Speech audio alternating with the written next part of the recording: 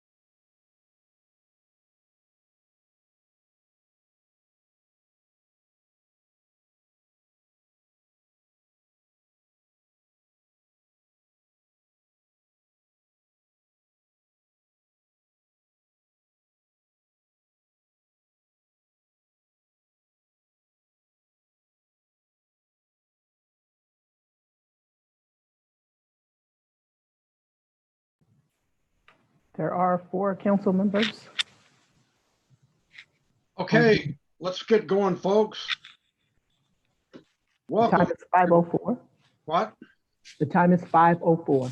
Okay, welcome everyone to the open session to hear public comment before closed session. Call the roll, please, Madam Clerk. Vice Mayor Bates. Absent. Councilmember Choi. Here? Councilmember Johnson. Absent. Councilmember Martinez. Here. Councilmember Myrick. Here. Councilmember Willis. Absent, and Mayor Butt. Here. This evening during closed session, the council will discuss the following items: conference with legal counsel, anticipated litigation, 1 case, recipient of a claim, written communication regarding whether the city failed to properly calculate the overtime rate for employees in the fire department, resulting in unpaid overtime wages due. Conference with labor negotiators, agency representatives, Jack Hughes, employee organizations, SEIU Local 1021, full-time unit, SEIU Local 1021, part-time unit, IFPTE Local 21, mid-level management unit, IFPTE Local 21, executive management unit, Richmond Police Officers Association, RPOA, Richmond Police Management Association, RPMA, IAFF Local 188, and Richmond Fire Management Association, RFMA. Conference with legal counsel, anticipated litigation, 1 case, recipient of a claim, written communication from potential plaintiff Dejon Brown relating to an incident on April 30th, 2020. And our last item is Public Employee Performance Evaluation, the Community Police Review Commission Investigative Officer is the title. We received one comment before closed session from Carol Hegstrom. I serve on the Community Police Review Commission, and I am delighted to recommend the reappointment of Jerry Threets as our confidential investigative appeals officer. Investigator Threets has done an excellent job and is a perfect fit for our commission. I highly recommend that his appointment be continued. And that concludes our comments before closed session. Okay, are we, whoop. On here a minute.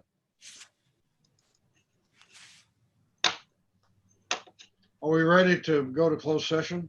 Yes. Okay, we are adjourned. I'll see you in closed session.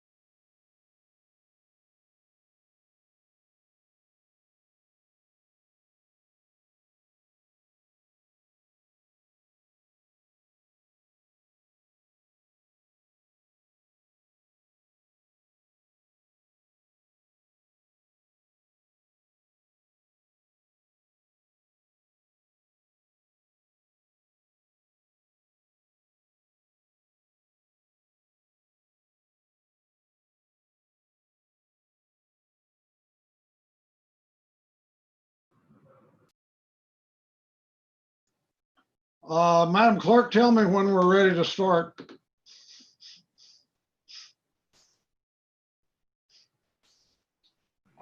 I sure will.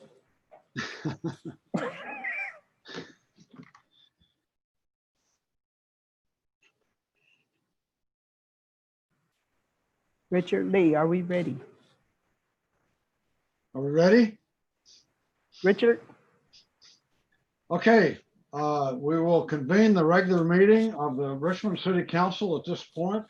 Call the roll, please. The time is 6:33. Vice Mayor Bates?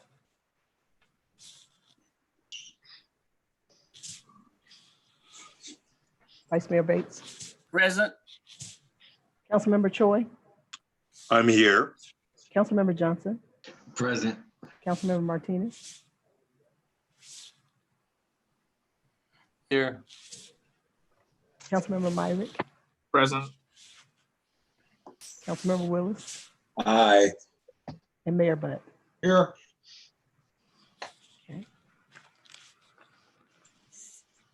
Next on the agenda, statement of conflict of interest. Are there any?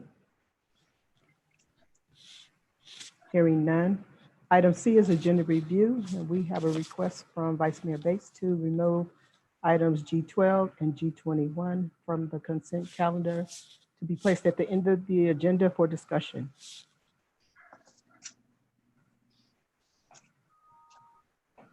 Are there any other changes to the agenda? you know, this is not an agenda item, but I've had a request from staff to notice a special city council meeting for June 30th. And I'm not sure. I think as mayor, I have the authority to just schedule it unless there are objections by city council members. So I'm prepared to do that without objection. Okay, go ahead. Okay, there are no other changes to the agenda? Okay. Item D is a report from the city attorney of final decisions made during closed session. Good evening, Mayor and council members. There are no final decisions made in closed session to report. Item E is a report from the city manager. No report this evening. Okay, item F is open forum. Let's see, hold on one second.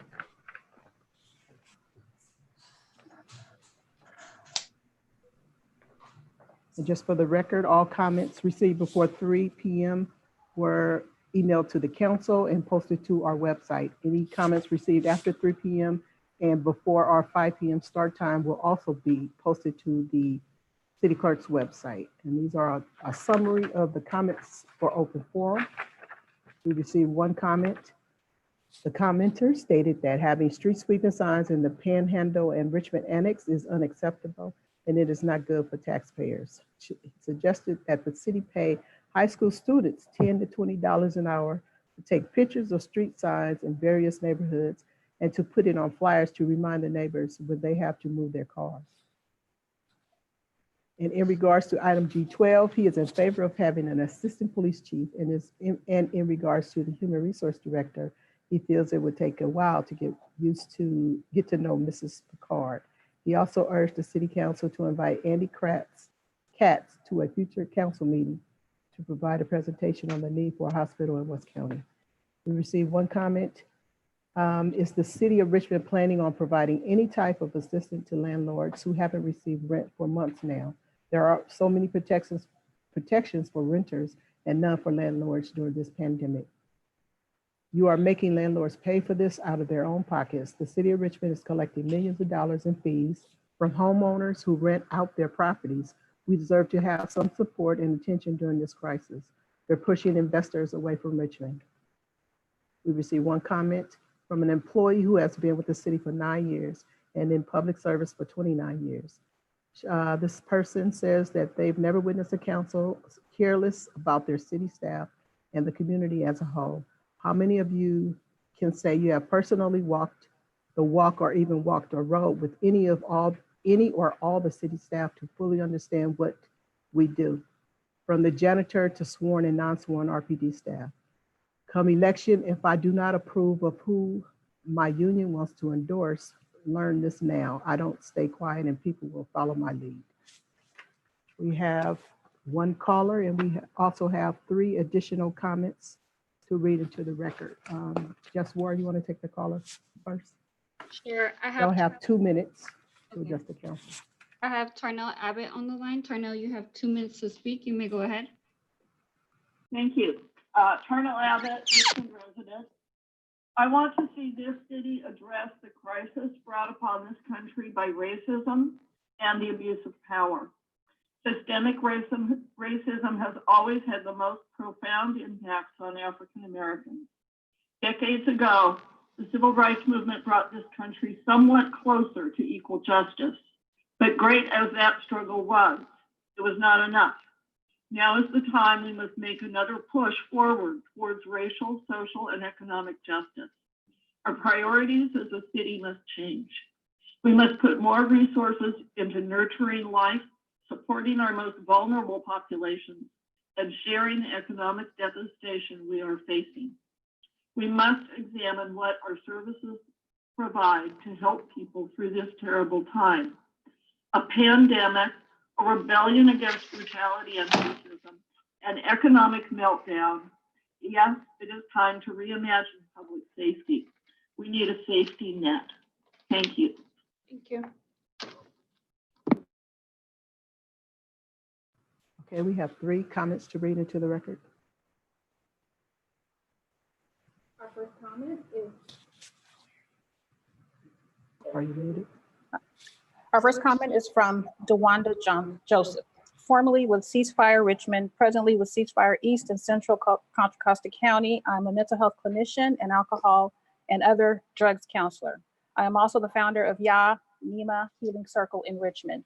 I agree that the city of Richmond should be investing in services that will undergird our overused police department, services that include mental health responders in West County. Currently, we don't have a service that operates in this area, which leads citizens to call law enforcement who are ill-equipped to handle mental health crises.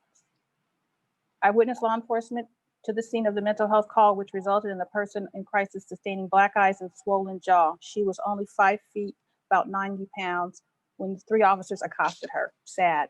We currently don't have a detox or AOD treatment in the immediate area, which leaves a void in our community for services which are greatly needed.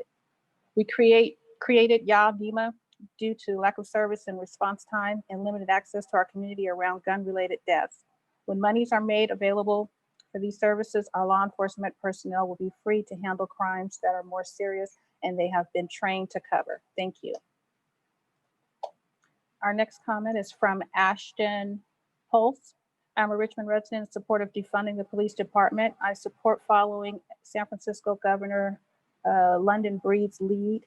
I am in favor of replacing some of our police power with mental health, addiction, and homeless professional service. I've witnessed firsthand how our police handle responding to calls from or about people who are on drugs. While the response was not in any way negative, I do believe with proper training and resources for the people who need them, our community will see real change in the way of improvement. Thank you. The next comment is from Lourdes Lozado. I am a Richmond resident and proud Latina working on immigration issues in our community. I am also a mother grieving the loss of a 25-year-old son due to the brutal and unnecessary force displayed by the Richmond Police Department. My son was hurting. He was deeply depressed, not eating and not sleeping. Like any mother, I was devastated and very concerned about his mental well-being, especially when he came home with his rifle and made threats to harm himself. I reached out to help from many community resources and was turned away because my son wasn't a minor and needed to self-surrender for mental health care. I went to the San Pablo Police and they redirected me to RPD due to my residency. I went to the precinct to help and waited for 3 hours without ever receiving support. Upon arriving home, it became clear that my son was a danger to himself. I called 911 for support and was told to get to a safe place. The police arrived and I was blocked from entering my own home while armed officers entered and a helicopter circled above. When I was allowed to re-enter my home, my beautiful baby was dead. I do not know how he died and there was been no investigation. I blame the system in unfortunate circumstances. As a result, I demand that we prioritize mental health care over our so-called system of community policing here in Richmond. We need to do a whole different system to de-escalate these urgent healthcare crises. We need to make mental health support accessible and responsive so people can get the support they need when they need it. And our final comment is from Nathaniel Bates. Vice Mayor Bates? Did You you have wish to 2 comment? minutes to address the council. Vice Mayor Bates?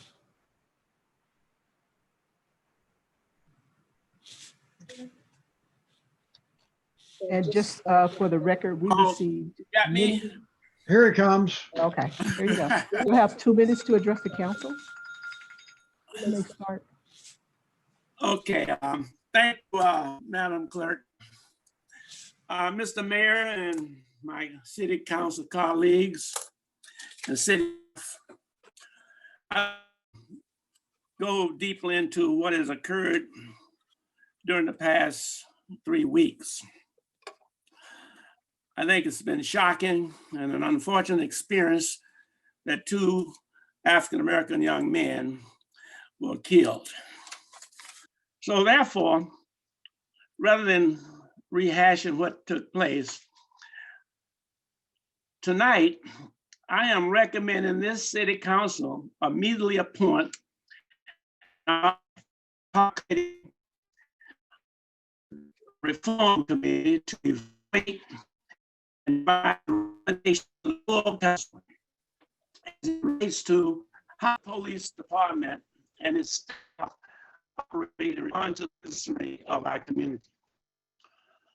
I recommend a committee consists of 8 members, include the elected official of the city or his designee, myself as the vice mayor and ranking member of the city council, 1 other council member as selected by the city council.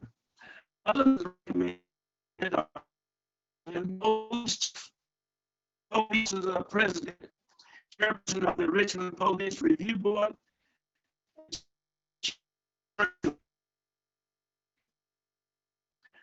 of pride and purpose should not wait for the federal agency to tell us how to operate. Finally, as a retired public safety Alameda County probation officer, I understand better than most the difficulty of being a police officer, especially in an urban turf community.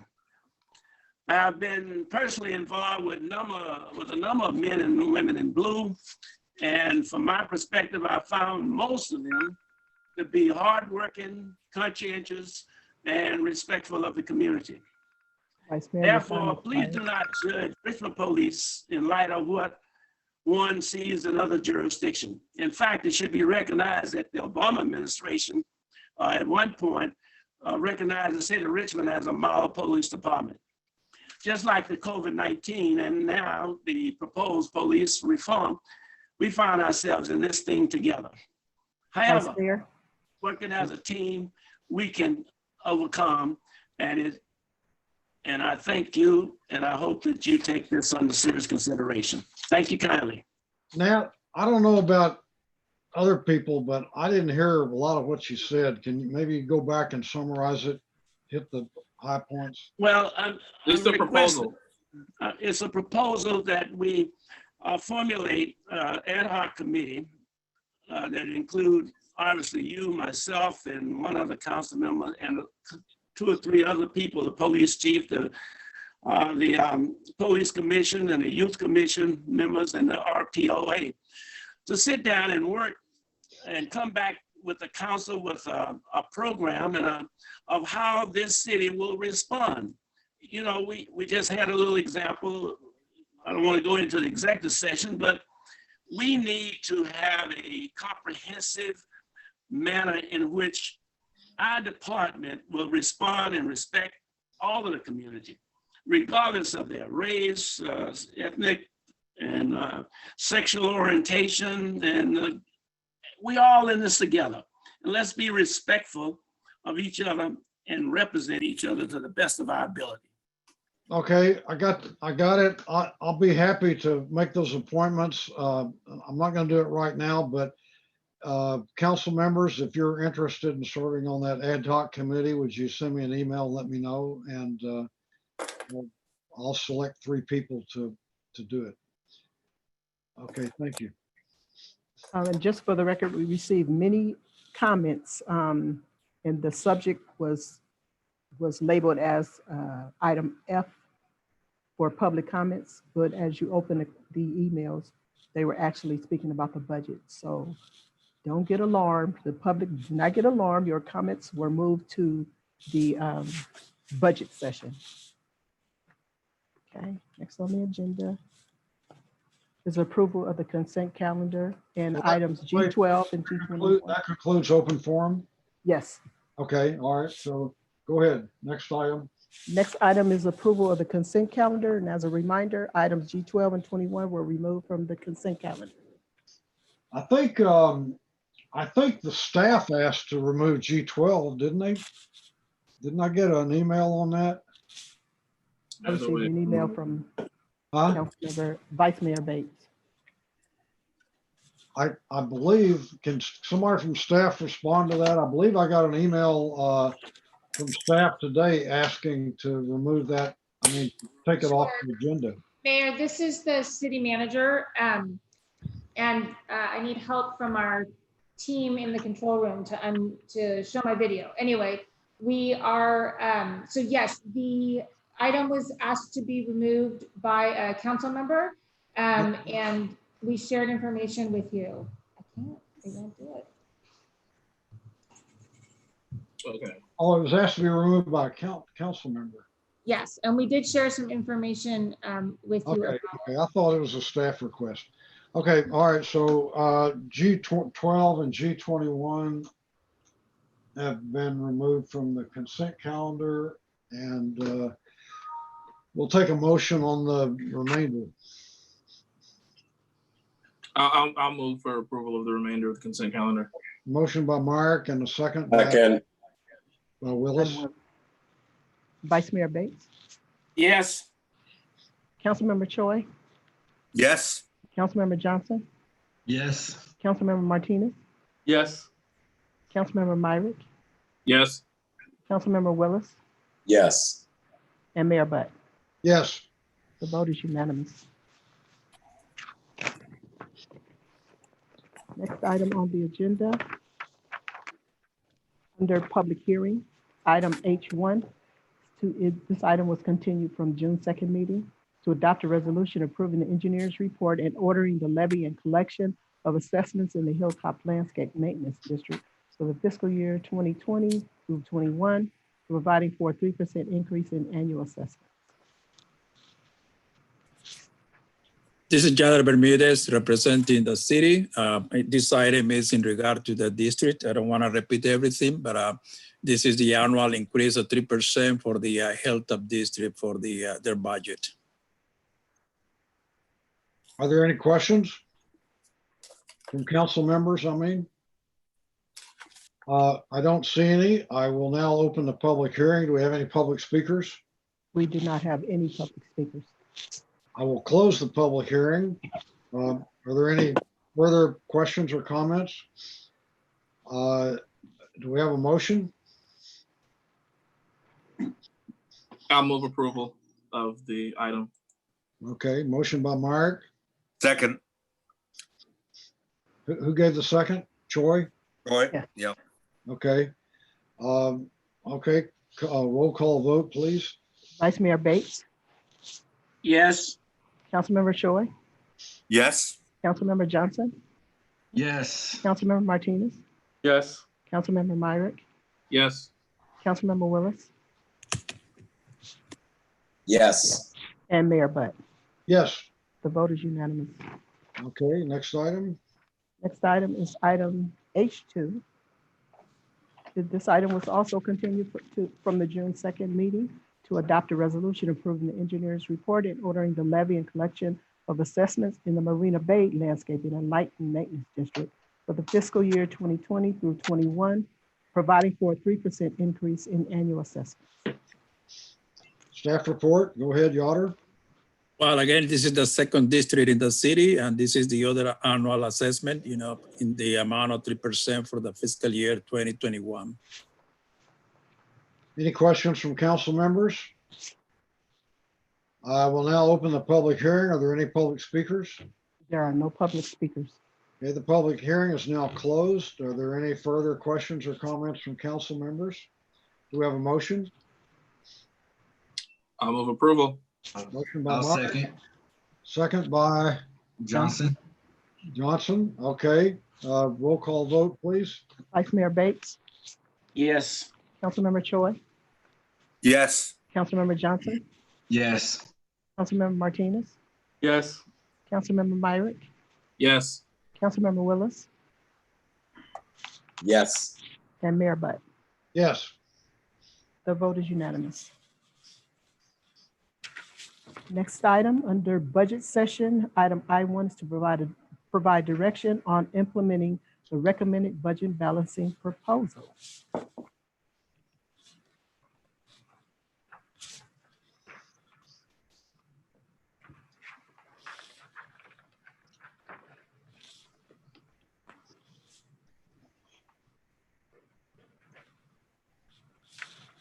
And by the way, from a procedural standpoint, we're going to have this staff report, and then we're going to have an opportunity for questions from council members. And then the unions have asked me to make a presentation, and unless council members object, I've agreed to let them do that. And we'll have a time for questions for that, and then we'll discuss the whole thing at one time. Anybody have any issue with that? Okay, go ahead. Okay, good evening. My name is Belinda Brown.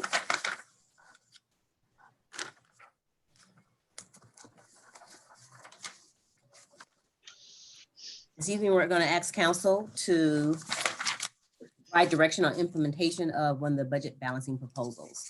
So our agenda today is to give a quick update on the budget, is to review the budget balancing proposals, to give you an update on the comparison of budget reductions, that is the union's proposal versus what staff recommended, and then discuss next steps.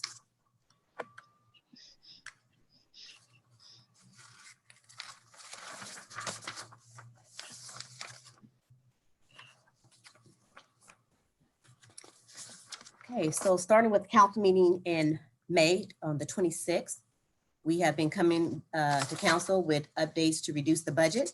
Let's go to the next slide, Markeisha. All the way up and through this evening, we'll tell you the most updated reductions that we made for this evening. Per council's direction last week, we reduced overtime citywide by $1 million. The additional vacancies that we froze of 2.9 million.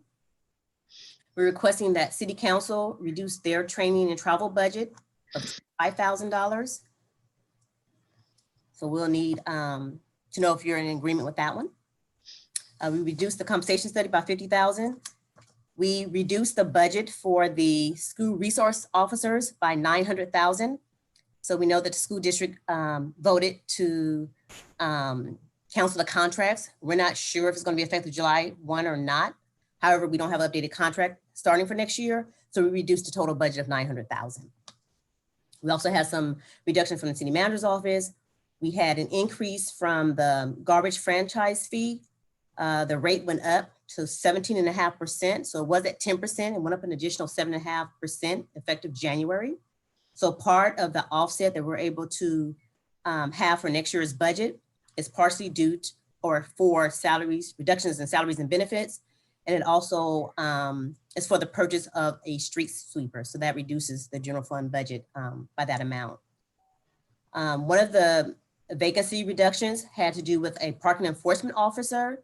They had so when that position was frozen, there's a corresponding revenue. So we had to bring that down by 116,000. And then also in our budgets, we normally put in a vacancy savings factor based on the number of positions that we have or vacancies that we have.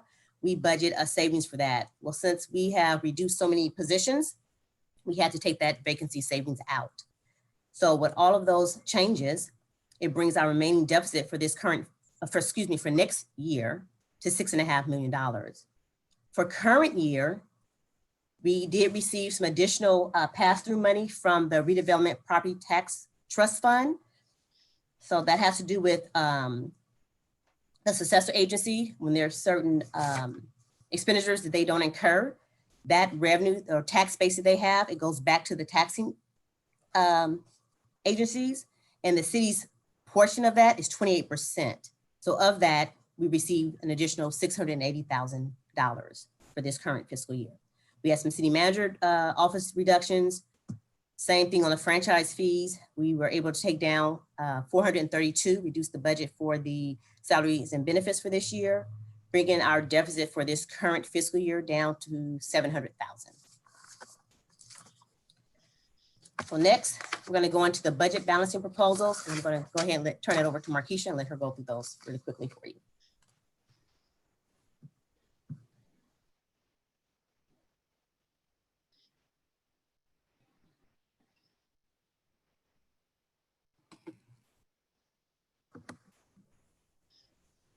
Okay, I think she may be having some technical difficulties.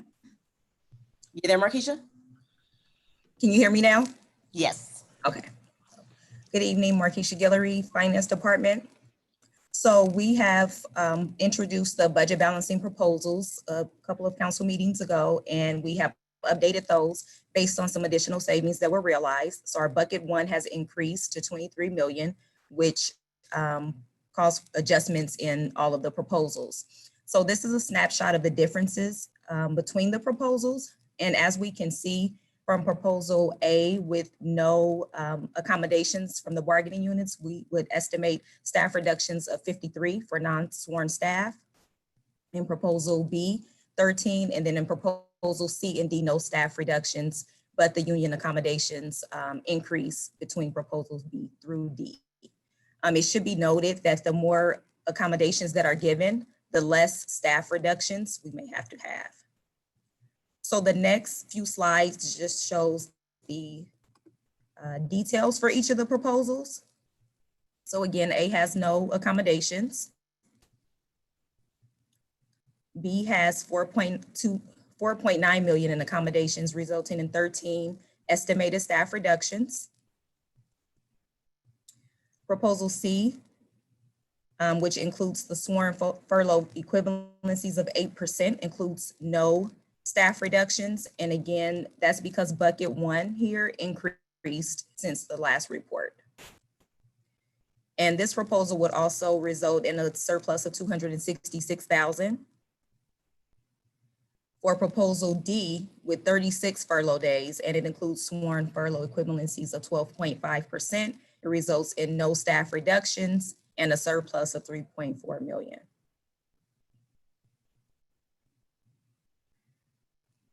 So again, just to sum it up, as the unions provide accommodations, the less staff reductions we'll have to have.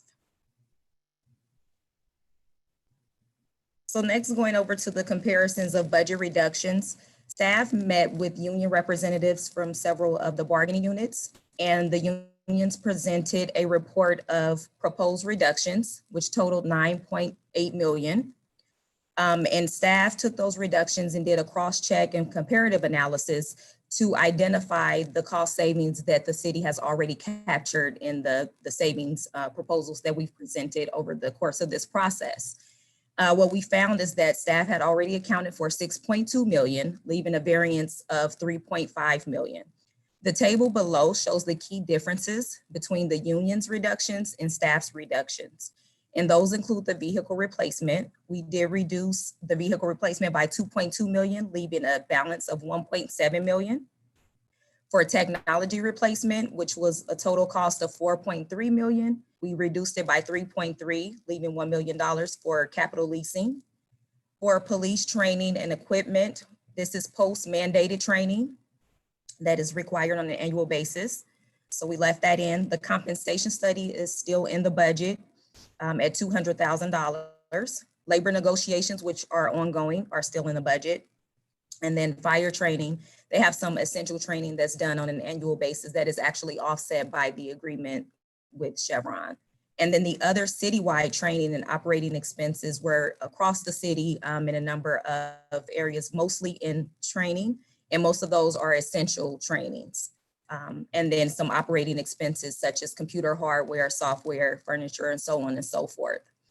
So that was the difference between the city's reductions and the union's reductions. And we did have a follow-up meeting with the union this afternoon, and we went through all of the line items and answered additional questions that they had on those comparisons.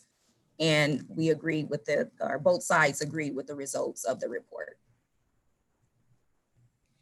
So now we'll go ahead and Mayor, I guess you can have the unions do their presentation before we go back and give our recommendations. What was the question? Do you want the unions to go ahead and do their presentation now? Give you their presentation? No, I'm thinking, no, what I was thinking is we'll have questions on the presentation we just seen from council members. And then we'll do the union presentation. Then we'll have questions from council members. And then we'll have discussion on everything. So excuse me, I got to sneeze.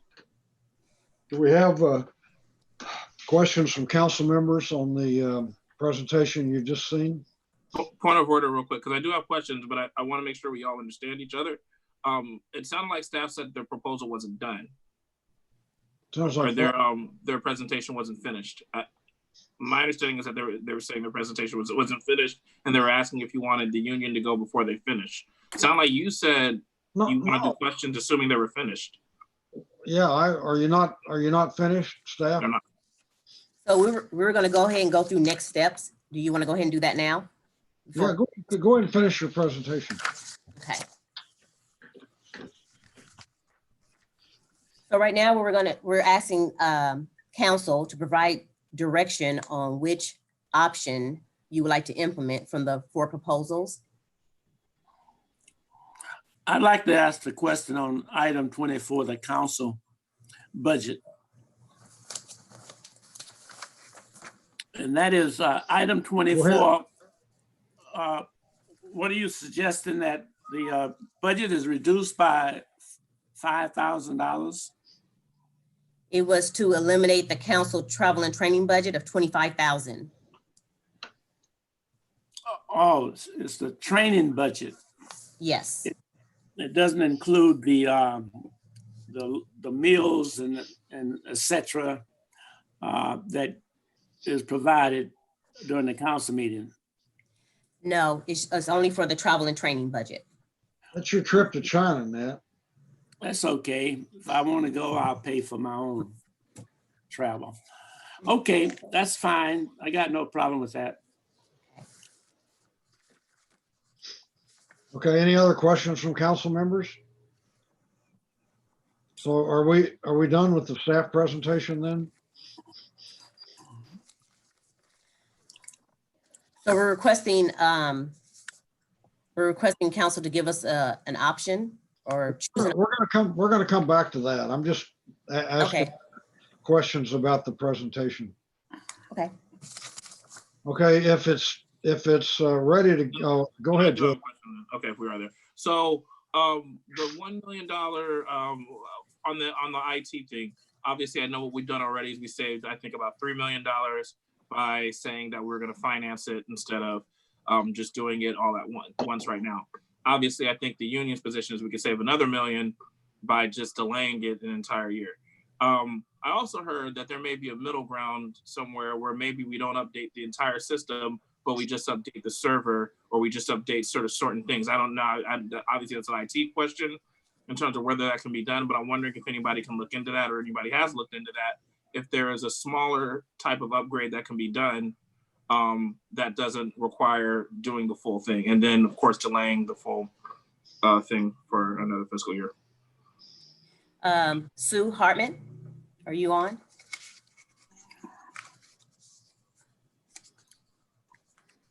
I believe Sue should be in the council chambers and can join us from there. Here she comes. Here we go. Good evening, Mayor and members of the City Council. This is Sue Hartman, IT Director.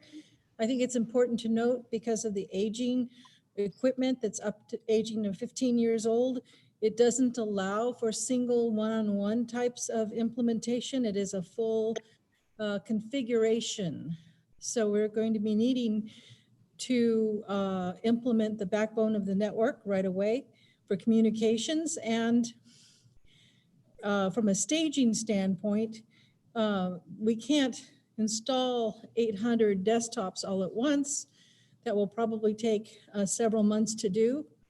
But if you're talking a financing perspective, I believe with the leasing amount of about $1 million a year, this should be sufficient. My question was, there's no lower level of update that would work, meaning if we just upgraded software or something like that, that wouldn't help us out. This is a collaborative equipment software operating system version. You can't load newer software on the old infrastructure. It's not compatible. And you couldn't load the new equipment without the new operating systems. Okay, that's what I was asking. I appreciate that answer. Thank you. Okay, any other questions? Hearing none, let's invite the union to make their presentation.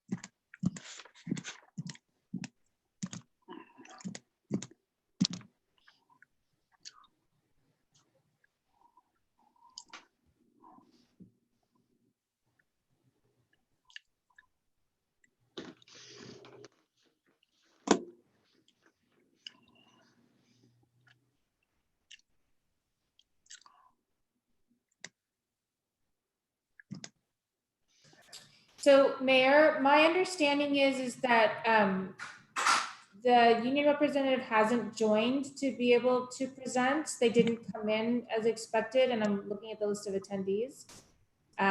So I just got a text message from Gabriel Holland saying the city hasn't sent Sean the link so we can present. There he is. I just see his name. So there we go. There he is. Okay.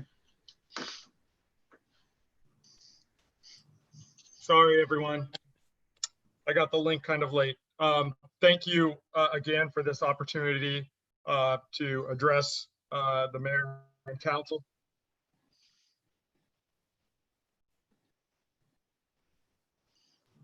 So please go ahead, Sean.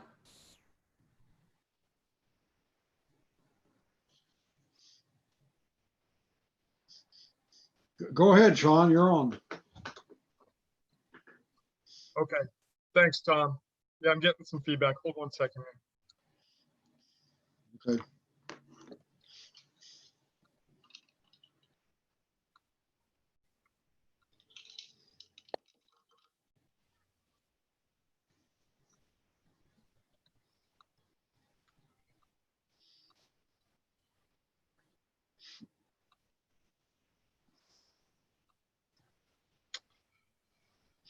Boy.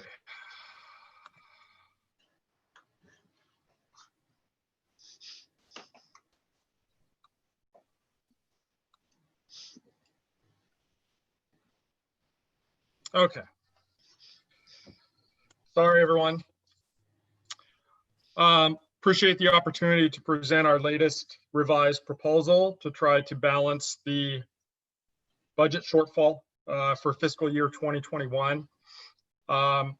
and also appreciate the collaborative approach and ability to work with city staff to get some of our questions answered over the last week regarding some of the prior proposals we had made about potential departmental savings. As you'll see, we use a similar format this week as last, and continued to kind of try to figure out to the best of our ability what departmental savings may still be feasible, while we also took seriously the responses we got from the city and the various departments as to why they felt they could not cut several of the proposed, or cut's the wrong word, they could not defer several of the proposed expenditures that we had presented last week. So what we've done this week is we've prepared an update of the approach for departmental savings, as well as proposing some additional vacancy savings, and suggesting some expenditure deferrals pending new revenue, which is a new category this year that would be asking the city to in the budget, put these planned expenditures on hold, basically defer them for the budget year, with the expectation that the city and the hope the city would be able to restore those items after the outcome of our pursuit of revenue measures in November during the second half of the budget year. And finally, spending down what we believe is a responsible amount of the city's reserves to cover what's left of the 6.5 million budget deficit for fiscal year 2021. So really quickly on the departmental savings side, several of our proposals in departmental savings we've let go of. The ones that we are continuing to support and encourage the council to adopt would be some additional savings in the city manager's budget for the council retreat. There's 15,000 budgeted for that. Our hope would be that the city could find a way to hold the necessary retreat for a much less costly amount, given the magnitude of the budget deficit. There's some travel associated with the sister city budget for the city council, and we're proposing to cut an additional 6,000 from that. Public Works has 3 trucks that are budgeted at 135,000 that we're proposing to defer expenditures on for the budget year. The travel and training budget also, this is a minimal item, but close to $2,000. And then in the economic development department, there were various items that appear to have been agreed to, but hadn't been indicated for sure yet, and may be included in city staff's presentation at this point. And I'm sorry if I'm a little behind and missed most of the city staff presentation tonight. But the total there is $170,000 in additional departmental level savings.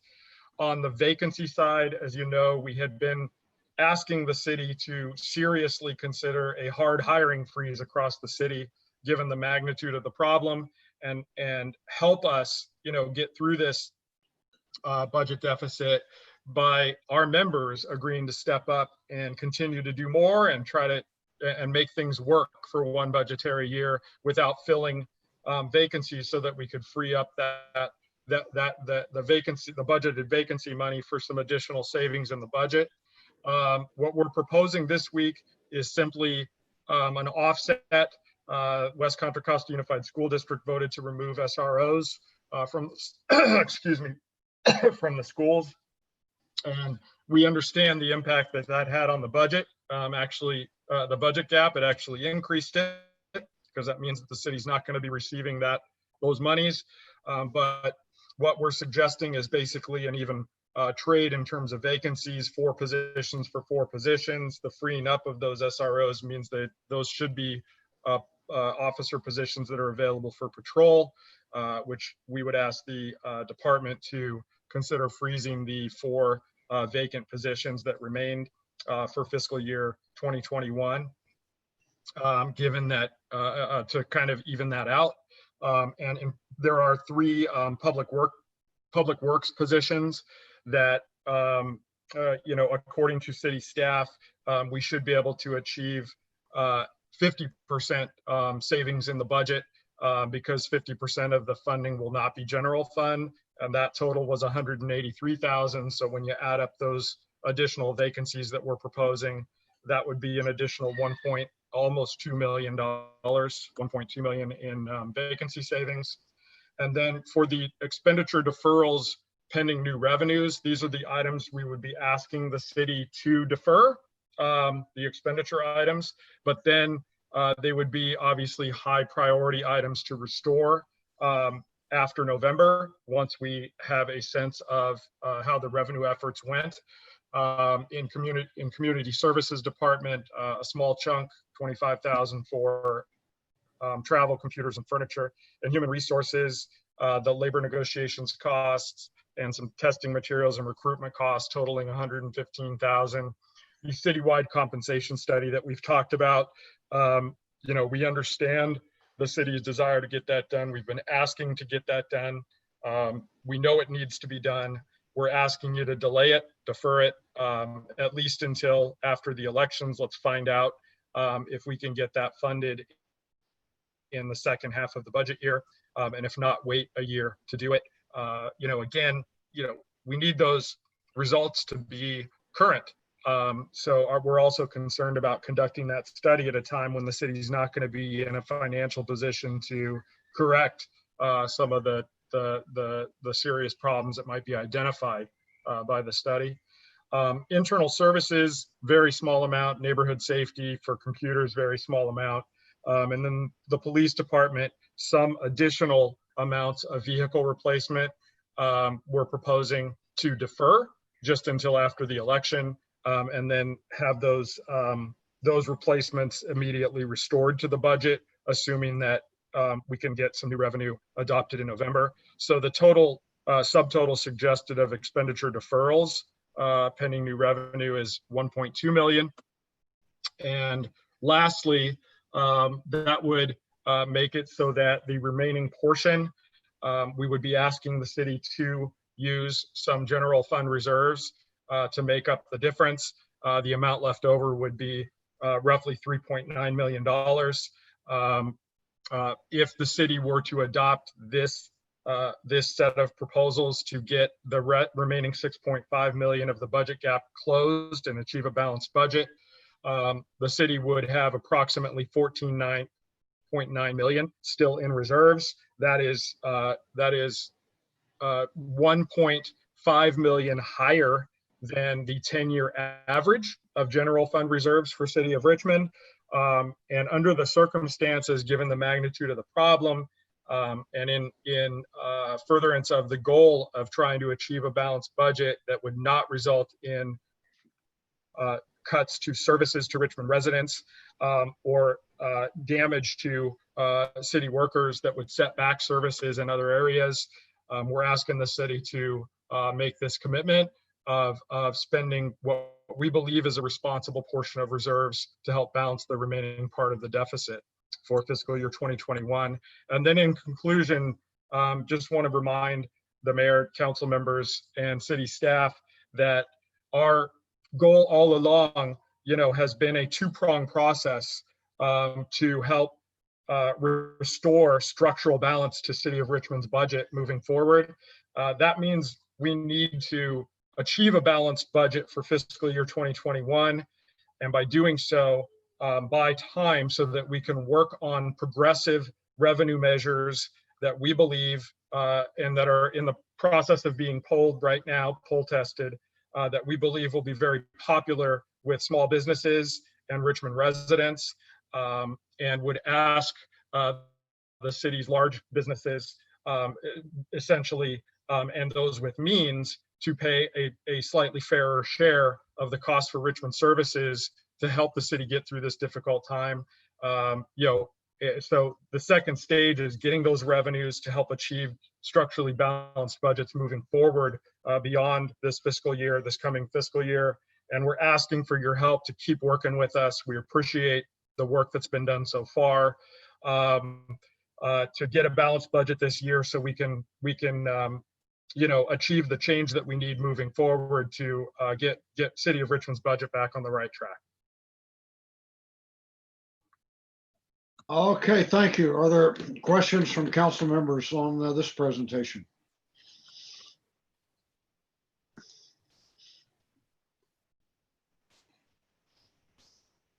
I have a question. Go ahead, Councilmember Willis. Yeah, thank you, Mr. Mayor.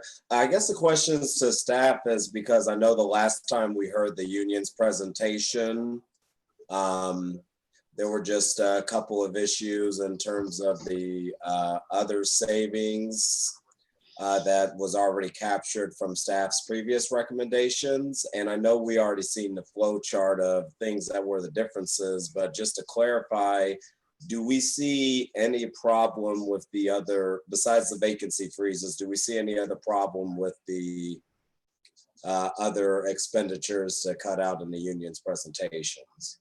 I mean, could you go up a little bit, Sean?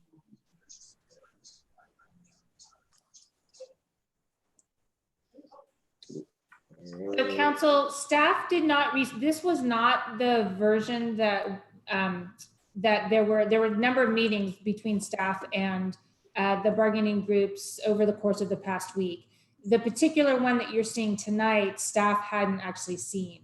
So there seems to be a couple of items that I think one of them is with the sister city travel. I don't know if that was already in that proposal or not, but that would really be a council decision more than a staff recommendation, which would seem to be easy to do. You know our positions, yeah, on the vacancy portion of it. So we still have some significant differences, and we can pull up the slide from the staff presentation if you're interested, where we do show you where the significant differences are as we understand it. And it includes the use of reserves, the vacancy freezings, and a couple of other items. But yeah, you haven't seen this additional 170,000 in savings and the like the sister city travel and 3 pickup. Yeah, I personally haven't. And it's my understanding that staff hadn't seen it before, maybe while we were in closed session. Just before 5. Okay. I only asked because I wanted to get clarity as if there was double dipping or if these were just actual things we haven't touched yet. But yeah, thank you for answering my question, City Manager. Other questions from council members? Mr. Mayor? Councilor Mark? But also on the third part of this, and again, I don't know if staff is looking at it or not. Well, I mean, you can do it. So can you go down, Sean, to the third part, suggested expenditure deferrals?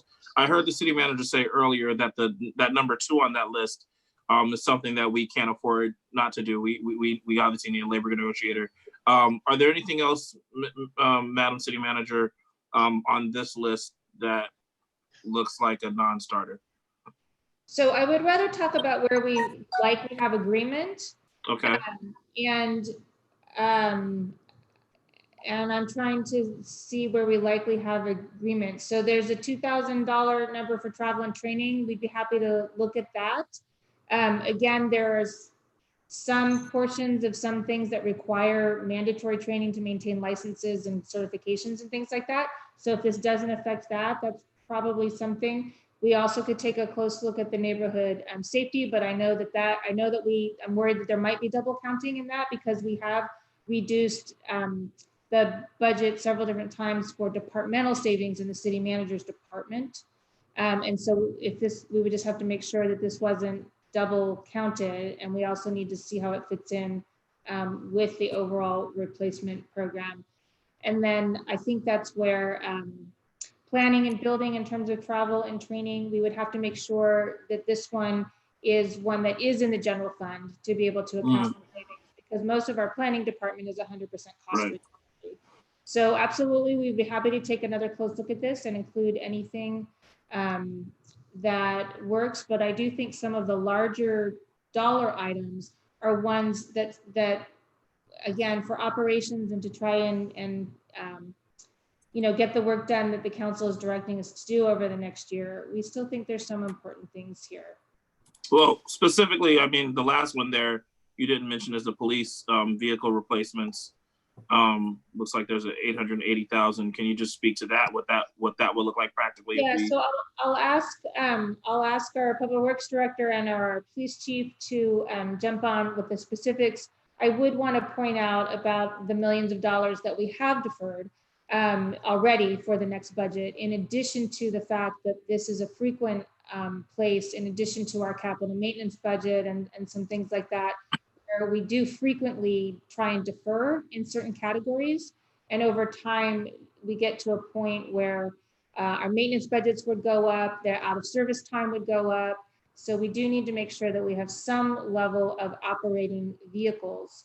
But if I don't know the specifics on these particular ones, and again, we didn't get this, so I don't know if there's been time to look at it.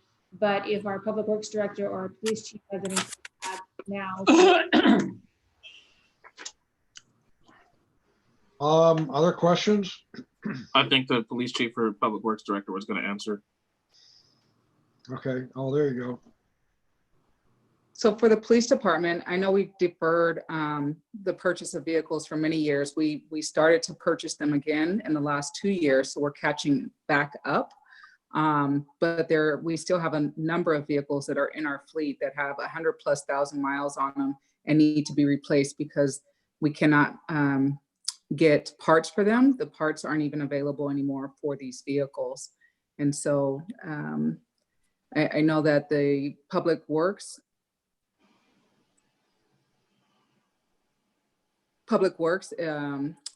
normally keeps track of this maintenance schedule for the vehicles, and so they might have additional information to add.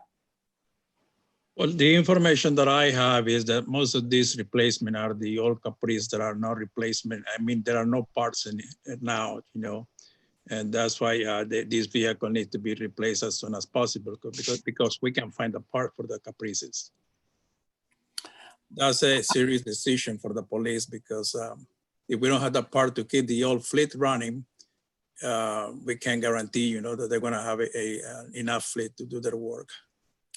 How old are these vehicles, Yada? Pardon me? How old are these vehicles? The Caprices, they go back to about 2008. 2009, 2008, 2009. For a police car, they are pretty old because the life expectancy is about 2-3 years for a police car. Yeah, that's an old vehicle. That's 10, 12 years old. Yeah. However, I do have some positive on this conversation that these 3 vehicles that were identified for public works, I have also identified those 3 old trucks that they are 2002, but I still, they are not completely broke. And I'm I would take the risk for another year, but that would be fine for public works, those 3 old 2002 vehicles that we are still using, Well, I suggest that we put the vehicles on the checklist, Mr. Mayor, for further consideration. Any other questions from council members? Okay, let's go to the public speakers, Madam Clerk. Yes. Public speakers, these are the comments that came in before 3 o'clock today. We received 1 comment urging the city council to keep the travel training matter under miscellaneous, keep the car allowances, keep the festivals because it brings the community together, and do not institute a hiring freeze. We received 2 comments urging the city council to not cut funding to recreation and the programs. 20 comments received and a petition with over 400 signatures urging the city council to not cut funding to the libraries. 10 comments received urging the city council to defund the Richmond Police Department. 15 comments received urging the city council to cut the Richmond Police Department's budget. 1 comment received, let's see, I have worked for the city of.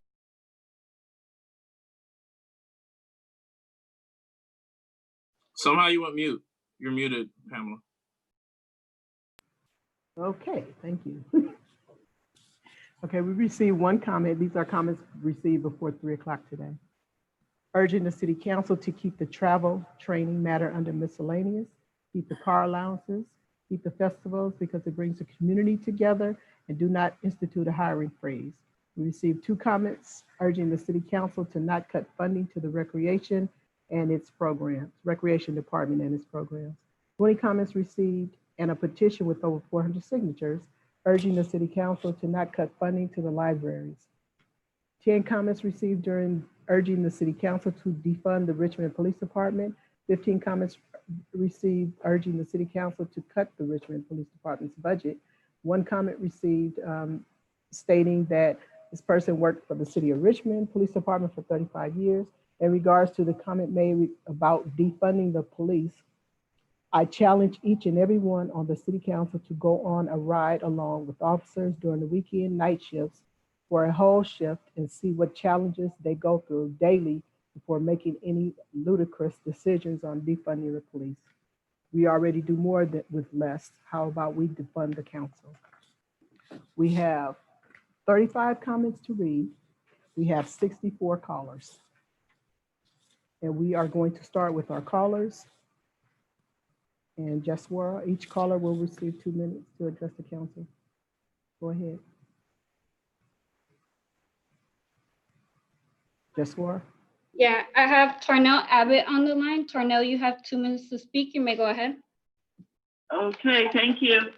My name is Tarnell Abbott. I'm a Richmond resident. I would like you to use the reserve in order to avoid layoffs. And I would like you to change the priorities.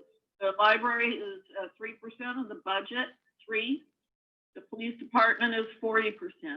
Just imagine what it would be like if the library had all the staff and equipment and resources necessary to be the library of the future. Specialized databases, Wi-Fi hotspot lending service, streaming movies, author visits, librarian read alouds, and story times on KCRT. The library depends on part-time staff to operate on a minimal budget with seriously compromised open hours, having never recovered from the 2004 budget crisis. The city continues to threaten layoffs unless unions make more concessions. SEIU will be the hardest hit. If safety unions do not agree to concessions, the part-time staff will be laid off first. The people who make the least amount of money get no benefits and provide direct service.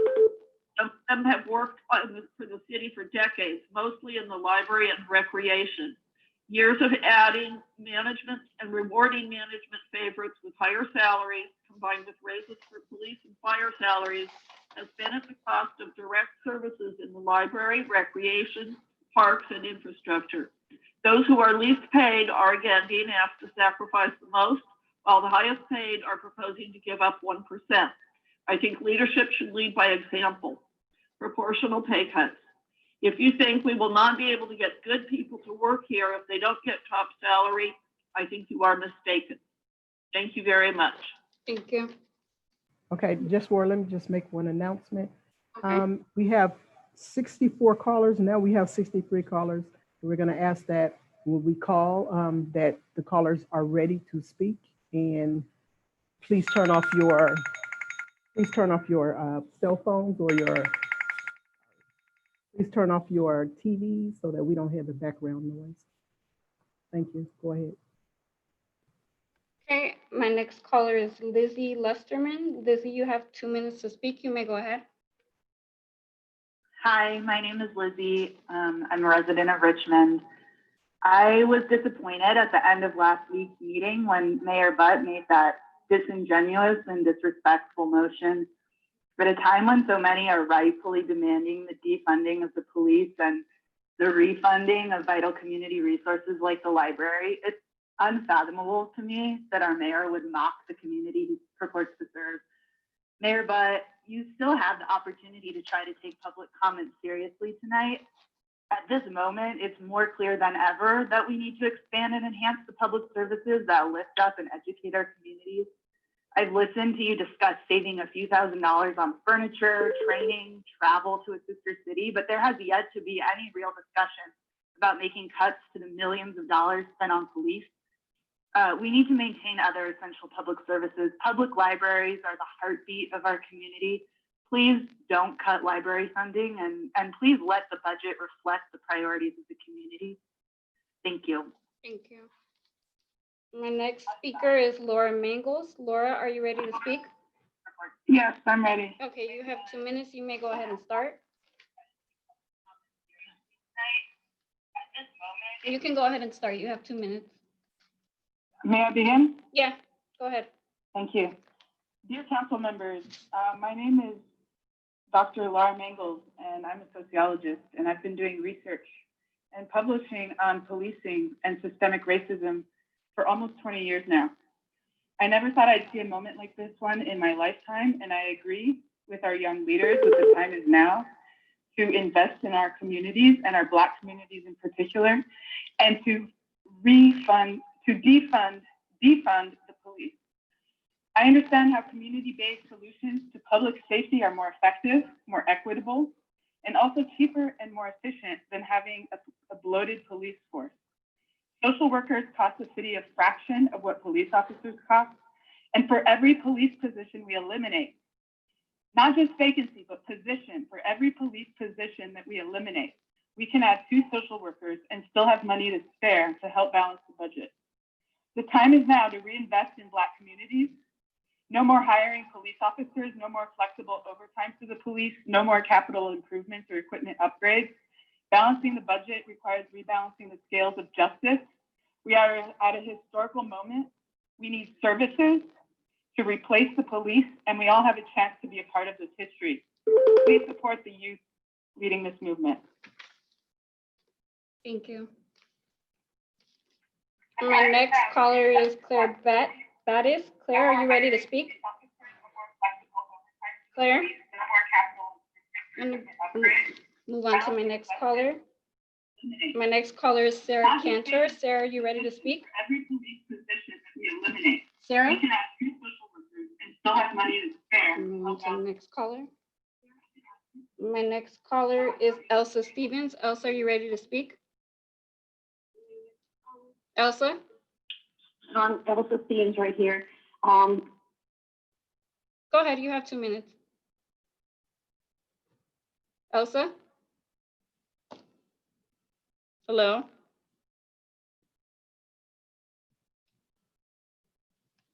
Move on to Laura Thomas. Laura, you ready to speak? Laura? Okay. We'll move on to Gail McLaughlin. Gail, are you ready to speak? Gail?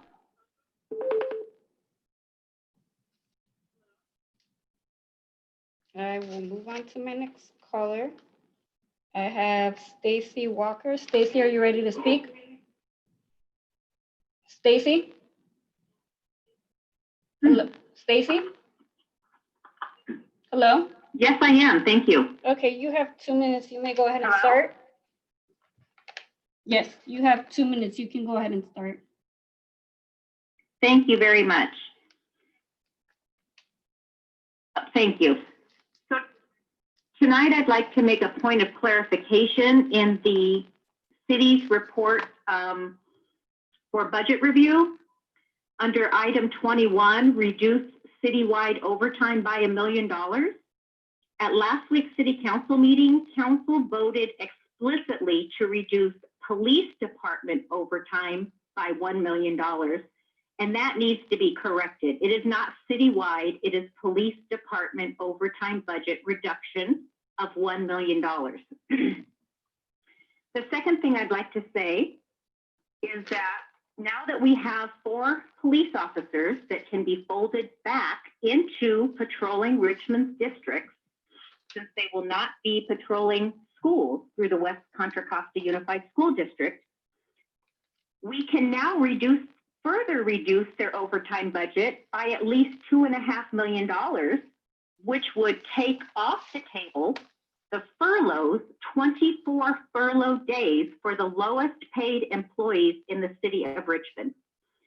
If you do that, that means that somebody like me who makes $60,000 a year can continue living in the city where I am an employee versus having to take a 9% plus reduction in pay and perhaps not even being able to live here anymore because I can't afford it because you are forcing me out.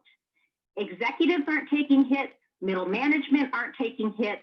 Why am I expected to take such a hard hit to my income? At the same time, you're actually considering giving pay increases to the police chief and the assistant police chief. This is insulting. I'm angry and disappointed, and I can't wait for election time. Thank you very much. Thank you. The next caller is Jonathan McKinney. Jonathan, are you ready to speak? Jonathan? I have police officer on the line. Are you ready to speak?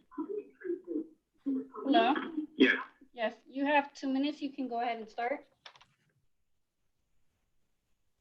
Good evening. I've been a police officer with the Richmond Police Department for a little over 5 years. And during that time, I've really enjoyed my time with Richmond. It's a challenging environment. I think Richmond still has a lot of problems that need to be addressed as far as a public safety concern. And now is not the time to start talking about cutting the police budget further. We're already working with outdated cars and equipment. We have expired body armor and helmets in the Richmond Police Department. And there are other equipment issues that we haven't addressed yet. And the reason why the officers work here is they like the environment, they like the Richmond residents, and they really enjoy their time on the streets with everybody. We are already operating on a shoestring budget. I heard one caller already say about the SROs. All the SROs have already been folded back into patrol, and patrol is already short. Our detectives and our special assignments are already short in every department, which means that we are limited in the amount of follow-up that we can do. Patrol officers aren't always able to do the follow-up needed, and that's why they pass it up to detectives. But with detectives already short, sometimes some of the lower priority and non-violent cases do not get the follow-up that they deserve. I think that impacting the budget in the way that the city council is talking is going to impact services for the Richmond residents who are going to take the brunt of it. And that's going to impact call times. It's going to affect public safety, and it's going to affect case closures, and to give people the kind of closure that they need on the back end if they've been the victim of either a property or a violent crime. And I don't think that's fair to them. We've already seen that our recruitment is going way down as well. Applicants are going to places that are going to pay more, and they're going to work less. That's more appealing to the Time has expired. Your time has expired. Thank you. Your time has expired. My next caller is Eric Smith. Eric, are you ready to speak? Eric? Hello? Eric? Okay. My next caller is Miles Bailey. Miles, are you ready to speak? Miles? Okay. Miles? Hello? Okay, I will move on to Eric. Point of order. It sounds like a lot of people who are calling in are watching on television, and there's a delay. And I wonder if there's an announcement could be made for anybody who's watching on television and calling in. Don't mute your television while you're calling in and listen to the person on the phone. Don't ignore the television, because the television is going to be delayed by a few seconds. Okay. I do have Eric Macholsky on the line. Eric, are you ready to speak? Eric? Okay. And Andrea? Andrea? Hello? Hello? Okay. That was my last caller. It was the first 16. I'll try to get people back on the line if you guys will give me a second. Okay, I'm going to start reading some of the comments that came in. We're going to start with Randy Joseph.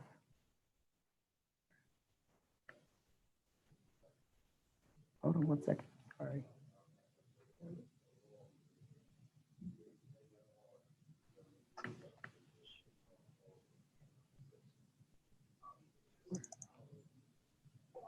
Randy Joseph. Dear City Council members,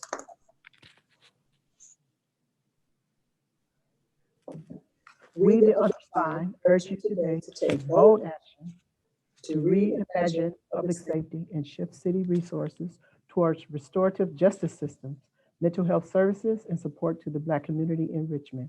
For the past few weeks, our council has debated how to balance the 2020-21 budget. This has happened amidst the backdrop of national and local calls to defund the police. Today, we are urging the council to turn that vision into reality by instituting the following. Approve a motion to reduce the Richmond Police Department budget by 20%, place an immediate moratorium on additional spending for the Richmond Police Department, which includes capping spending for equipment, capital improvements, and overtime spending. Create a fund and ad hoc committee composed of community leaders and key stakeholders to develop a plan to transition critical services and functions outside of the scope of the police department to a transformative justice, restorative, and comprehensive community safety program. This committee should include Black youth and adults affected by over-policing, have its own budget of $50,000 for community engagement and technical assistance, have access to any city data it needs, and be tasked with returning to council with a plan in less than 6 months. Like many other Black communities and communities of color, Richmond has been over-policed and underprotected. Our city overuses police, having them respond to a wide range of situations that would be better served by another system. For instance, in the last year, Richmond police responded to 1,596 situations where someone made a 5150 call, a mental health crisis, where someone could hurt themselves or someone else. This is an average of more than 4 of these calls per day. The police respond to calls about blight, noise complaints, drug overdoses, protests, loitering, and suspicious persons, truancy, homelessness, public intoxication, and let me just finish this sentence, attending public events and neighborhood council meetings and others. We believe our community can come up with a better approach to respond to these situations, and it will make us safer. Our next comment is from Edmund Steen. Hello, I am reaching out regarding the following public comment on item F, open forum. I am demanding the following: a 20% reduction of the Richmond Police Department's budget for next year, a moratorium on future spending for RPD. This includes capping spending for equipment, capital improvements, and overtime. The creation of a committee that includes community experts to develop the transformative justice plan to transition services out of RPD into a restorative and comprehensive community safety program. And now we'll have Sabrina read the next comment. Our next comment is from a group of ACE members and residents. We are calling for a hard hiring freeze, meaning absolutely no new hires, cuts from the top. If there are going to be cuts made to salaries, the highest paid staff should take the biggest percentage decrease, while salaries of the lowest paid staff should not be touched. The pay and overtime of the 200 highest paid Richmond City employees without benefits and pensions adds up to $40 million of the city's budget. Every 1% decrease in pay for the top 200 employees would raise $400,000 toward closing the deficit.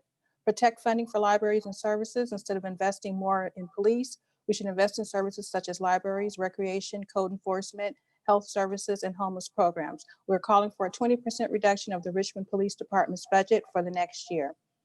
An immediate moratorium on future spending for RPD. This includes capping spending for equipment, capital improvements, and overtime. Create and fund a committee that includes community experts to develop an implementation plan to transition services out of the RPD and into the restorative and comprehensive community safety program. Ana Gonzalez, Richmond tenant resident. I live on 11th Street and I am also a tenants' rights advocate and parent leader and volunteer at Perry's Elementary and member of the community group ACE. If there's anything we can agree on, that we all want safer streets and deserve better libraries and parks. It's important to keep a robust budget for these departments to thrive and for our children to grow. Instead of investing more police, we should invest in services such as libraries, recreation, code enforcement, health services, homeless programs. Please do not cut funding to libraries, parks, and recreation, code enforcement, and traffic safety departments. Another group member, Blanca Rotano. I live at 2001 Gaynor Avenue in Richmond. Many of you might know of this infamous apartment building for its frightening amounts of code violations. I've had to deal with enormous infestations of rats, cockroaches, and most recently bed bugs. Not too long ago, I had to call code enforcement on Saturday morning when I had my mom and dad visit from Mexico, who I haven't seen in many years. After trying to get a hold of a manager with no luck, I informed code enforcement and let them know that there was water seeping through the ceiling down the walls like a waterfall feature in the bathroom. I was scared it would cause a short in the electrical. I forgot the man's name, but he helped me get a hold of the landlord. And in 15 minutes, he showed up at my door and got to work quickly. I don't know how the city would function with an understaffed code enforcement unit, which already is stretched thin. I am also a mother of 3 kids and and I am concerned about the city is thinking of slashing funds for the library. My kids and other folks in the community need library. It's part of what makes a community and where many gather to have local meetings, not to mention the need for local functioning and safe parks and recreation. We need to make sure the funds for this department are not always getting the short end of the stick. Our communities need the services. Please consider looking elsewhere to balance the budget, the city budget, because this is not the way. Doing so is not it's not even going to put the dent in the deficit. City council and staff need to figure on how to bring in revenue to the city services. Don't take away what we barely have. Next speaker was Gabby.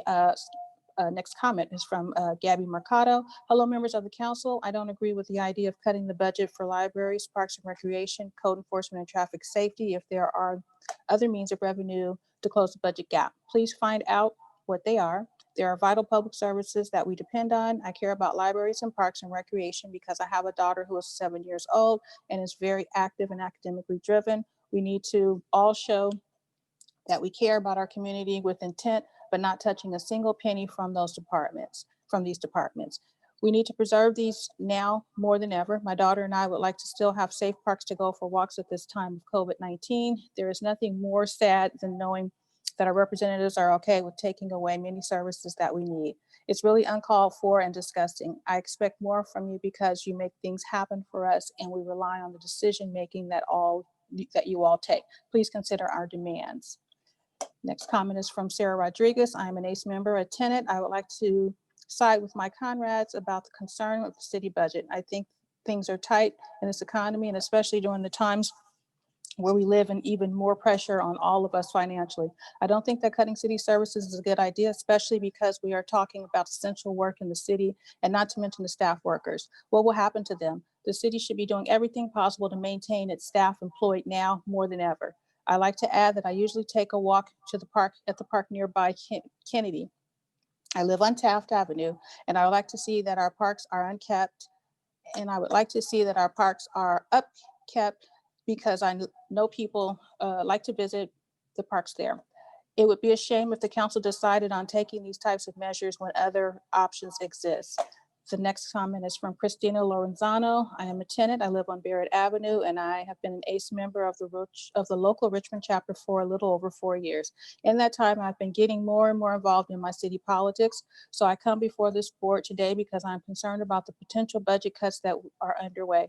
Parks and recreation, as well as libraries, are an important part of maintaining a vibrant community. Code enforcement and other essential service that must stay. Who is going to make sure everything is up to code in our city?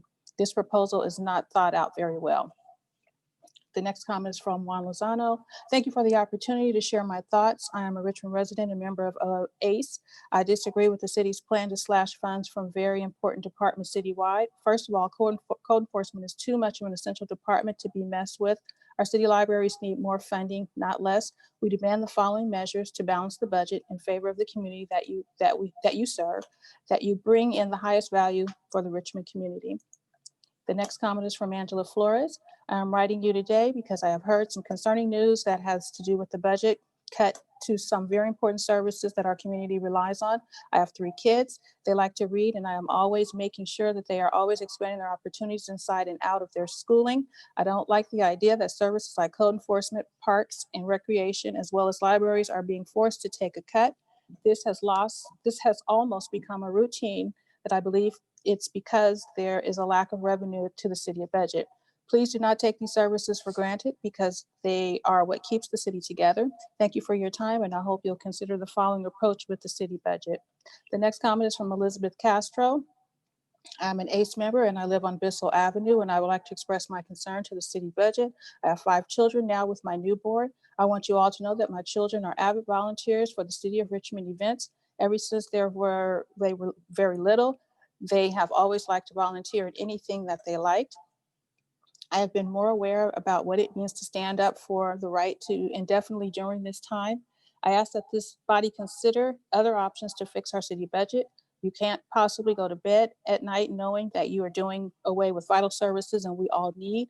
Probably do some fundraising to keep everything balanced throughout the year in the budget and not take away from seniors, workers, children, and vulnerable people. Do the right thing. I have faith that you will all do the best for our children and other children from our community. And there is nothing that would be more devastating to know that our parks and traffic safety could possibly be defunded. My children love to clean up as volunteers and love to step up when the city has events.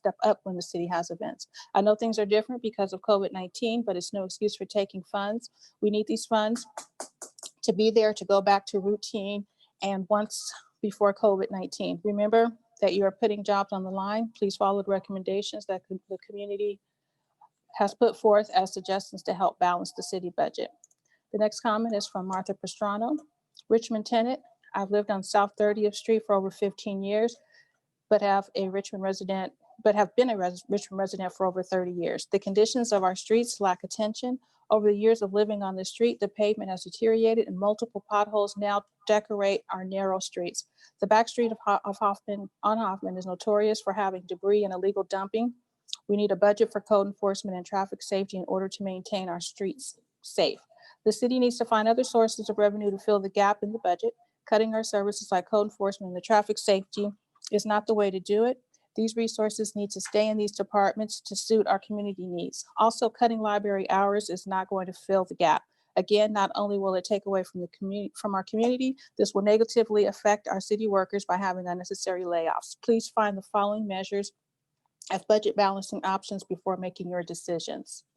The next comment is from Hippolito Pastrano. I am a Richmond resident for over 30 years, also a local ACE member. I would like to start off by saying that I am not in favor of reducing the budget for services that are essential to the city. Code enforcement is already understaffed and our neighborhoods need upkeep. Traffic safety is very important, as well as our libraries and parks and recreation. There are a number of ways to close up the deficit in the budget. Pulling in resources through our measures should be considered, but cutting budgets that are already underfunded is not the best way to fix this problem. Take every measure to protect these services. You all can do this by taking the following measures before taking important services away. The next comment is from Joseph Murillo. There are 5 people living in my family. I am very disappointed to know that the city is proposing to make cuts to services that we desperately need. We can't take any more deprivation. I work very hard to make sure that I am doing everything that I can to take good care of my children and my wife. To learn that in this time when the city should be taking care of us and looking for our best interests is very disappointing. I am writing to express my concern around the budget cuts that are being considered for the fiscal year. The city should protect the vital services that we need in my community at all costs. I would like my kids to be able to go to the library and enjoy the parks in Richmond. I know we are in a pandemic and there are grave decisions that we need made in order to see a future. But right now, we must think about services that are sacred. That is code enforcement, traffic safety, and parks, especially right now.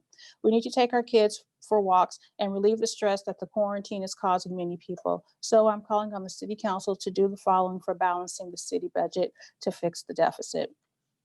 The next comment is from Edith Pastrano, community organizer with ACE as a lifetime Richmond resident.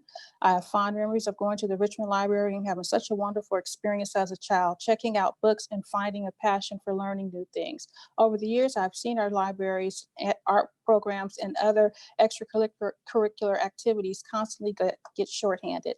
It's heartbreaking because this tells me that our community resources are not a priority for the city. And when it comes to investing in it, as that's not enough, the Parks and Recreation Department, as well as the code enforcement, also are under threat. I have had to personally reach out to the Parks and Recreation to make sure the unit whose job it is to make sure the health and safety codes are not being violated and ensure the complaints are getting resolved. This is too much of an essential department that reducing staff or its budget actually seems like a legal issue.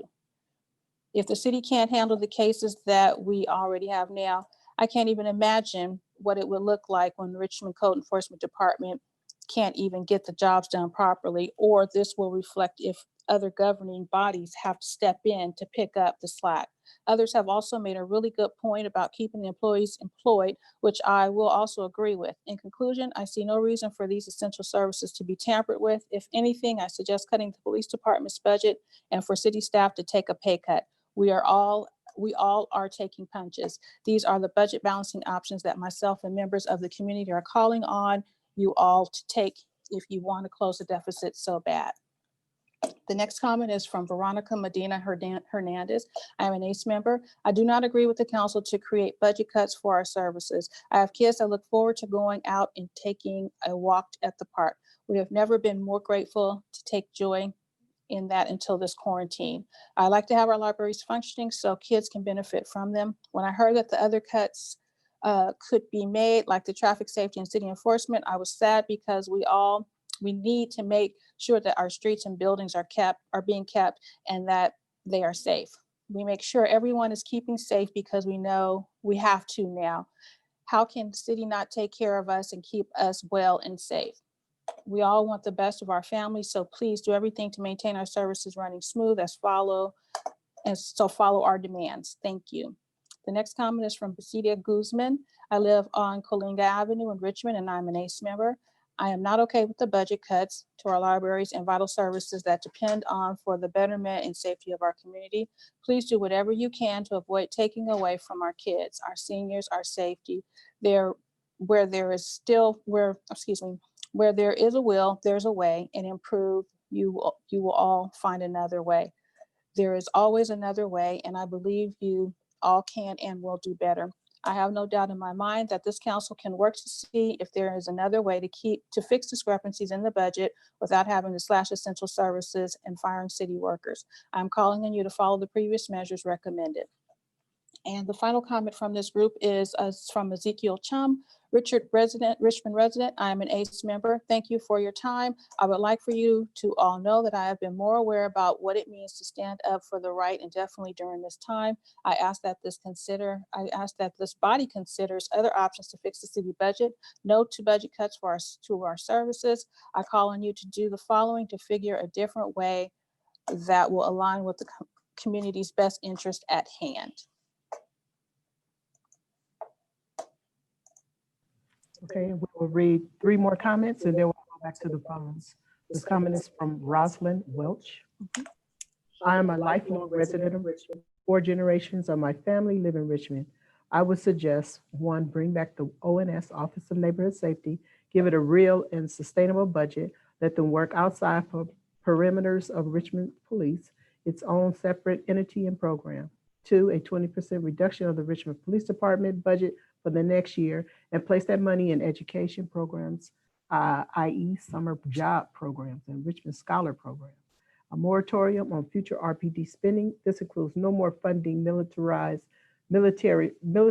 equipment, capping spending for equipment, and especially overtime. Creation of a committee that includes community experts and Richmond citizens of color, especially Black citizens, to develop a transformative justice plan and a comprehensive community safety program.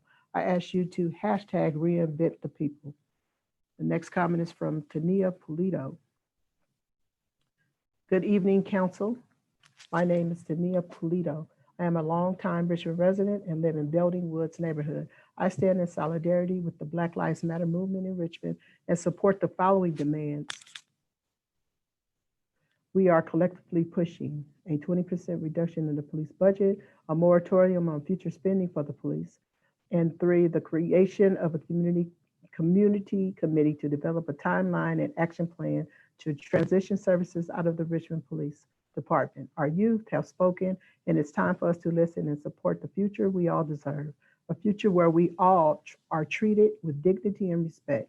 The police consume 40% of our budget, but the majority of residents still don't feel safe. We need to invest in services we know work: youth services, housing protections, public spaces, mental health, and restorative justice. The next comment is from Celine Calderon. Good afternoon, City Council. Thank you for your time and the work you do to support our community. I would like to comment and ask our city to reduce the Richmond Police Department's budget for next year by 20%, implement a moratorium on future spending for RPD. This includes capping spending for equipment, capital improvements, and overtime.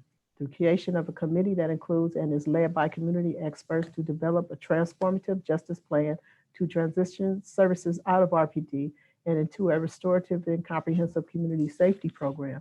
We must ensure that our police department increases and ensures community safety, plus ensure that citizens in this city receive the resources they need when there is an emergency. De-escalation should be at the forefront of any police intervention, and we need to start asking, what does this person truly need? The answer should not always be criminal charges or police. Where resources are needed, they don't always have to come from folks wearing police badges, but rather from trained professionals focusing on a person's well-being and the well-being of this entire city. Thank you. And now we'll go back to our callers. Okay, I have Claire Battis on the line. Claire, are you ready to speak? Yeah, can you hear me? Yeah, you have 2 minutes to speak. You may go ahead and start. Okay, great. Hi, yeah, I'm part of the Save the Richmond Libraries campaign and East Bay DSA. And I just want to say in the past, I mean, just like weeks, we've talked to hundreds, if not thousands of Richmond residents, and not a single one of them was in favor of proposed budget cuts to the libraries. We've gathered almost 500 signatures on our petition, and I'm sure if you give us another week, we can double that. Our demands are no library cuts, do not eliminate or even cut hours to Bayview or Westside branches. These branches serve people, particularly children who don't have transportation to the main library and would be very well affected by hours, cuts in hours. No firings. Libraries can't function well if they're understaffed, and this puts unfair working conditions on the remaining library staff. Firing staff and union members right now during a pandemic would be extremely dangerous for them and their families. We want full funding for libraries and also important city services that are already understaffed and underfunded before COVID-19. It's time to give them and the people of Richmond the support they need to fully fund our social services. We want you to expand library services.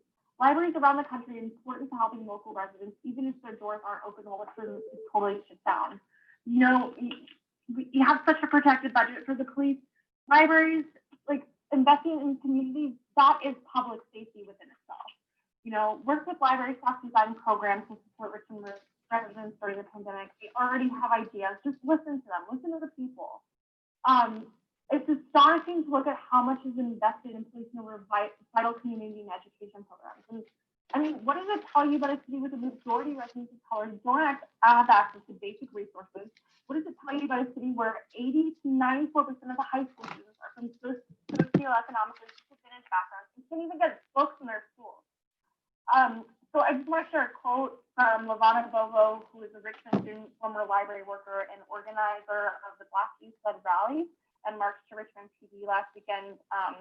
I'm not sure if she's here, but it's important her voice be heard since so many young Black voices really are. If you're going to say Black lives matter to you, you have to show they do, not just by stopping the police from hurting us, but by providing resources so we can thrive. Shutting down the way to show that Black lives don't matter to you. Taking my library away. Time is expired. Your time has expired, Claire. Thank you. Next, I have Sarah Cantor on the line. Sarah, are you there? Yes, I am. Okay, you have 2 minutes to speak. You may go ahead and start. Thank you. Hi, my name is Sarah Cantor, and I live in Atchison Village in District 3 of Richmond. I want to start by just noting that there was a technical issue with the calls, and for everyone who was skipped earlier, that was not because we didn't have our devices muted. My hold music never stopped. I was never taken off of hold on my end. So please do not think that we are unorganized or that we don't know what we're doing. I am joining in the calls to reduce the Richmond Police Department budget by at least 20%, to freeze any budget increases for the department, including equipment improvements and overtime, and to create a committee composed of community leaders, that is, of citizens, who are going to develop a plan to transition us away from the police department and towards a transformative justice model. I want to say that I know that for a lot of you on the council, this idea feels impossible. It feels laughable. A world without police feels like it can't happen. And I want to remind you that it used to be the case that we didn't think that it was possible to live without kings and queens, to have a system away from that. We used to think that it wasn't possible for the American economy to function without chattel slavery. Please use your imagination and actually think about what a world without police could look like. Mayor Butt, on your e-forum, you named that Richmond is comfortable with the police and cited a survey that was taken in 2019. That survey showed that only 50% said that they felt positive about the police. Only 708 residents were asked, so that equates to 353 people. It also states that our support of police was much lower than a national benchmark. You said yourself you've received over 500 emails asking to defund. Pay attention to what we are asking you now, not what some survey told you a year ago. Thank you. Thank you. Next, I have Laura Thomas on the line. Oh, no, sorry, Elsa Stevens on the line. Elsa, are you ready to speak? Ready to speak. Okay, you have 2 minutes. You can go ahead and start. Thank you. Elsa Stevens, resident of Richmond, voter of Richmond, former police dispatcher. Not in Richmond though. The police have too big a job. There should be no homelessness, but it's a huge problem. There should be no people walking around without their psychological issues addressed medically, but that's a big problem. We need to provide for the citizens of Richmond. This council supports schools and communities first. November, schools and communities first. If that passes, billions with a B, billions of dollars will come to local governments. We could buy the police force then, after November, a whole new fleet. In the meantime, if they can just wait another 5 months, then we could have a huge savings and dip into the rainy day funds, because it is pouring rain right now. People are dying, losing their jobs. This is the time to dip into that. And if $14 million as a rainy day fund left over after the new budget, that's plenty. That's more than Richmond is used to. So go ahead, listen to the unions, dip $6 million out of the rainy day fund, which will leave $14 million still in that fund. Listen to the unions.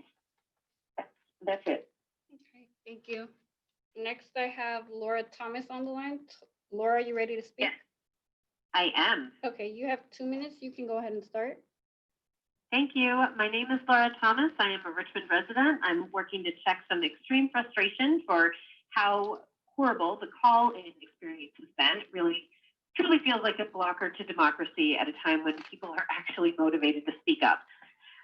I believe that it is time for change. I support the Richmond Revolution and efforts to maintain and enhance the budget for community services such as libraries, recreational services such as Richmond Plunge, our parks, because I believe that they are more effective means to improving the mental health of our neighbors and community. Last year, I was 5150 by Richmond Police Department, a block from my home, while out for a walk, trying to ground myself from an anxiety attack. I was disassociating due to lack of sleep because of depression and anxiety. The police intervention led to me being hospitalized at a mental institution for over a week with no contact with my children and limited communication with my husband and my mother. I was heavily medicated, forcibly restrained, and diagnosed with a number of extreme mental conditions by a doctor who only met me wild drugs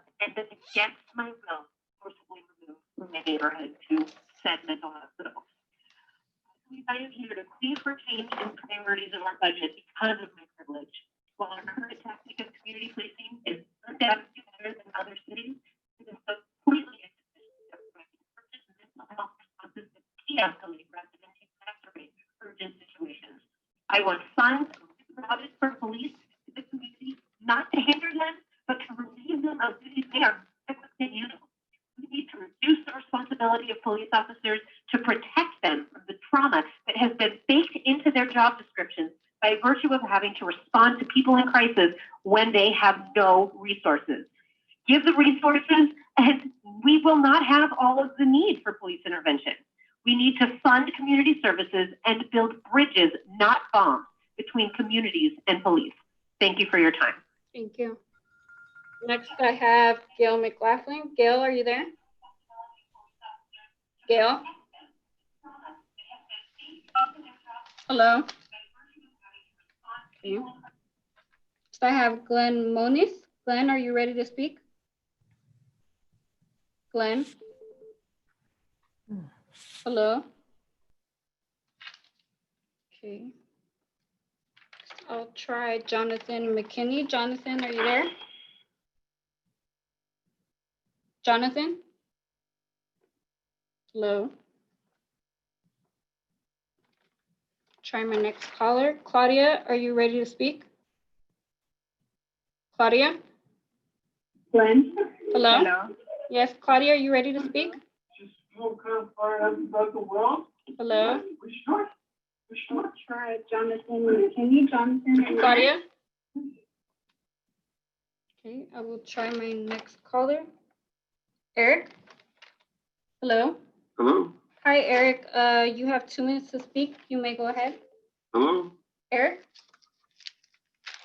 Hello? Hello? Yes. Hi, Eric? Hello? Hello? Yes. Can you hear me?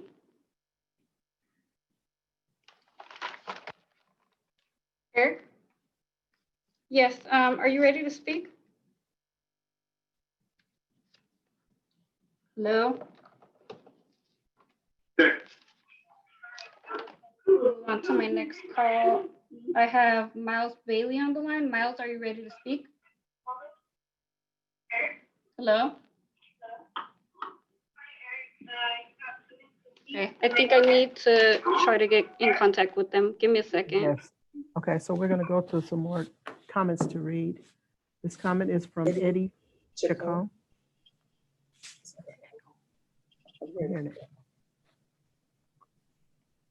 Okay. Hi, my name is Eddie Chacon. I'm a Richmond community member. I would like to demand 20% reduction of the Richmond Police Department's budget for next year. Next, I would like to demand a moratorium on future spending for RPD.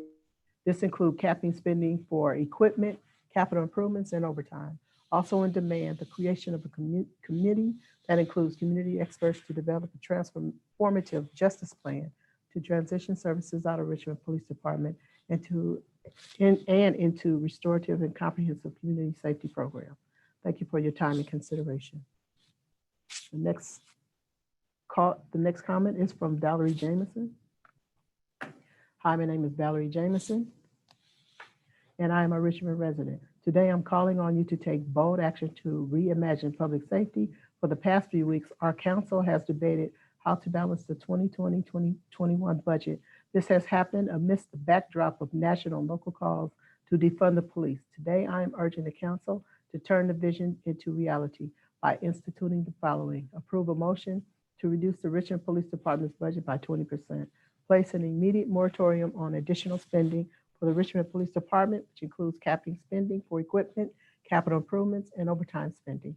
Create a fund and ad hoc committee composed of community leaders and experts to develop a plan to transition critical services and functions outside of the scope of the police department to a transformative, restorative, and comprehensive community safety program. We are in a moment where critical programs like the Richmond Kids First Initiative and rent control are being threatened. Yet our city has the 40th largest police budget in California and has been struggling to balance the city's budget for 3 consecutive weeks. This year alone, the police budget made up over 40% of the city's general fund, totaling over $71 million. Our solution is simple: take the funds out of the police department budget to help alleviate the burden on the critical services our communities need to thrive, and commit to creating alternative systems to respond to mental health, homelessness, blight, code enforcement, and other functions that can exist outside of the police department. When we talk about the defunding the police, we mean reinvesting it directly in our communities' health and well-being. Next comment is from Louis Chacon. I am reaching out today to ask that you seriously consider the opportunity that stands before us. As human beings, we have an opportunity to truly shift our approach to ensuring the safety, dignity, and humanity of people in Richmond, in particular, Black people in Richmond. I stand in complete agreement with the demands for 20% reduction of the Richmond Police Department budget and moratorium on future spending for RPD, the creation of a community that includes community experts to develop a transformative justice plan to transition services out of Richmond Police Department and into restorative comprehensive community safety program. I understand RPD's concern around jobs and completely appreciate that concern about public safety being impacted. I hope they can appreciate that defunding RPD would open the public sector positions that they can fulfill should their positions be eliminated. Those new positions will allow them to continue their mission of protecting and serving the people of Richmond with less personal physical risks for all. Thank you. And the next comment is from Marisol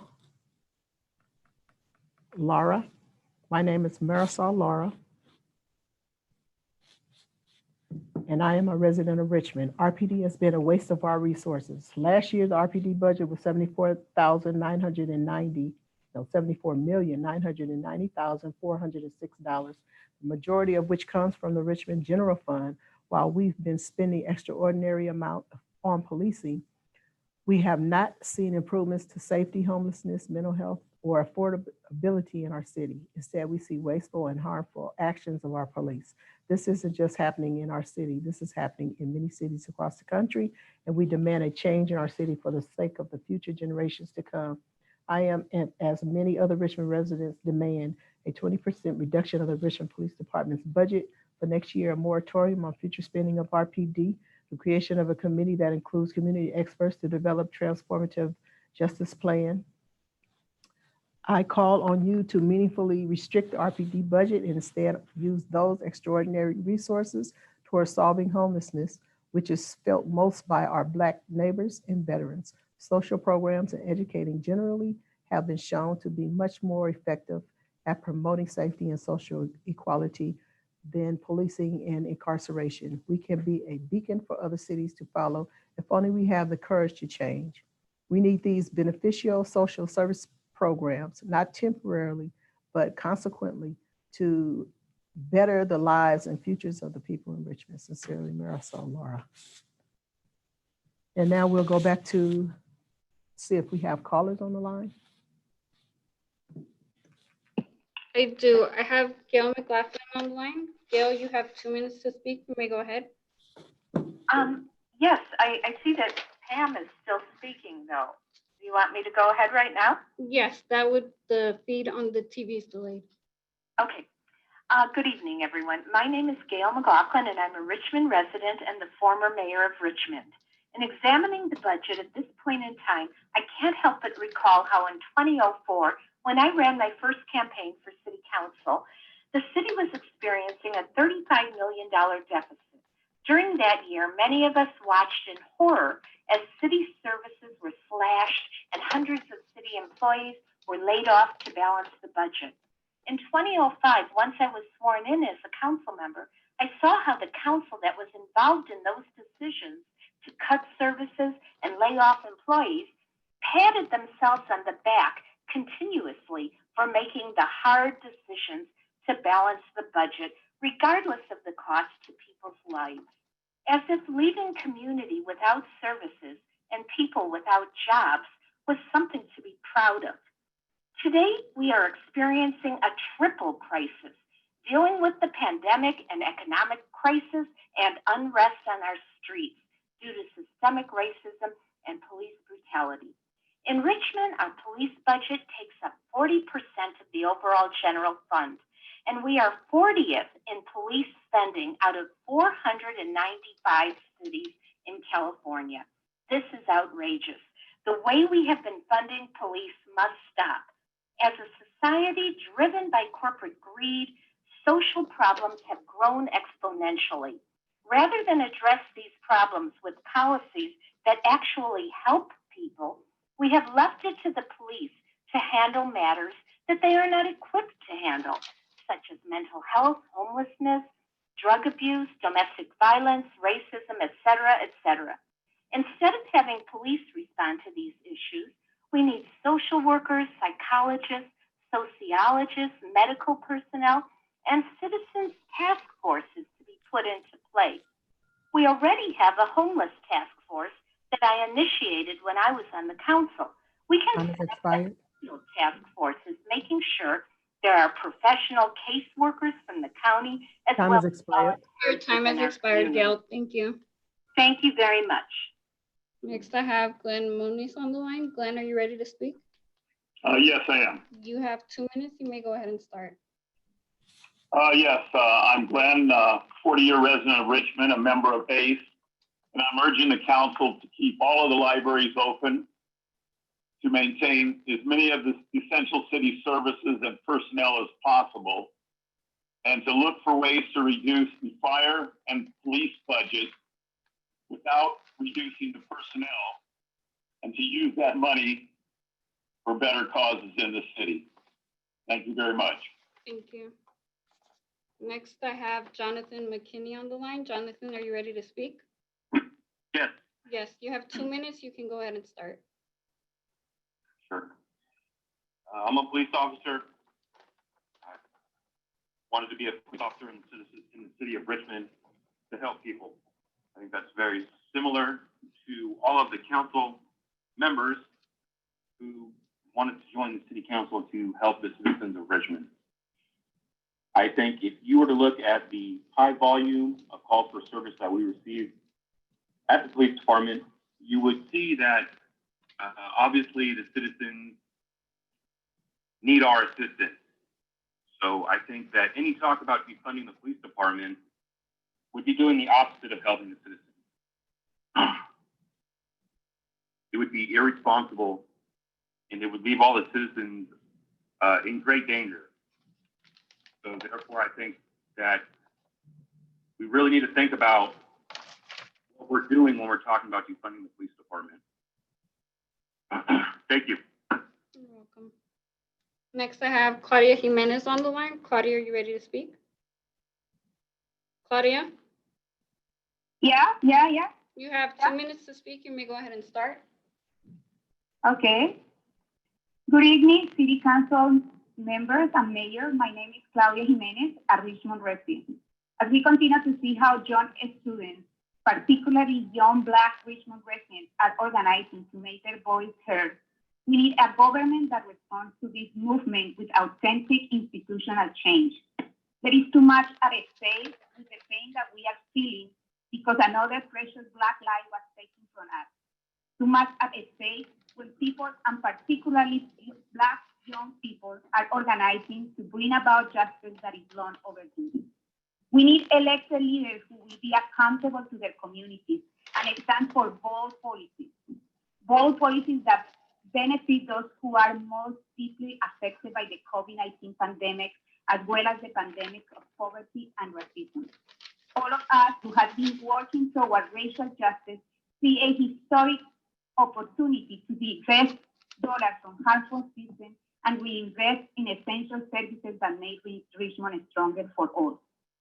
So we are like we have been hearing, and you have been hearing over and over, that people are asking, community are asking to approve a motion to reduce the Richmond Police Department budget by 20%, place a moratorium on further spending for the Richmond Police Department, and create a fund and ad hoc committee composed of community leaders to create a transformative justice and restorative and comprehensive community safety program.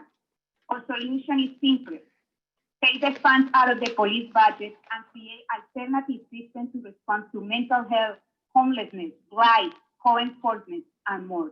We do not want tragedies to continue to happen like what happened to the mother who lost her son because of the inadequate response that the police had. They have no mental health providers. We need a restorative emergency response. We need to reinvest directly in our community's health and well-being. Time has expired. Your time has expired. Thank you, Claudia. My next caller is Eric Smith. Eric, are you ready to speak?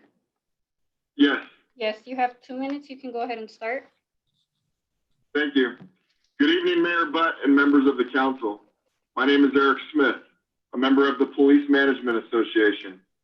I'm speaking to you tonight out of grave concern for your recent motion and discussion concerning defunding the police department. During the brief discussion that occurred, there was mention to the 224 emails received from residents of the community and the quote, need to do something, end quote. The hardworking men and women at the police department have been doing something over the past few months. They've been providing service during the time of this pandemic, placing their duty before their families, and continuing to provide professional police services while maintaining order in our community when so many have been overrun by looting and rioting. The Richmond Police Department employees have worked hard to develop relationships and build trust with the community we serve. Our work with community members and leaders has led to many positive outcomes. These positive outcomes are not possible without the staffing we have and your commitment to public safety, which has historically existed with the members of this council. I urge you to reject this national movement to defund our police force and reaffirm your commitment to the community and your obligation for the health, well-being, and safety of the people you serve as we do daily. Thank you. Thank you. Next, I have Miles Bailey on the line. Miles, are you ready to speak? You do? Yes. Yes. You have 2 minutes to speak. You may go ahead and start. Hello, Mayor Butt and members of the City Council. I'm a police sergeant for the police department, and I've been on for 14 years. I was born and raised in the city of Richmond and still have family in the city of Richmond. So understanding that me, like others, have an investment within this community. And I think that defunding the police department is not only dangerous to our residents, but it's also something that we have to look at history to understand what it is that we do as a police department. And sort of some of how this whole movement started with defunding the police is around a use of force. And with the police department, we've actually been at the forefront of addressing use of force. And we've actually participated in discussions with the previous administration, the Obama administration, on use of force and how we can better do our jobs. And as professionals, that's something that we constantly do every single day. And I could say that even on my shift, we emphasize on de-escalation, we emphasize on helping our residents and how to best serve our residents. Now, along with that being said, it's understandable that we would want to look at different ways that we can actually help our residents in the long term versus a police response and having us trying to come up with a short-term solution to a long-term problem. However, it is also something that we have to consider that the police department are already running short as it is. Our equipment is outdated. My computer on my desk is more than 8 years old. And we also have to look at how we can do that responsibly. That's it. Thank you. My next caller is Eric Macholsky. Eric, are you ready to speak? Hello? Yeah, Eric, are you ready to speak? Hello? Hello? Eric? Hello? Hello? Eric? Hello? Okay, I'll move to- Hello? Hello? Eric? Can't hear you if you're on the line. You can go ahead and speak. You have 2 minutes. We'll move on to my next caller. I have Andrea. Andrea, are you ready to speak? Hello? Andrea? Hello? Hello. Move on to my Okay. next. Go ahead. Moving to the next caller. Okay, I have Tim Parker on the line. Tim, are you ready to speak? Tim? No. Okay, so we'll move on to some comments till you get callers back on the line. Okay, so Joanne Polito, Lucera Vera, and Lizette Vera, and May Nguyen shared the same views, and they made the following demands. A 20% reduction of the Richmond Police Department budget for the next year, not a 1.5 million increase as currently proposed. Number two, a moratorium on future spending for RPD. This includes capping spending for equipment, capital improvements, and overtime. Number three, the creation of a committee that includes community experts to develop a transformative justice plan to transition services out of the RPD and into a restorative and comprehensive community safety program. Richmond should follow the lead of cities like Minneapolis and create space to consider how the abolition of the police would result in safer, healthier communities in our city. Our next comment is from Welch Rochelle Executive Services. It's about time the city of Richmond took this seriously. This is what I want to see in my city. Number one, a 25% reduction in the Richmond Police Department and place that money in education programs like the Office of Neighborhood Safety and summer and after school job programs. Number two, make programs like ONS a priority instead of a side note. Seriously, this should be much bigger, a bigger program and a lot more funding. Number three, create a committee of community experts and Richmond citizens, especially African-American citizens, to develop a comprehensive community safety program. Number four, invest some of that budget money in solutions for homelessness, our citizens' mental health, and more extracurricular activities for our children. Number five, no more militarized police and no more overtime. A police officer should not be making $300,000 in a year with overtime. For God's sake, this is ridiculous. Take that money and hashtag reinvest in the people, hashtag defund the police. Our next comment is from Veronica Galvez. Hi, my name is Veronica Galvez, and I am a Richmond resident. Today, I'm calling on you to take a hold action to reimagine public safety. For the past few weeks, our council has debated how to balance the 2020-21 budget. This has happened amidst the backdrop of national and local calls to defund the police. Today, I'm urging the council to turn the vision into reality by instituting the following. Approve a motion to reduce the Richmond Police Department budget by 20%, place an immediate moratorium on additional spending for the Richmond Police Department, which includes capping spending for equipment, capital improvements, and overtime spending, create and fund an ad hoc committee composed of community leaders and key stakeholders to develop a plan to transition critical services and functions outside the scope of the police department to a transformative justice, restorative, and comprehensive community safety program. We are in the moment where critical services like Richmond's Kids First and rent control are being threatened. The city is considering repealing and reducing tenant protections and youth programs, yet the city has the 40th largest police budget in California. This year alone, the police budget made up over 40% of the city's general fund, totaling over $71 million. Our solution is simple. Take the funds out of the police budget and create alternative systems to respond to mental health, homelessness, blight, code enforcement, and more. When we talk about demanding defunding the police, we mean reinvesting directly in our community's health and well-being. Our next comment is from Pam Stello. My name is Pam Stello, and I'm a Richmond resident. Today, I'm calling on you to take bold action to reimagine the public safety. For the past few weeks, our council has debated how to rebalance the 2021 budget. This has happened amidst the backdrop of national local calls to defund the police. Today, I'm urging the council to turn that vision into reality by instituting the following. Approve a motion to reduce the Richmond Police Department budget by 20%. Place a moratorium on future spending for the Richmond Police Department, which includes capping spending for equipment, capital improvements, and overtime spending. Create and fund an ad hoc committee composed of community leaders and key stakeholders to develop to plan a transition critical services and functions outside of the scope of the police department to a transformative, justice, restorative, and comprehensive community safety plan.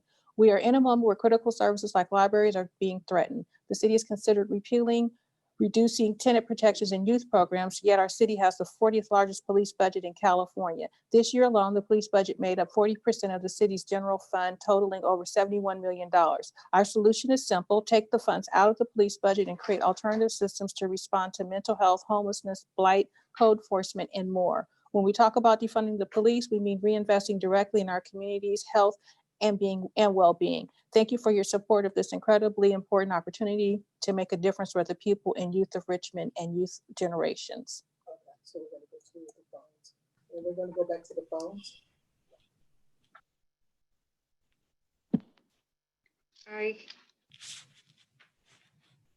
I have Eric Machowski on the line. Eric, are you ready to speak?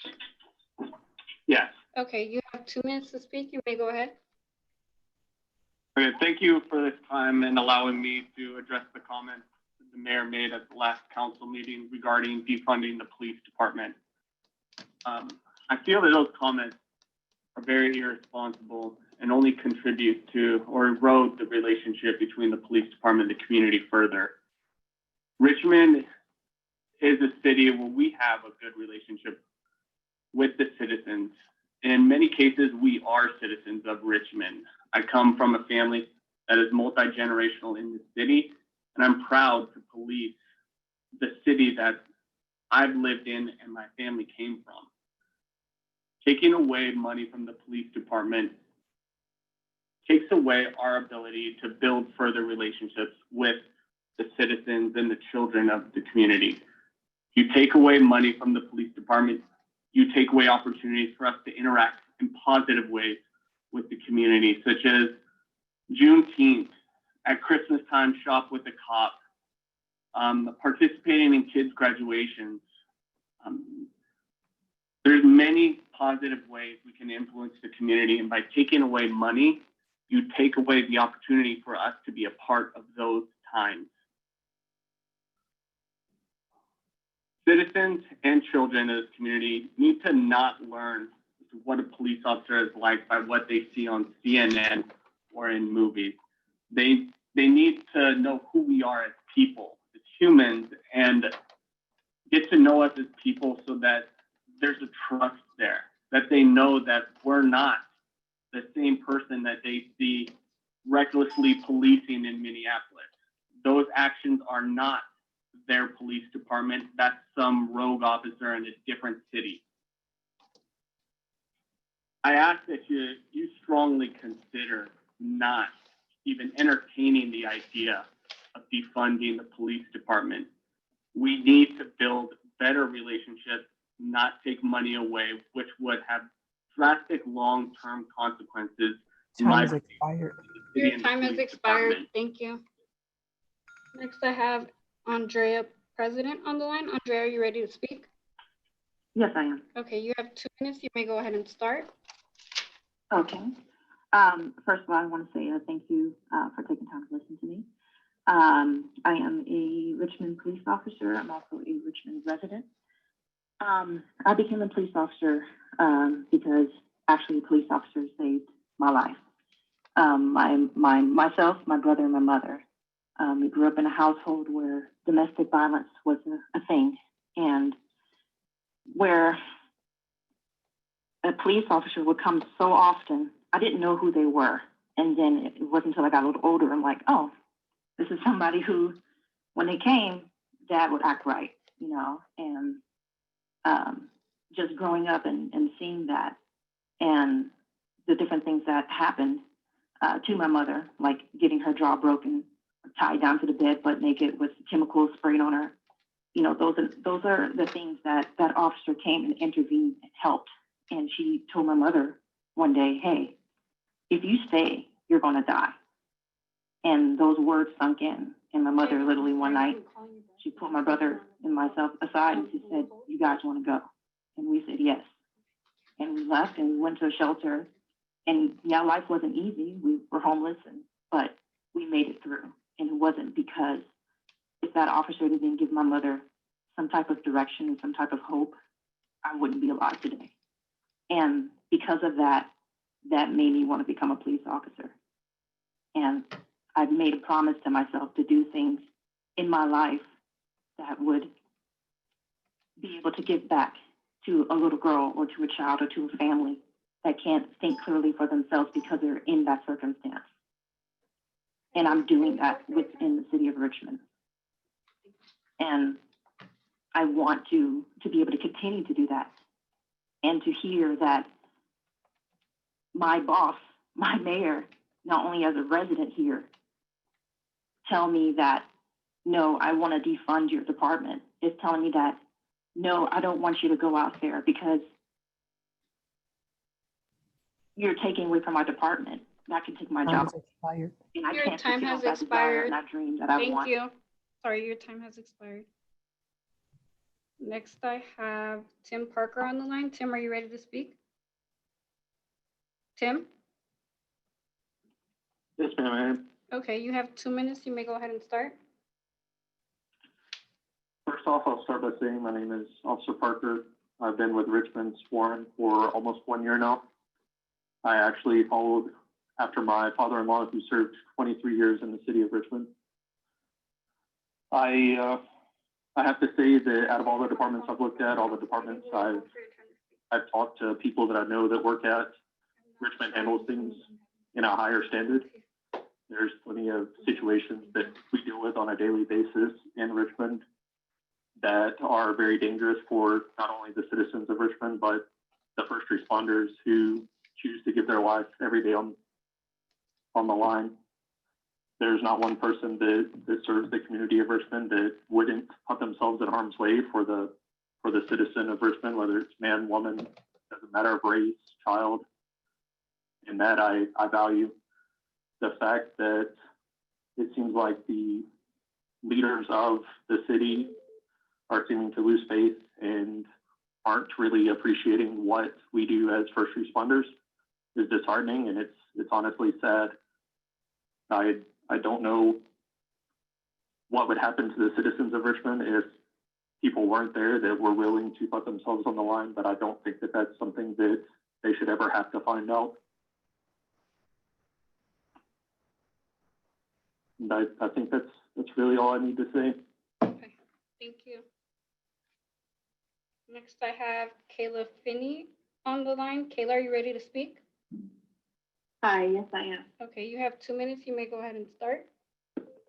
Yes, hi, my name is Officer Kayla Finley. I'm employed with the Richmond Police Department. I was assigned as an SRO, but now the school district has decided to end our contract. I am no longer an SRO. I have been an SRO at Kennedy High School for about 4 years.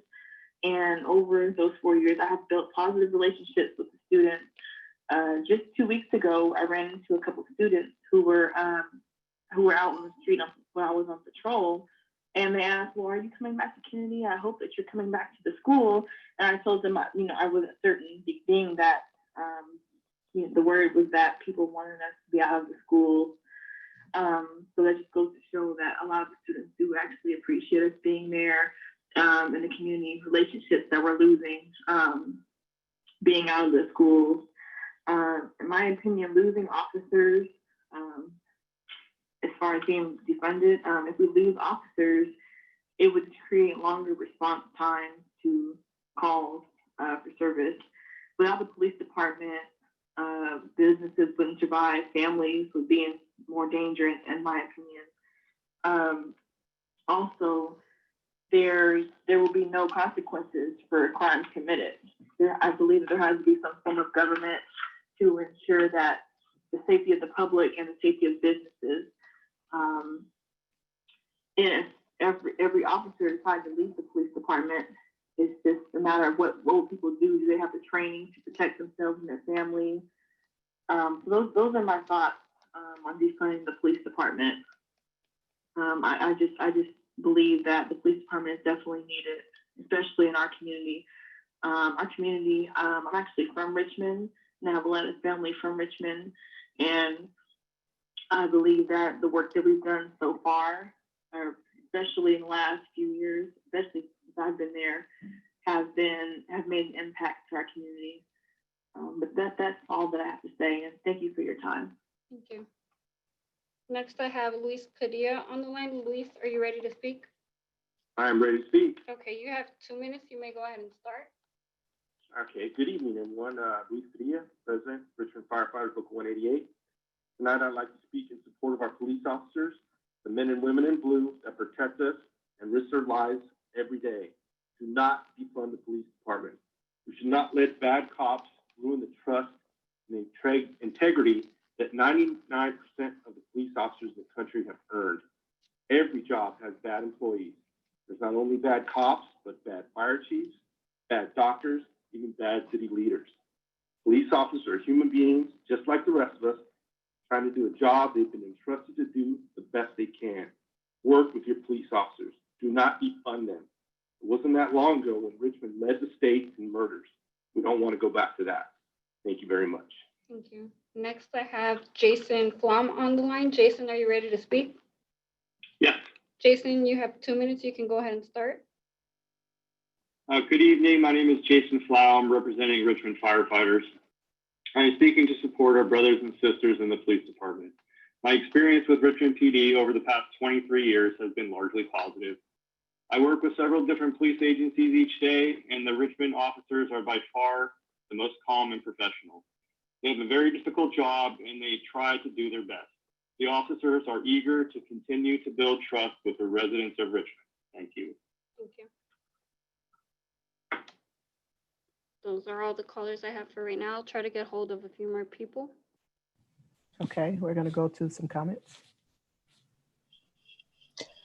This comment is from Yenny Garcia. I urge you to work with our community leaders. Our solution is simple. Take the funds out of the police budget and create alternative systems to respond to mental health overdoses, homelessness, blight, and more. When we talk about defunding the police, we are reinvesting directly in our community's health and well-being. The budget is the embodiment of the public values. With your decision this month on the budget, you will show us that your values are, what your values are. Our next comment is from Luis Pacheco, Richmond resident. Today, I'm calling on you to take a bold action to reimagine public safety. For the past few weeks, our council has debated how to balance the 2020-21 budget.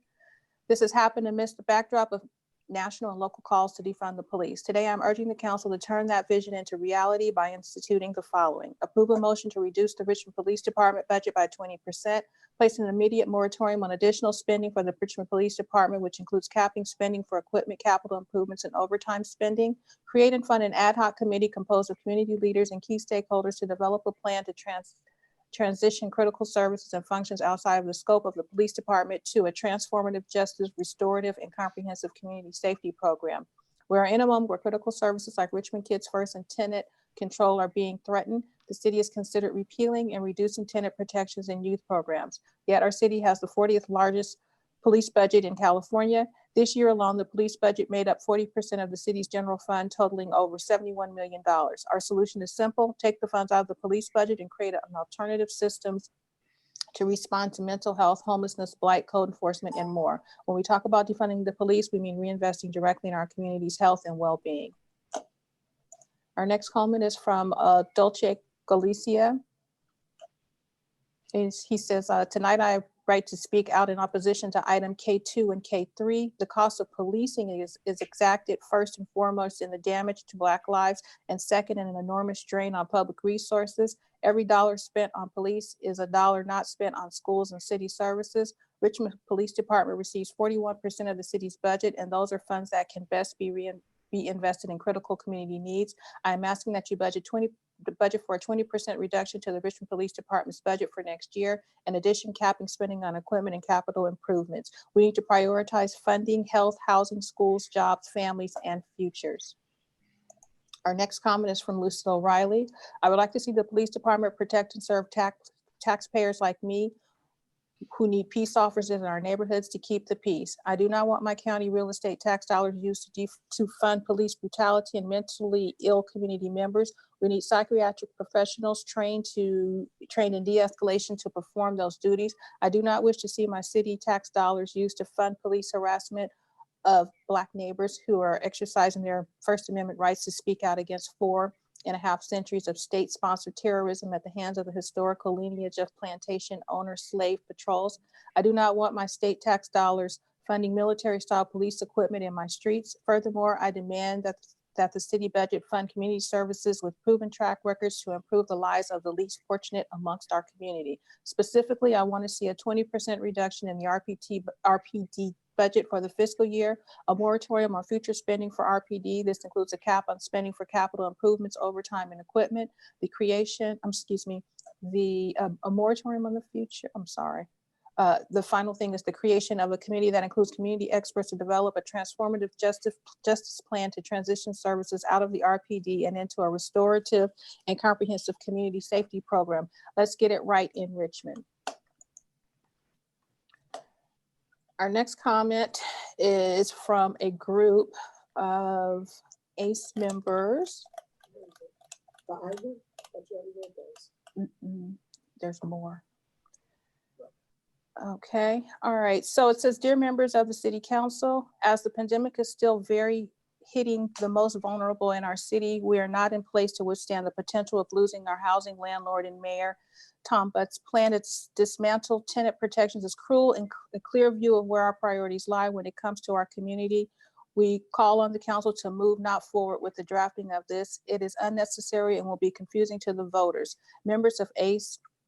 Point of order, that's another item. I think that's. Oh, okay.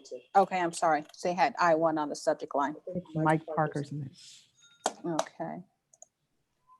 This next comment is from Mike Parker. 2 years ago, Councilmember Willis proposed taking 20% of the budget that now goes to the police and putting it to other and more effective ways of providing public safety. The mayor tried to use that to stir up fears among Richmond residents that it would leave them defenseless. The mayor, from whom the Richmond Police Officers Association made more than $32,000 in campaign contributions, wasn't any more interested in a serious discussion than now. Now the people are saying it is the past time for discussion. We need real action. We need to look at everything the city does through the lens of addressing the causes of poverty, crime, mental illness. We need to recognize that the police are an ineffective Band-Aid on a gaping wound in society, even part of the problem.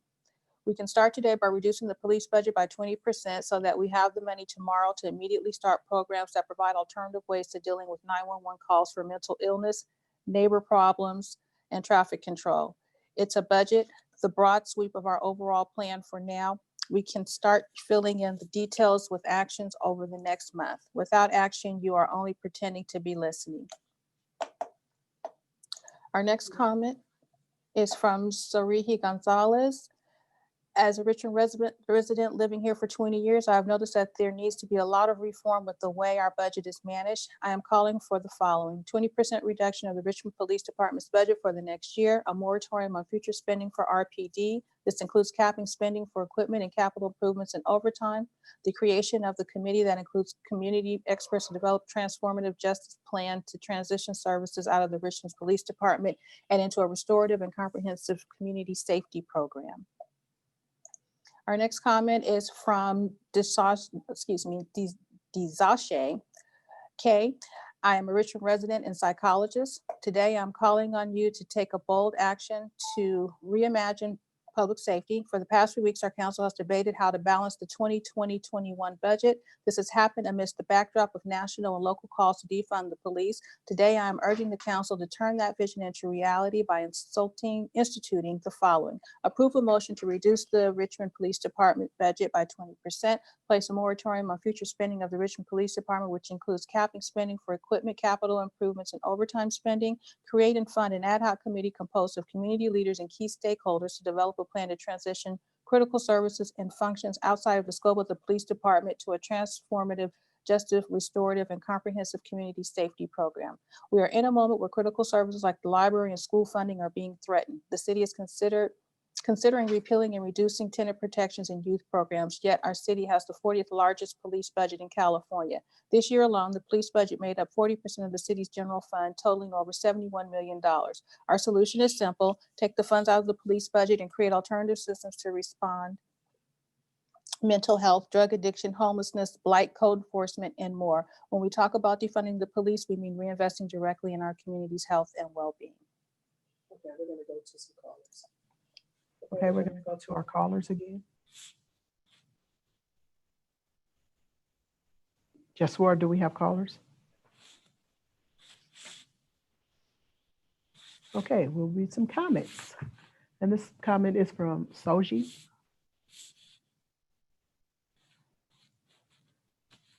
The city budget is a moral document. It serves to create the Richmond that reflects our values. Even before our fiscal crisis, the insane amount of money we committed towards policing came at the cost of providing real human services that actually matched the needs of our community. If you can't imagine a Richmond without police, how can you continue to be okay with the reality of disinvestment and lack of services that created this situation? As council members, you've heard over and over from all sorts of youth, entrepreneurs, employers, and community activists and leaders. We need services, resources, and respect. Nobody is saying we can solve all our problems by sending unarmed social workers at every problem. We are saying most problems cannot be solved with a badge and a gun. If you can believe that Richmond has gotten better in this past decade, I hope you can believe that the majority of that improvement happened outside of the police situation. I am asking you to do the following. Approve a motion to reduce the Richmond Police Department budget by 20%, place a moratorium on future spending for the Richmond Police Department, create and fund an ad hoc committee composed of community leaders and key stakeholders to develop a plan to transition critical services and functions outside of the scope of the police department to a transformative justice, restorative and comprehensive community safety program. It's time to acknowledge that the progress RPD has made has not prevented them from using excessive force, creating costly lawsuits, and harming the credibility of civil society. Our solution is simple. Take the funds out of the police budget and create alternative systems to respond to mental health, homelessness, blight, code enforcement, and more. Jeff Shoji.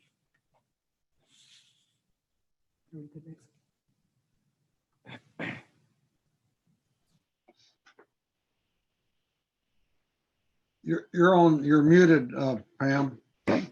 Just where you have callers? I do. I have 7 on the line right now. I have Tom Phelps. Tom, are you ready to speak? Yes. Okay, you have 2 minutes. You may go ahead and start. All right, thank you. Hello, council. My name is Tom Phelps, and I'm a captain in the Richmond Fire Department, and I'm speaking as an individual tonight. And I'm here to speak in support of the RPOA and Richmond Police Department. They've been a model police department nationally for over a decade and continue to do amazing work. They have formed positive relationships with our residents and are very positively involved in the community. As a fire captain, myself and the entire department depend on them to ensure our safety on a wide variety of calls. I've always seen and known them to act with the utmost integrity. When people speak about police reform, they should be speaking about using our police department as a model, the Richmond Police Department. We need to support our officers and our police department now more than ever. Thank you. Thank you. Next, I have Virgil Thomas on the line. Virgil, are you ready to speak? I'm ready. Okay, you have 2 minutes. You may go ahead and start.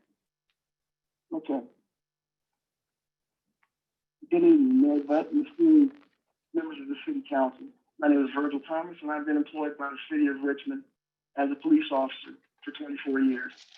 I've been fortunate enough to serve in the capacity of sergeant for the last 5 of those years.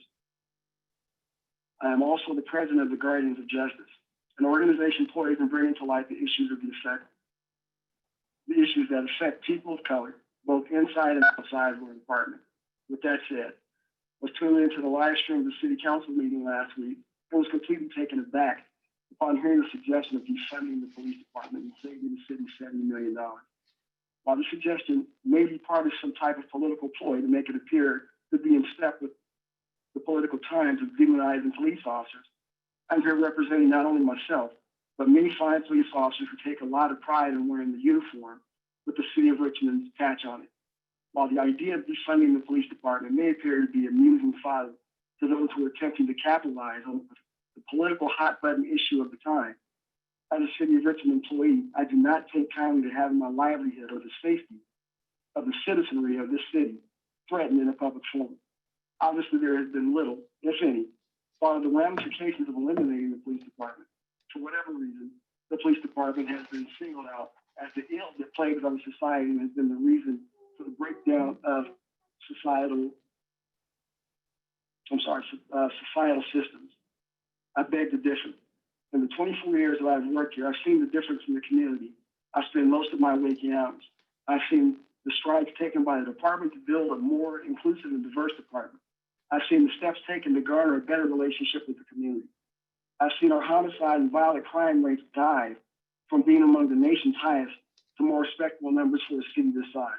Of course, we still have work to do. And as a profession, we've had colleagues that have done more than their part to bring us all into a negative light.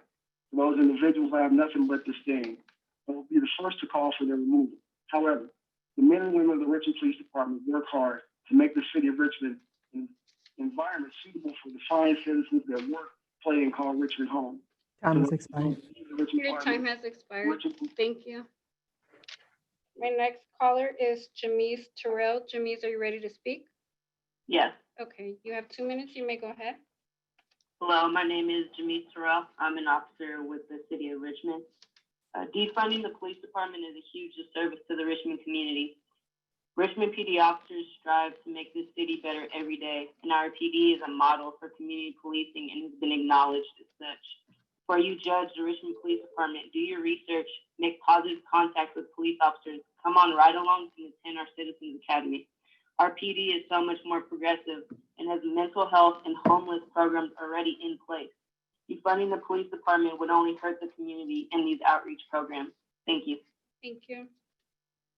My next caller is Sarita Ellison. Sarita, are you ready to speak? Yes, ma'am. You have 2 minutes. You may go ahead and start. You said 2 minutes? Yes. Oh boy. Okay. Good evening, Council. Detective Suri Ellison, Richmond PD. I've been with the department for approximately 5 years. I've been in law enforcement for over 19 now. I came from the sheriff's office, although I worked primarily within Richmond. I love working in the Richmond community. Primarily, I was working in North Richmond during my time there at the county. When coming over here to Richmond, primary Northern District, Richmond is a very eclectic, vibrant city, but it also has the potential for being very violent, high-cost service. But I'm proud to serve this community. I took an oath to serve this community, to make it better, to work with entities here within the city, to understand their concerns, their feelings, the things that plague their area, to work with them in conjunction with the police department. I think it's a slap in the face by saying you fund the police department based on one person's action, not any act of police, the Richmond Police Department. This is one person's action and a repercussion throughout the nation. The nation is feeling it. I am part of the MAF team. That is the Mutual Aid Mobile Field Force. And that's what that is the individuals that go out to try and control the rioting scenes when you have an illegal protest and rioting. I've been on the team since 2003, responding to Oakland, that scene right there. I have never seen anything so violent, so angry, so chaotic. It was detrimental. I just couldn't believe it that out of 17 years, police have never faced anything like this before, and the country has never faced anything like this before, just to see how angry individuals are. But that based on that one person's decision shouldn't be the basis for us at the Richmond Police Department. We work great with our community. We pride ourselves in working with our community. We are proud to be a part of the Richmond community. And to defund us, I don't see how that makes to one person's decision, or how the council can just, or one person on the council can just say, hey, we just need to defund the police. I think that's a knee-jerk reaction. Your time has expired. Your time has expired. Thank you. The next caller is Tom Peterson. Tom, are you ready to speak? Yes, I am. You have 2 minutes. You may go ahead and start. Okay. Hello, everybody. I just wanted to call in tonight and say that I really enjoy working as a police officer for the city of Richmond. I chose this city because of the diversity of the city and the ability to work a lot of different assignments, and also because at the time when I started, the city was facing a lot of challenges where being a police officer really meant that you were saving people's lives. And I really enjoy working here. It was real disheartening last week to hear that possibly we were going to lose all of our funding and our jobs. The initial reaction was a lot of sadness and distrust, but eventually I chose to have an attitude of hope and just faith that everything was going to work itself out. I still believe that being a police officer is a noble profession. There are a lot of us who are out here doing the job the right way for the right reasons, because we truly care about the people who live and work in the city where we work. And there's a lot of uncertainty right now. We feel very uncertain. I'm a training officer. It's hard for me to answer questions for young new cops when they ask, what they should do and is it always like this? And trying to remain hopeful and be positive.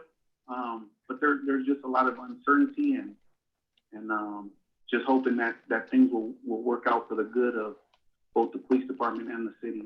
And I'm just very thankful for your time and for listening to us tonight. I know that there's some very hard decisions that have to be made.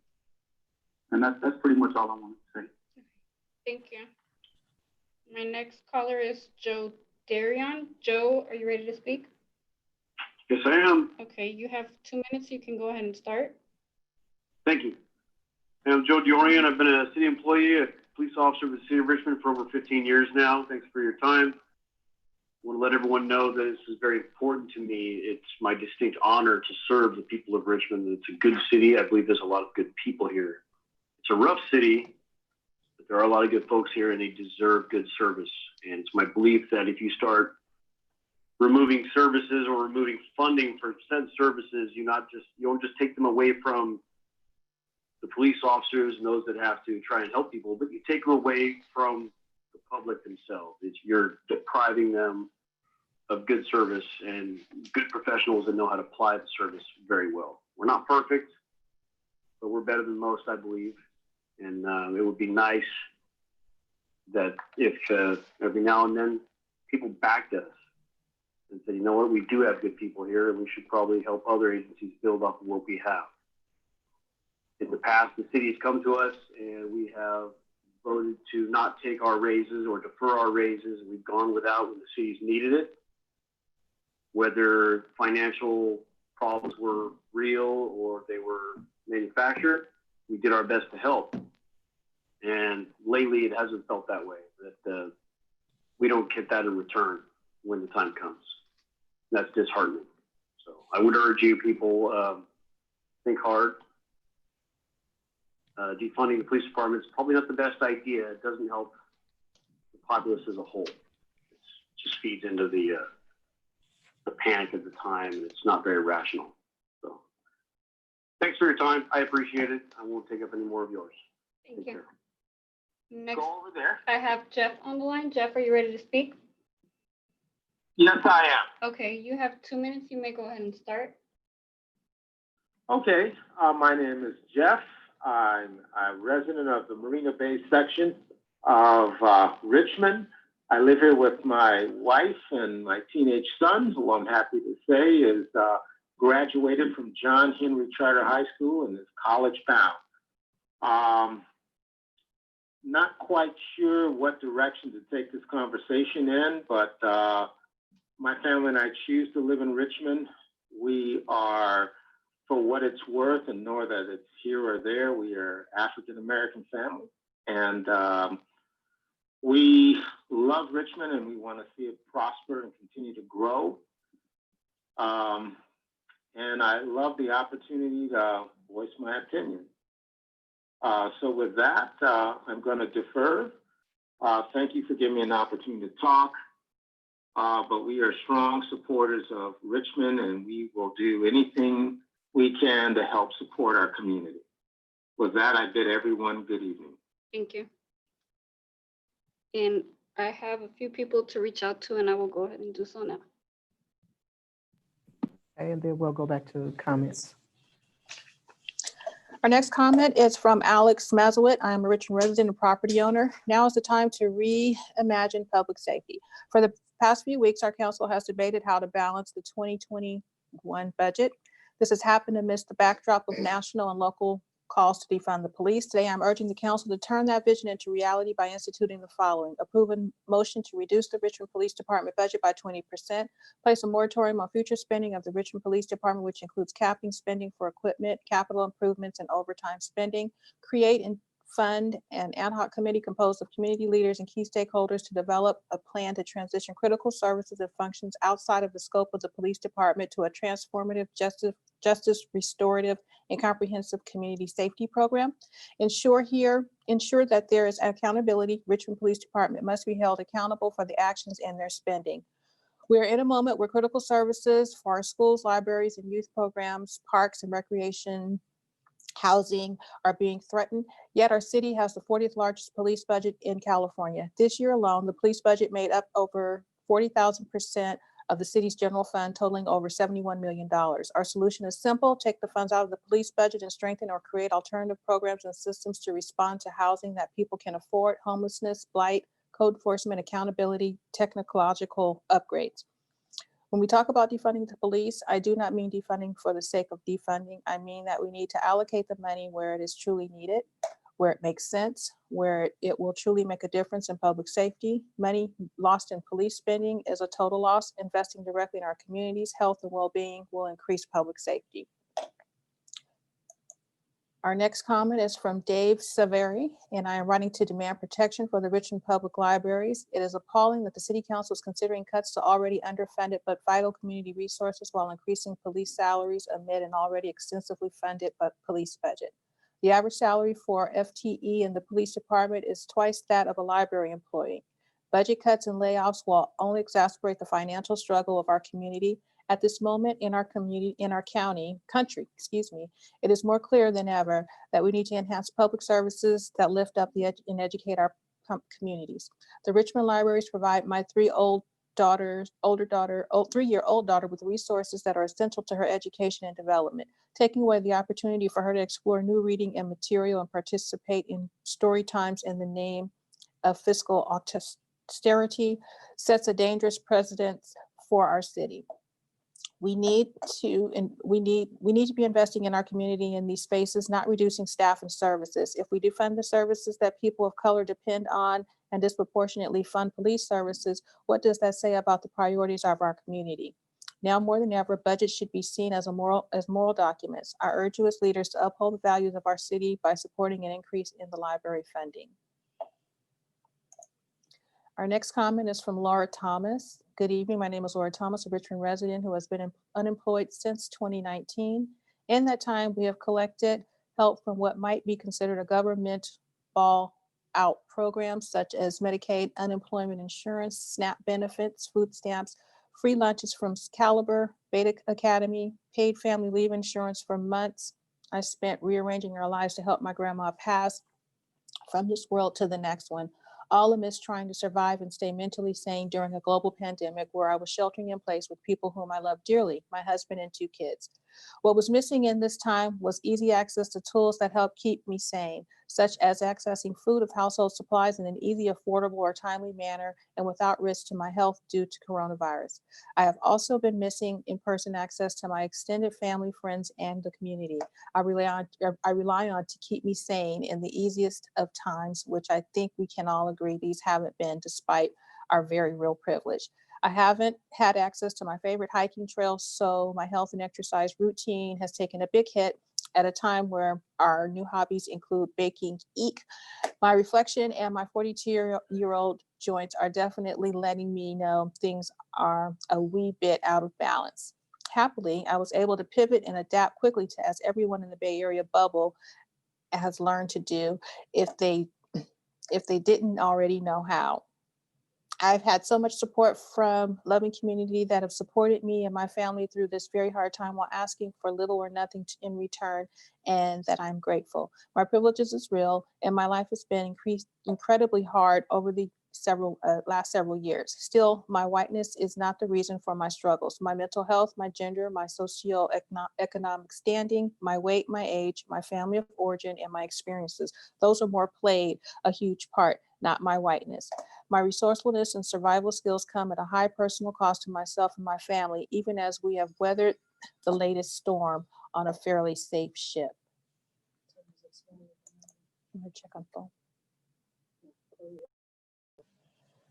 Our next comment is from Angelica Delgado.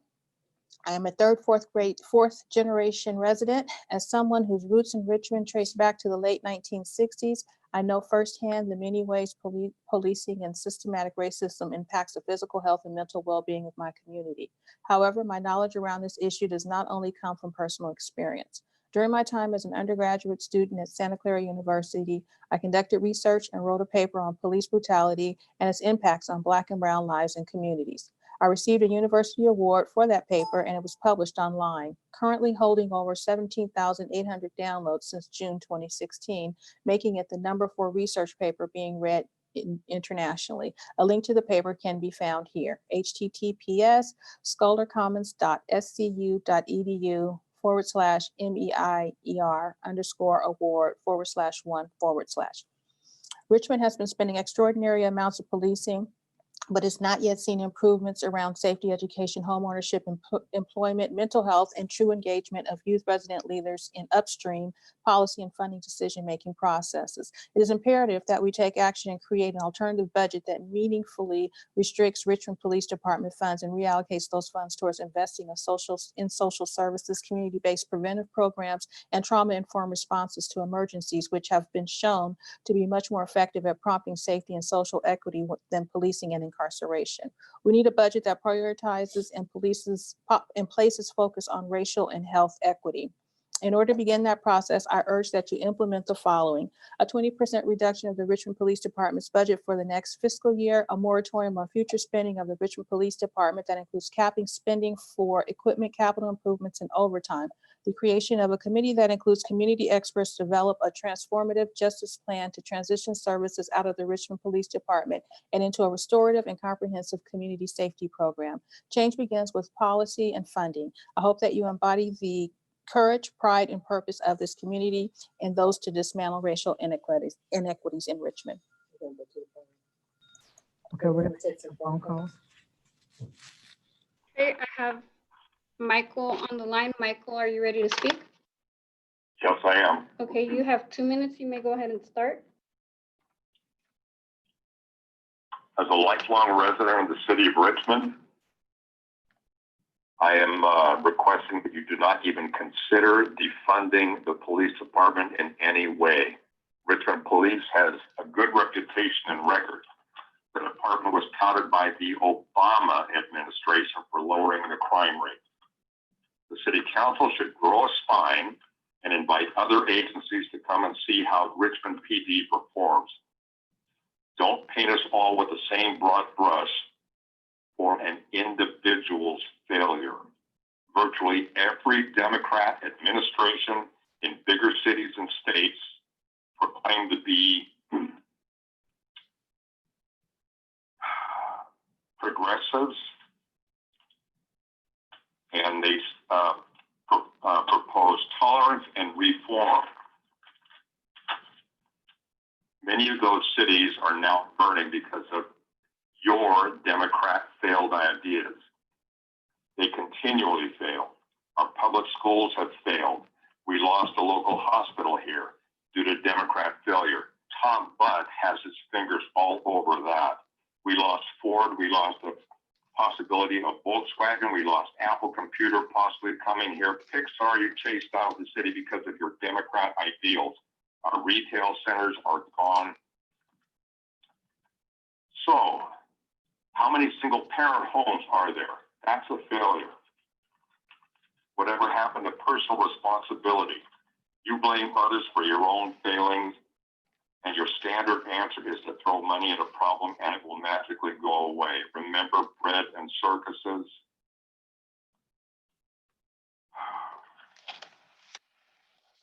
Anyway, that's the definition of lunacy is doing the same thing over and over again and expecting a different result. You, the city council, are all lunatics. The time has expired. Your time has With that, expired. I will close by saying Thank you. peace. Next caller is Alex Kane. Alex, are you ready to speak? I am. Okay, you have 2 minutes. You can go ahead and start. I've been a police officer with the city of Richmond since 2009. Prior to that, I have worked in West Contra Costa County law enforcement for an additional 4 years, but more importantly, I am a lifelong Richmond resident. I still have family that reside in the city of Richmond, and I'm concerned with some of the things that have been discussed in the recent weeks. I think the Richmond Police Department has made a number of impactful relationships within the community, and we have been a crucial part of a reduction in crime. And I think that any defunding or removal of funds from the police department will move the city and the community in the opposite direction that we worked so hard to build and move forward. I think that the actions of a few individuals should not taint the way a whole profession is looked at through the community. I think we have strong support from the Richmond community because of the hard work that so many of us have put into this city. And thank you. Thank you. My next caller is Maria. Maria, are you ready to speak? Yeah. You have 2 minutes. You can go ahead and start. Okay. I'm calling to ask that the Richmond leadership not defund the police. When it comes down to it, Richmond citizens will suffer if we take the first responders' resources. If you want to get calls and send them to separate specially trained departments, that's fine. That's a separate line item. But please keep our department strong by funding it. Let's give the department more resources to better train their officers. RPD leads the nation in training and working towards positive outcomes. And if we take away their support, take away their resources, we are going to attract lesser and lesser candidates, and it will just spiral out of control. I'm asking that the leadership step up and listen to the majority of citizens, not the extreme activists on the left, and support our police. That's going to support our community, and we want safety. We don't want streets that have gone to the criminals who will take over if we deplete our police department. So please do not defund the police. Thank you. Thank you. My next caller is Ian Burnham. Ian, are you ready to speak? Yes, I am. Okay, you have 2 minutes. You can go ahead and start. Great, thank you. Good evening, everyone. My name is Ian Burnham. I am the co-owner of IBX Fitness, a group fitness and personal training program that operates out of the Booker T. Anderson Community Center in Richmond. You've heard me each week ask that you keep community center programs and staff in mind when making your budget decisions. I once again urge you to consider the impacts that cuts to the community center hours and staff could have on your community. Not only would it hinder my ability to hold my program, but I fear it would mean I would eventually no longer be able to host my program. Each week, I've outlined how other recreation programs, community center staff, and misuse of the budget has impacted community centers. Today, I urge you to think about the future. What does the city look like when people cannot utilize the programs of a community center? Where will the children go who utilize the sports, arts, and summer camps provided by the centers? What will the staff do when they no longer have jobs? Where will you be able to bring in new programs from lifelong community members such as myself? Remember that last year, community services had a budget that was only 9% of the police budget. As you make your budget decisions, please do not leave community and recreation services left by the wayside.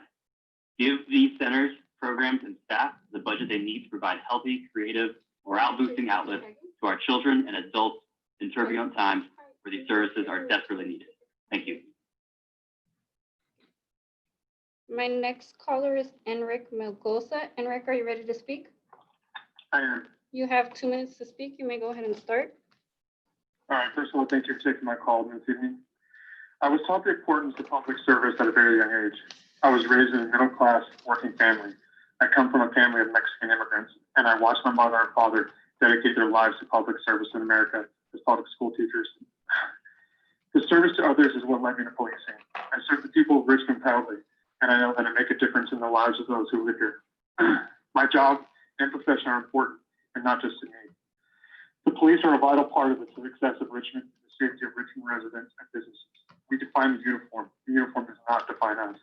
At times, as the police, I see the worst in society. One of the recent crimes I responded to as a police officer involved the murder and cannibalism of a 90-year-old woman. I have also responded to countless homicides, domestic violence crimes, and sexual assaults of women and children. I'm wondering if the mayor, who supports the defunding of the police, thinks these victims do not deserve protection and justice. I'm wondering if the mayor will say aloud, let's defund the protection of the innocent and the vulnerable residents in our city. I'm wondering if the mayor will tell the people of Richmond the mayor is okay with the residents and visitors of Richmond being preyed upon by criminals, as there will be no funding left to properly protect the service. As this mayor is aware, people with considerable means tend to reside in gated communities and private security. The most vulnerable among us, mostly inner city and at-risk communities, will be the ones who suffer the most through the defunding of the police, and I cannot remain silent. As a police officer, it is my duty to speak out so that I may continue protecting Richmond. Has Mayor Butt forgotten his praise for the police because it is unpopular now? Mayor Butt had the following praise for the department in recent years. The RPD homicide rate was the lowest in decades. RPD has instituted a real community policing model that is praised nationwide. And RPD is one of the best trained and most respected in the region. And most importantly, RPD has built trust again between our community and law enforcement.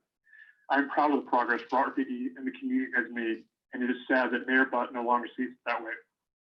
Public safety comes first. Defunding the police will lead to chaos and destruction. I don't say this as a scare tactic. I say this because it is the truth. Defunding police will undo all the progress we have made. Criminals Your would like time has nothing more expired. than to Thank see the you. city council cut. My next caller is Daniel. Daniel, are you ready to speak?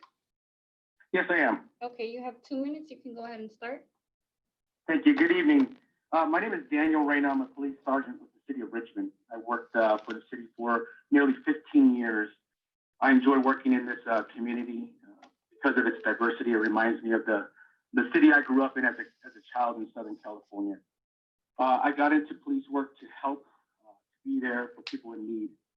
I go to work every day knowing that I may die today for those in the community of Richmond, and I'm okay with that. What I want you guys to understand is that Richmond is a very busy city, as you guys are all aware. Defunding and taking away funding from the police department will only hurt the community. That's who you're going to hurt in this. Defunding reduces the police officers' response time. Okay, our calls for service is already high as it is.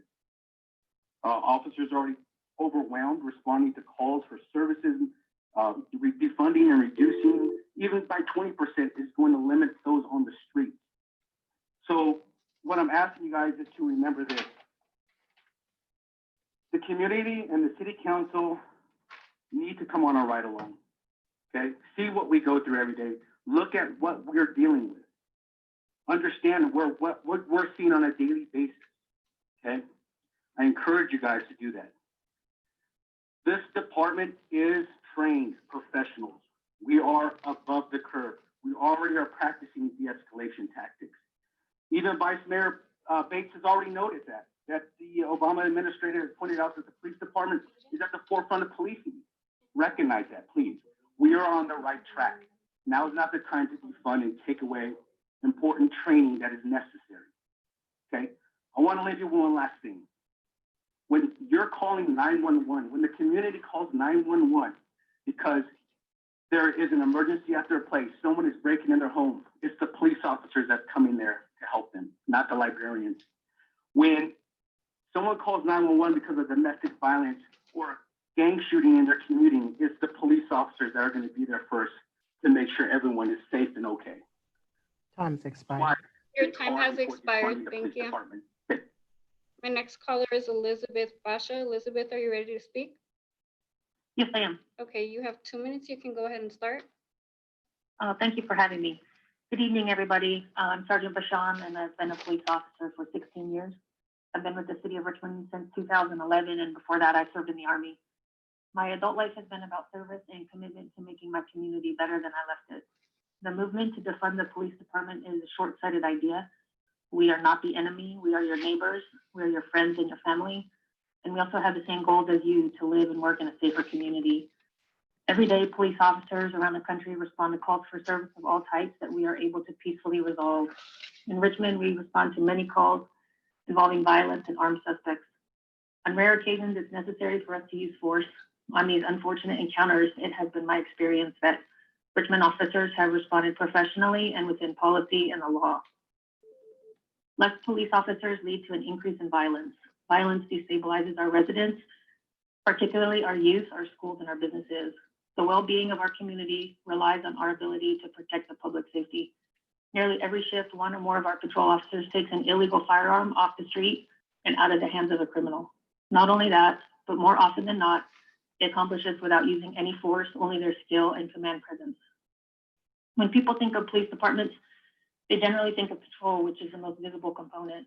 Patrol is the heartbeat of our department, but what people don't see are the detectives who investigate crimes of all types.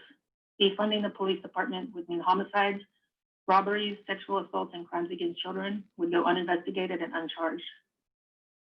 Victims would never get the justice they deserve, and the predators would be free to prey on new victims. The past several years, Richmond PD has lost a lot of talented officers to local agencies. Our new officers have up to 36 years of service before they're eligible to retire. There's a saying that 2 years at Richmond PD is like 10 years at other agencies. We have some of the bravest and most skilled police officers anywhere. We should all be working towards a common goal of retaining talent and strengthening our police department. By doing this, we will attract the most skilled, qualified officers, and we will be able to avoid being the subject of recent headlines in the news. Thank you for your time. Thank you. Next, I have Michelle Marlum on the line. Michelle, are you ready to speak? Yes, I am. Okay, you have 2 minutes. You may go ahead and start. Thank you. I'm Michelle Milam. I'm a resident of Richmond, and I've worked for the Richmond Police Department for the past 12 years. I want to talk to you today about limits and about breaking the box. I'm a Black woman. I grew up in Richmond. My family members were attacked by the Cowboys. I believe that Black lives absolutely matter. I believe the fact that we even have to mention that they matter says that there's something wrong with our system, a system that has systemic racism bias. And I think the problem that we have here is we're constructing a box, and I don't like boxes, because I think I hear what the community is saying is that our libraries have been defunded, our hospital has been defunded, our schools have been defunded. I was a Parks and Recreation Commissioner before I was anything in the city of Richmond. And I grew up here as a youth, and I lost a lot of friends here to violence. And because of all the things that we didn't have, we were always looking for more resources. But I also have to look at the changes that we have made in this team and the things that we've tried to do over the past 15 years. In some ways, we've already defunded the police. I'm not upset by the language of defunding. If defunding means homeless response teams, we've been working to establish that. We've been working with the county to establish mental health response teams for over 2 years. And, the city, the voters voted to decide to set aside a percentage of the city's funds to go to youth services. School resource officers have already been removed from the schools, and there are some calls for service that maybe we don't need to respond to. But I think you as a council have to look at what you have, because we've had almost 11,000 calls for services. People ask for services from the police department, and you have to have at least 9 cops in a beat. 9 cops for the whole city is not a lot, and we get a lot of calls. So what I'm asking you to do is to be able to think outside the box.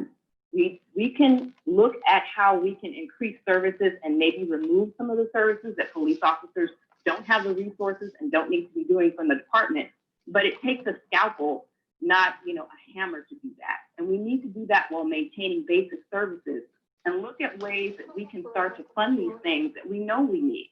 There are systemic societal problems that we've dumped on police departments' doorsteps without the resources to do that. And I think we can do that while respecting the employees that work here. I'm crazy enough to believe that you believe that as well. Thank you. Thank you. My next caller is Cohen Nguyen. Co, are you ready to speak? Yes, I am. Okay, you have 2 minutes. You may go ahead and start. Okay. Good evening, Mr. Mayor and council members. My name is Quan Nguyen. I've been a police officer for 12 years, 9 of those years with the city of Richmond. I'm here to share my concerns on a motion that the mayor proposed during last week's council meeting. The proposal was to save the city $70 million by defunding the entire police department. Through all the community meetings I have attended and through all the conversations I have had with Richmond residents, I have not once heard during a single community meeting or from any Richmond resident that Richmond needs a smaller police department. Instead, your constituents have always demanded more police services. As you discuss on how to defund the police, I think it's important for you to know that the Richmond Police Department has already been defunded long before this concept was even trending. We have already defunded when we went from being around 200 officers to now being at about 138 patrol-ready officers. We have already been defunded when we went from 7 patrol teams to now 5 patrol teams. We have already defunded when we eliminated the parole unit and reduced the number of detectives and crime scene investigators to a skeleton crew. We have already defunded when we eliminated the Bravo unit and decimated the traffic unit, which were units that allowed the police department to focus on many quality of life issues, such as the suppression of fireworks, drug sales, illegal dumping, street prostitution, squatters, abandoned cars, speeding cars, and sideshows. We have also already defunded by reducing our K-9 unit, and most recently, we just defunded again by eliminating school resource officers. Remember that the most vocal voice does not represent the mostly silent majority of constituents that you represent here in Richmond, who have always supported the Richmond Police Department. Please reverse this trend, continue to fairly fund, and help us grow one of the most progressive police departments in this country. Thank you for your time. Thank you. Next, I have Chris Decius on the line. Chris, are you ready to speak?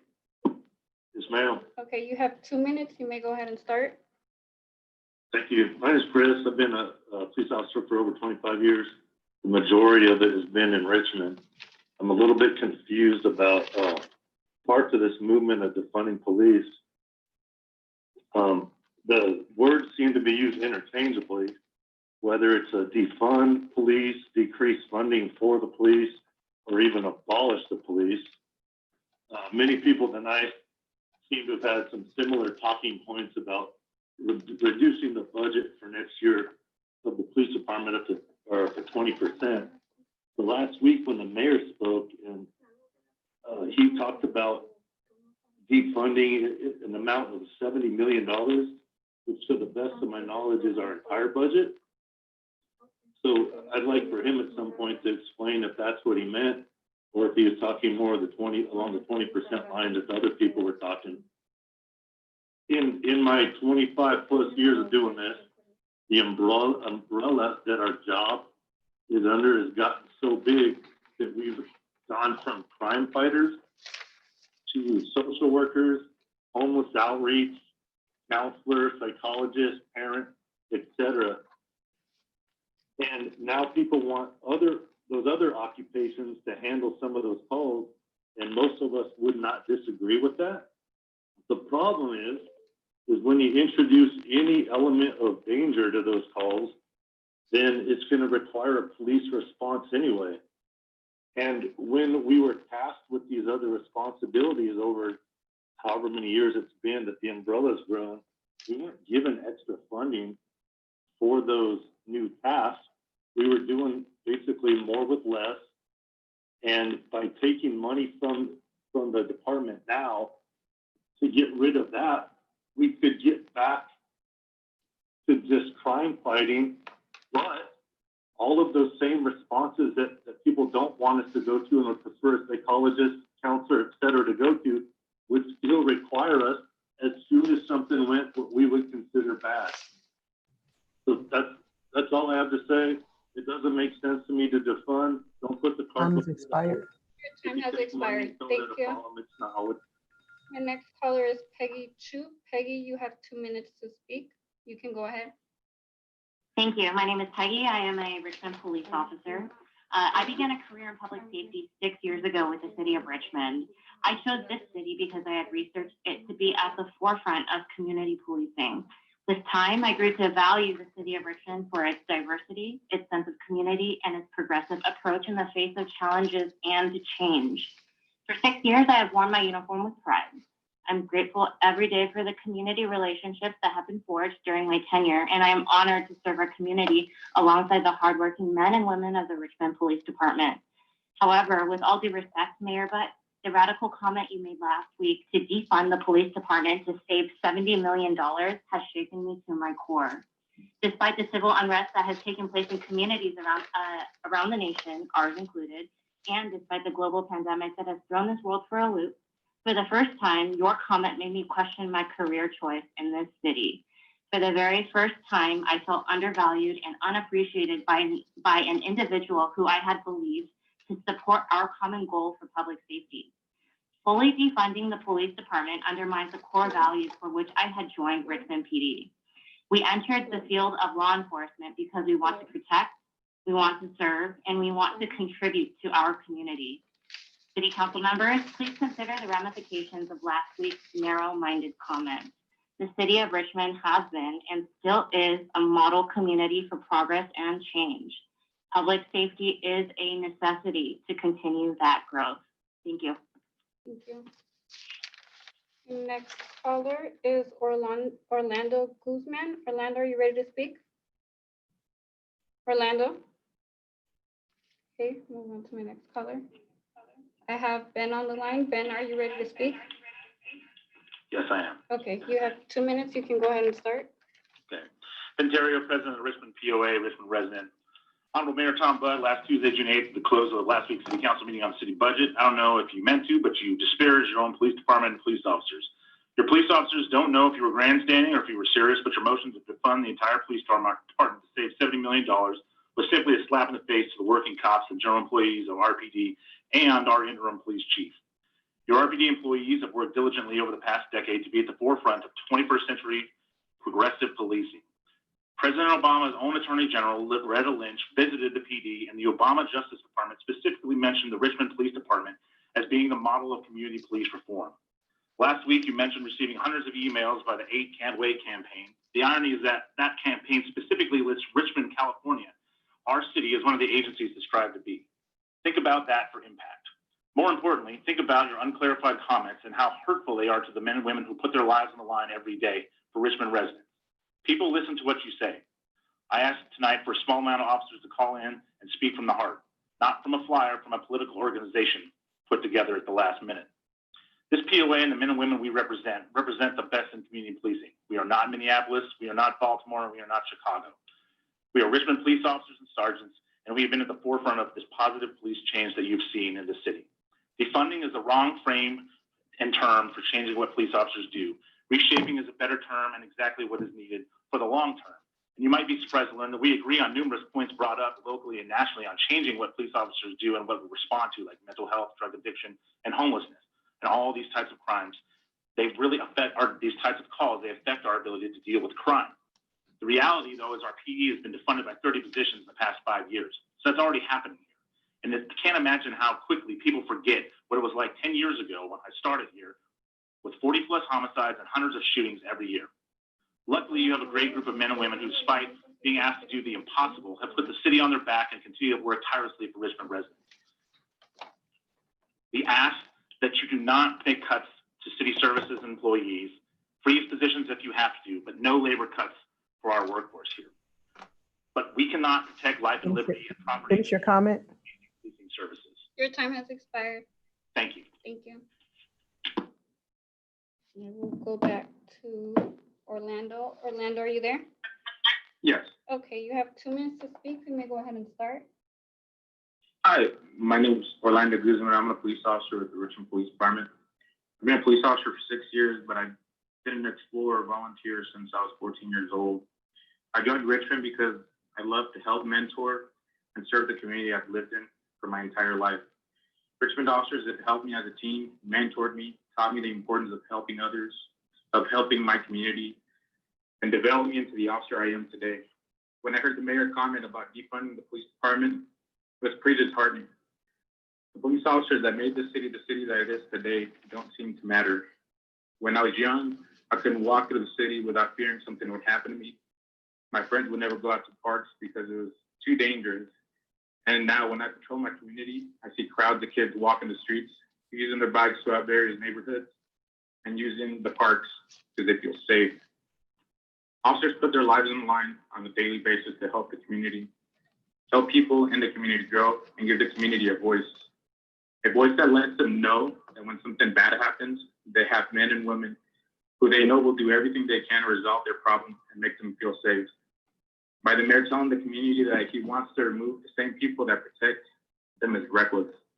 It shows that he doesn't care about the safety of the community. He doesn't see and isn't there when bad things happen in the city.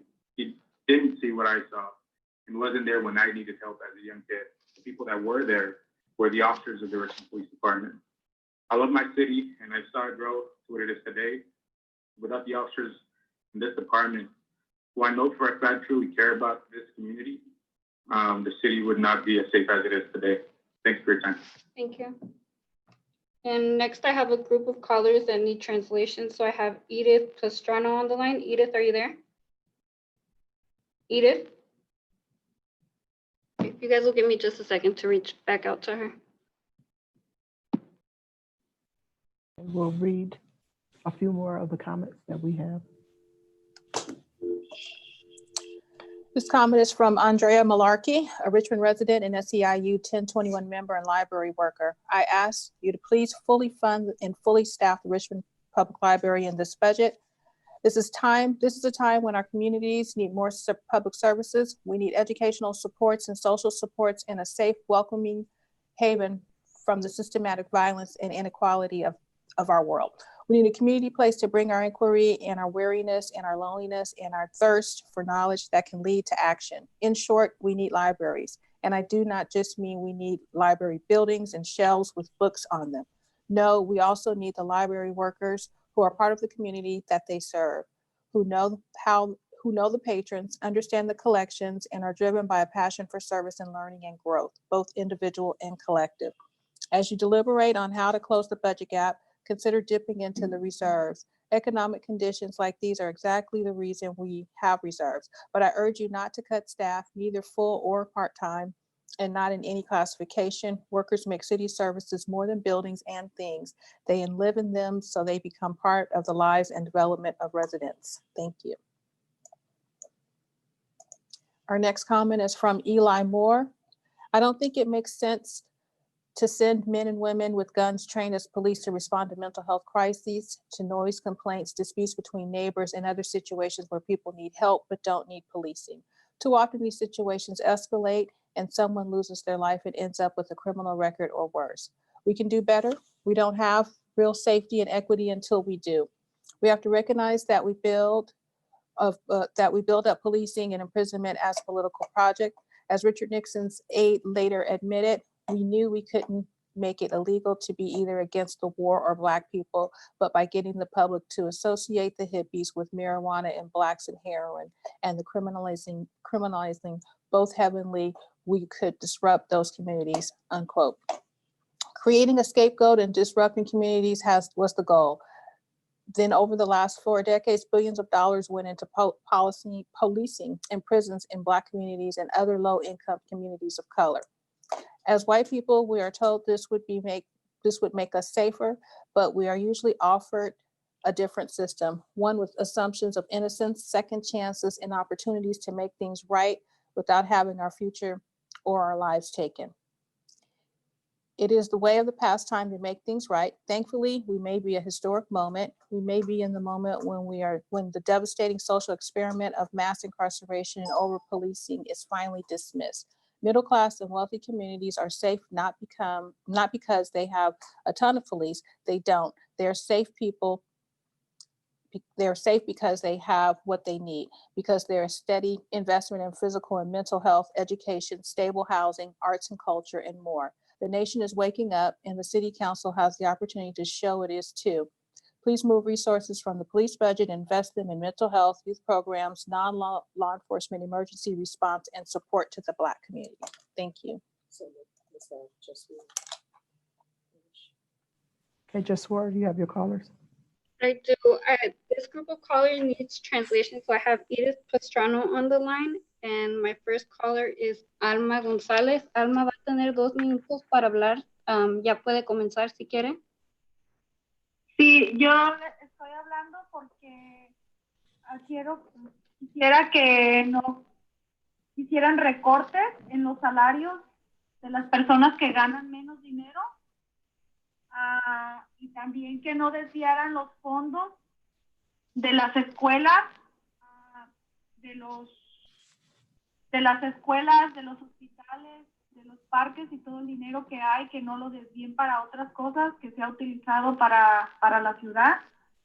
Y también que a las personas que ganen poco no les quiten más de lo que ellos ganan y que no hagan como más nuevos contratos porque hay personas que no tienen trabajo y que también haya como un control de renta para todas las personas que vivimos en Richmond para que las personas puedan pagar su renta y sus biles y que y también las personas que no tienen hogar para que también puedan dejar ese dinero ahí para los fondos de las personas que no tienen hogar, las escuelas, los hospitales, porque ocupamos todos esos servicios las personas que vivimos en Richmond. ¿Era todo? Sí. Okay, Edith, you can go ahead and start. You have 2 minutes. Edith? Hello, sorry, I was on mute. So I'm gonna do my best to interpret what Alma said. She's calling because she wants to express that she's not okay with any cut to low-wage workers. Any cuts that are made or considered should come from the top, with those who are earning more to have higher percentages. Also, she doesn't want any cuts to be made to schools, hospitals, parks, and to maintain funding for services that are for the community.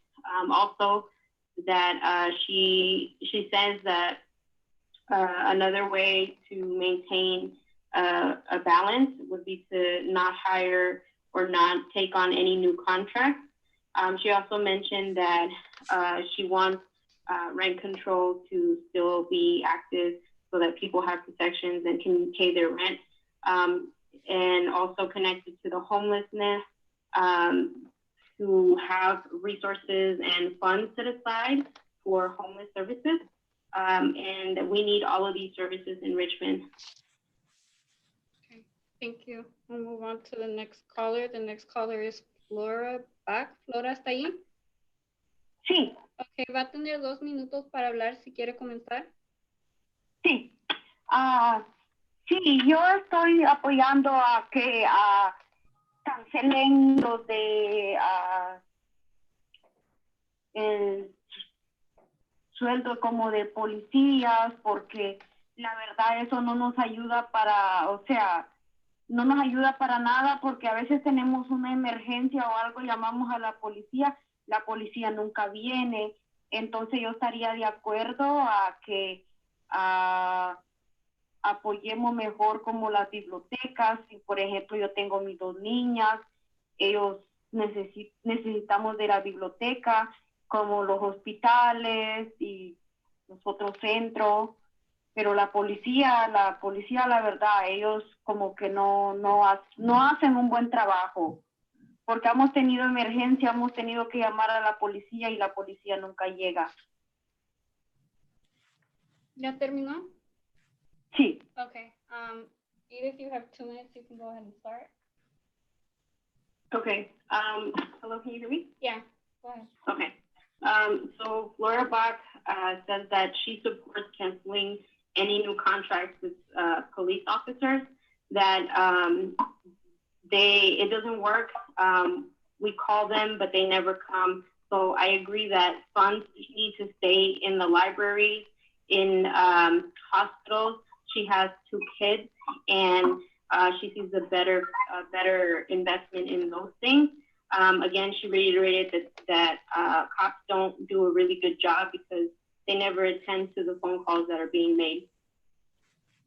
Okay, thank you. I'll move on to the next caller. The next caller is Raimundo Venegas.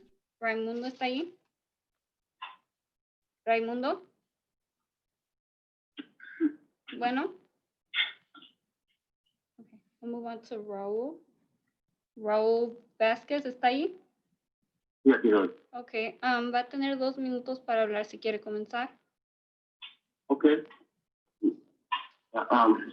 Estamos pidiendo al Consejo Municipal de Richmond la congelación de nuevos contratos, no contratar a nuevos trabajadores. recortes desde arriba. Si van a haber recortes a los salarios, los que tengan mayor salario deberán tomar un recorte con el porcentaje más grande, mientras que los salarios más bajos o peores pagados no deberían de ser tocados. El pago y overtime para los 200 trabajadores con más pago en la ciudad de Richmond sin beneficios y pensión aumentan en 40 millones el presupuesto de la ciudad. Cada reducción de 1% pagos a los 200 empleados recauda $400,000 para cerrar el déficit. También proteger fondos para librerías, de creación y enforzamiento de código, servicios de salud y programas para los homeless. Un 20% de reducción del presupuesto al Departamento de Policía para el próximo año. Un inmediato moratorio en gastos para el Departamento de Policía de Richmond, y esto incluye poniendo un alto en gastos de equipo, mejores capacitadas y overtime. Crear un fondo y un comité que incluya expertos comunitarios para que puedan hacer un trabajo mejor. Gracias.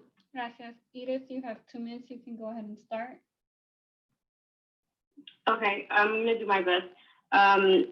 We're asking the City Council of Richmond to freeze any new hires within the police department and to also cut budgets or to also cut salaries from the highest paid. Those higher wages should equal to a higher percentage of cuts, while at the same time, lower wages should not be touched at all. With the jobs that are higher wage, 200 workers, it would equal out to $400,000, closer to the balancing of the deficit. We need to protect funds for services like homelessness and code enforcement, and for the Richmond City Council to not make any new increases for the RPD in the new fiscal year. Raúl, no sé si me perdí por ahí. I'm trying to figure out if there was anything I missed. ¿Dónde? No sé si me faltó algo. Nomás crear un fondo en el comité. Oh, yes. Create a fund and a committee with support for the community. Thank you. I'm gonna try to go back to Raimundo. Okay. Raimundo? Bueno? Hello. ¿Sí está Raimundo? Hello? Nope. Okay, if you guys will give me a second. Oh, I'm sorry, this is Anna. Anna? Sí. Let me try to reach out to Raimundo. I'll get back to you guys right now. So we have 2 more comments to read. This comment is from John Brown. This budget problem can be solved if you cut some of the police budget.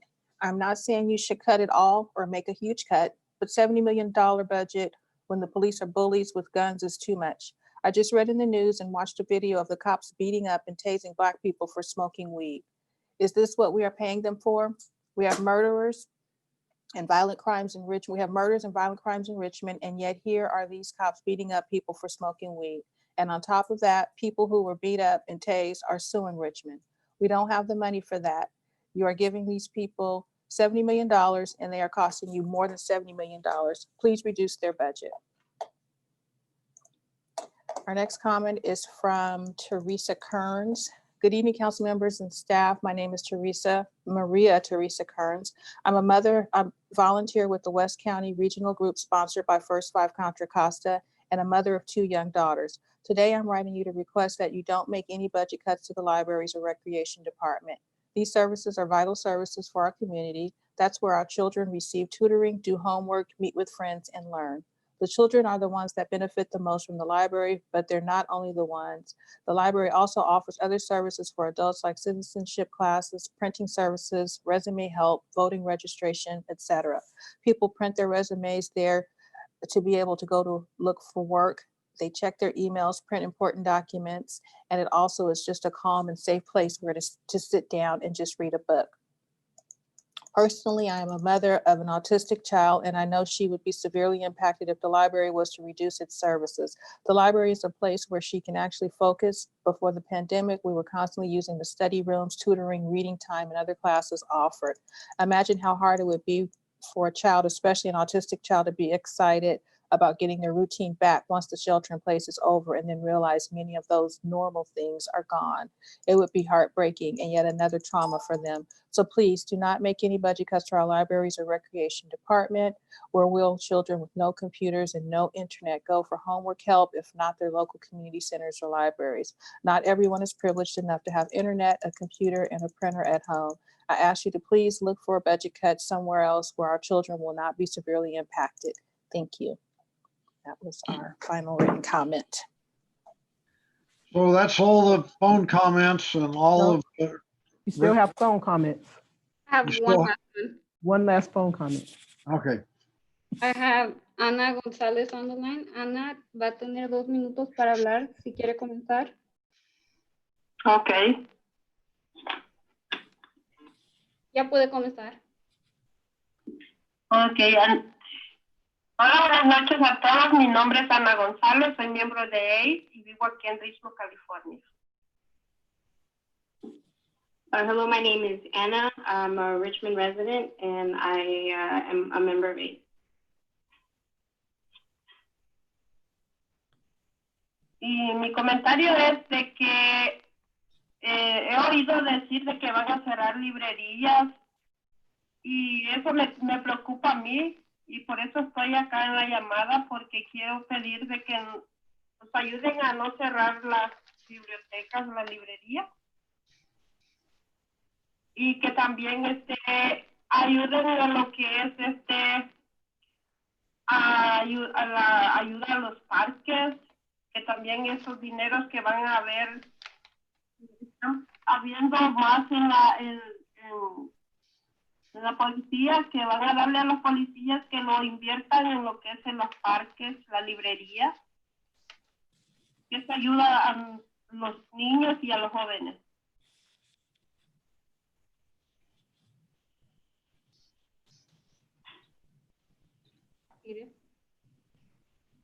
Okay, she heard that there were possibilities of closures to libraries in Richmond. She also wants to ask for help that none of these cuts affect those budgets. She would like the city council to figure out and help to maintain and keep the parks open. The money for the police department should stay within the services to help youth and children. Y también la ayuda a las escuelas, también es por eso estoy acá para pedir también que ayuden a las escuelas también, que todos esos dineros pues ayuden a las escuelas porque es muy importante para evitar que haya muchos niños en la calle que no tengan a dónde ir cuando están cerrando muchas escuelas y quitándoles dinero a las escuelas. Entonces yo les pido de favor a todos los que están en el poder de que nos ayuden a eso, ayudar a las escuelas a que tengan beneficios para los estudiantes más.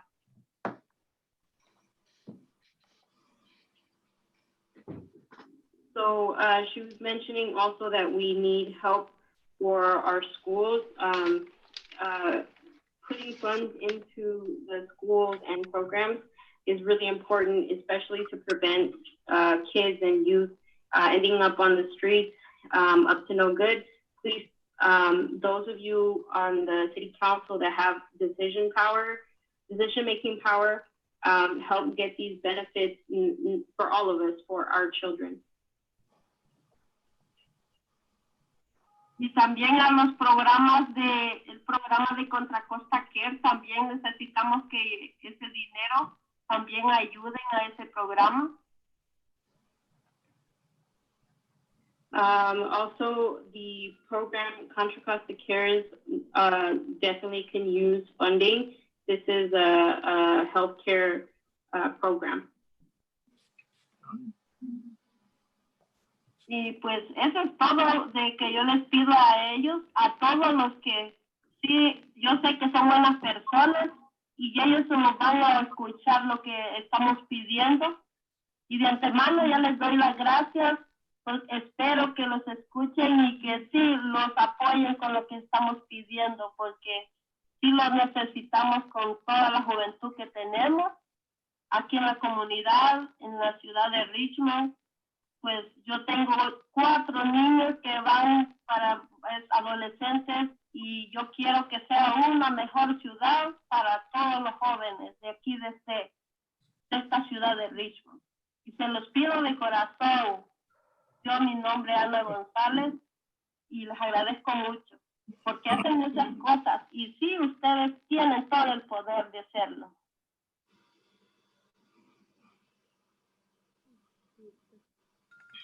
Okay, so she also wanted to add that I asked that you all hear out all of us. Thank you. We'd like to support you, and we want you to support us as well. We need all of these programs and services for our youth. I myself have 4 kids, and I want a better city for them. And from the bottom of my heart, I want to let you guys all know and thank you. Because you all have the ability. I know you guys are great people and will definitely make the right decision. Thank you very much. Thank you. And that was my last caller. Okay, and thank you, Jaswara, Sabrina, and Edith. And those are our comments. Councilmember Vice Mayor, but. Okay, thank you, everyone, for your patience. And we'll bring this back for discussion. Essentially, it seems like we've got a couple of directions to go. One of, and we're not going to adopt a budget tonight. So if we take any votes, they are, I guess you'd say, more in the process of where we're headed than voting on an actual budget. We're giving direction to staff. So we have a couple of proposals out there we've heard tonight. One is the staff proposal. It's their option C. And then we've heard the union proposal. And, you know, I suppose it could be anything in between. So let's throw this back open for discussion and see if we can't move toward giving staff some direction. Would anybody like to start off speaking? I don't see any volunteer. Councilor Meyer. Yeah, I would, and I'll just I want to address the sort of defund situation and what happened last week, and the comments from many residents today, and I appreciate hearing them. It's a longer conversation, so we're gonna have to sort of have a lot of the conversation later. But I want to specifically address. Let me interrupt just for a second. We were going to have that discussion last week, and Councilmember Bates made a motion to table it. Okay, so that's exactly what I want to address, Mr. Mayor. The motion that you made last week was a motion that, had it passed, all that would have happened was a bunch of hysteria, and I need the public to understand that. So I made a comment at the time that the mayor was playing games.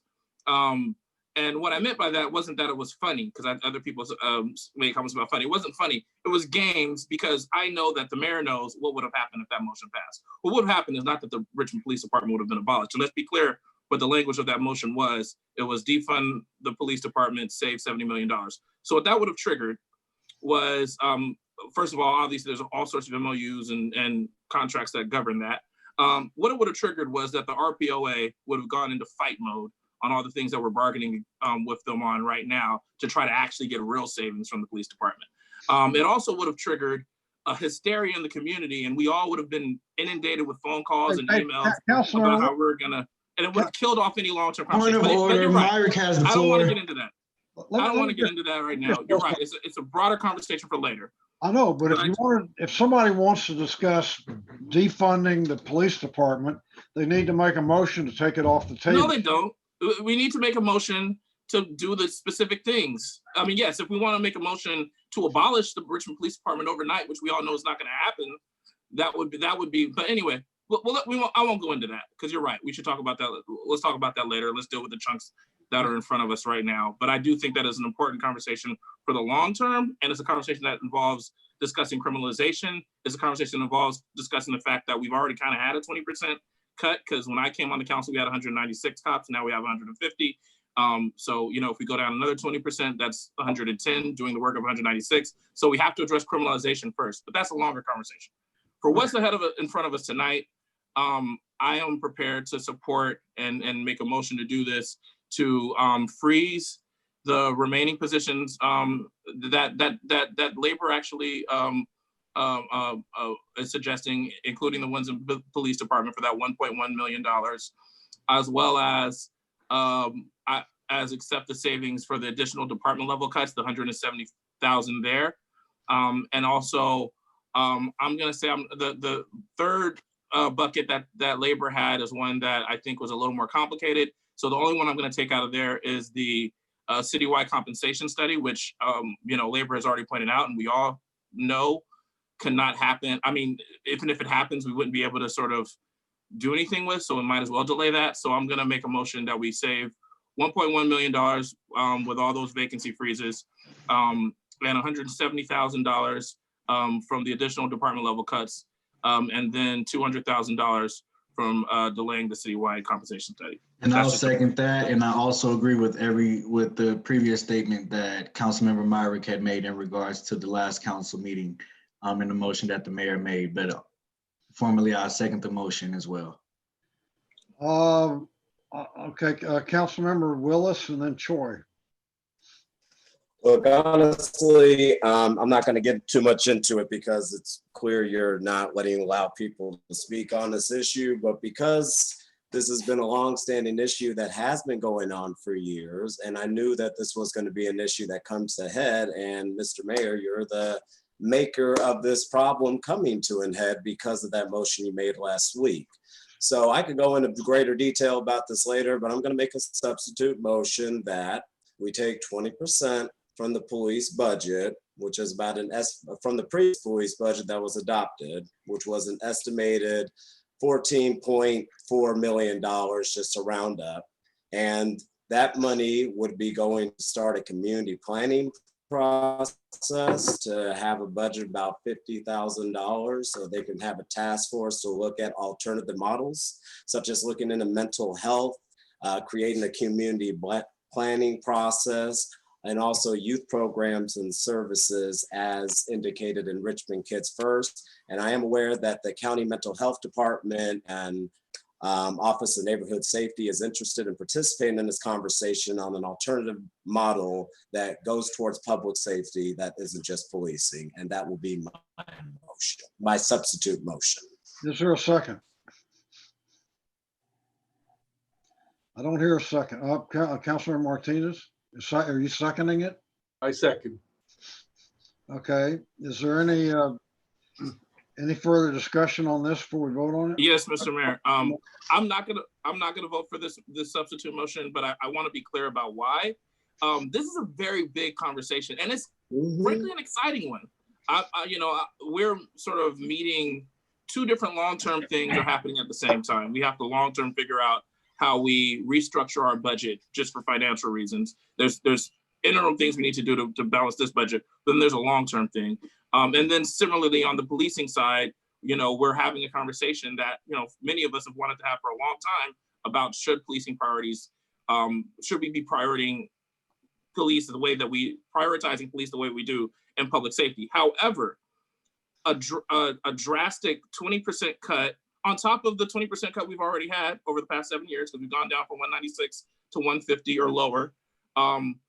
Really, at this point, without doing it the whole way, thinking it through, figuring out, what we're decriminalizing, what we no longer want police to do, without doing that on the front end, literally just means you're gonna have 110 police officers roaming around the city of Richmond, angry, overworked, working 12-hour shifts, and having terrible interactions with the public.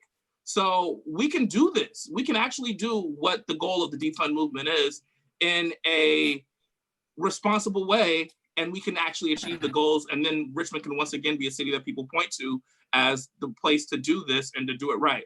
But if we're just, because it's the popular thing to do, gonna just do a random 20% number and not sort of work it out, there can be repercussions to that, and I can't pretend that I don't know that.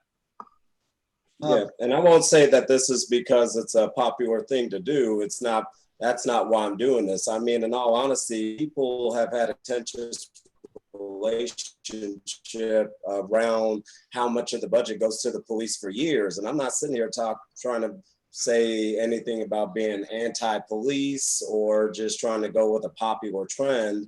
I'm speaking on a conversation that has been going on for years on various community groups on how our budget actually gets spent, on people wanting to actually see access to mental health programs and actual mental health outreach, to youth programs and substance abuse. That isn't just policing. And honestly, a lot of community members are feeling like, when is it going to actually be the proper time to talk about it and have this conversation? Because they've been sitting on a back burner on this for years. And ever since the mayor's thing last week, it's only created more agitation and having people hold us more accountable to statements that some of us have previously made, and also to the rest of the council on the direction that people are going when they're having this conversation about public safety. So that's why I'm making this motion, because there is a huge community outcry and people are ready and willing to start that process on what can community public safety look like that isn't just policing. But I guess you don't start the we all process on the with same side, Mark and Willis. We all on the same side of this issue too. And I guess my point is, you don't I know we got a timing difference. I understand. Yeah, you don't start the process with a 20% cut. That's what I'm saying. Troy, is your hand up? I'm sorry, Troy. It's a matter of process. I was next up. Do you want to speak, Councilmember Troy? Sure. Just very quickly. Our responsibility is to move, but move with a certain level of rigor and a certain level of responsibility. And I think that's the mantle that we have to definitely, I mean, that's why we can't make everybody happy every time we're up here. That said, I think this is a very special moment, and we deserve, I mean, basically our city deserves us to listen to them, but also to put this level of rigor more than the regular, than a citizen is likely to be able to bring to bear on this issue. Most people, they know how they feel, but they're not going to get down to the dollars and cents of it like we are, and the responsibilities and the legal matters and all those things. So that's what we're here for. That's our responsibility, and I think we should do it. But I don't think it's going to get done in 2 weeks.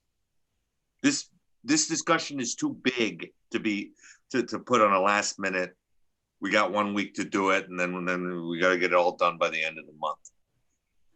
So I think we have to keep on talking about it, and we have to honestly, really keep on talking about it. Not be the last time we talk about this for a while. We have to put it back up and repeatedly keep on discussing it. But we also need to get rid of it. We need to dispense our duties according to the budget. So I would love this conversation to go back in that direction as well. And let's try to move the ball forward on this, find out how much we're short, and then hopefully people can bring in things to fill in the gaps in the next couple of weeks. Councilmember Johnson, did you have your hand up? Yeah. I just wanted to comment, actually building on the comment that Councilmember Myrick said, and I don't think, Councilmember Willis, I don't think you or Councilmember Martinez is doing what the popular thing is to do. I've heard the same outcries, and I've gotten the same phone calls and emails, and there is a sense of urgency from the public. And given what happened last week, there's an even heightened sense of urgency. But as you guys all know, when it comes to me, I'm a process guy, and I'll follow on that sword all the time, and I'll take that heat every time. I do agree that this is a really large conversation that took more than 2 weeks to create. this situation. So I think we need a little bit of time, and I'm even willing to say that the mayor even moved a little bit closer to this when he agreed to do the ad hoc committee earlier in the meeting today. So I do believe, I don't think that this is the last time that the conversation is going to happen. And I personally will make sure that this isn't the last time that this conversation happens. But I do think that this is a process that we need to go through on top of the deficit and meet and confer on negotiations taking place already. I think we have a lot to consider as an organization, and the motion that Councilmember Myrick put forth, I think puts us on a good path forward to address some of the urgency that the public has proclaimed. It does not. I'm not going to sit here and say it gives everybody everything that they want. However, I think we can agree that overtime is a serious issue here in the city of Richmond, and that's the statement that Councilmember Myrick made about the work of 20 being done by 5 and the potential for accidents going up. That's also another fear of mine. I just want to have the conversation and go through the process and make sure that we do something that's fit for Richmond. And I'm not saying that the 20% isn't. I'm not saying that your motion isn't. I just want to make sure that we go through the process to make sure that we just aren't dumping the work of 20 on 5 people, and that we can do something that's right for Richmond. Let's see, who else has a comment? Councilmember Martinez. I'm a process person also. And what we're looking at is a budget for 2021, which means that when we vote on this budget, we are actually solidifying our values for the next year.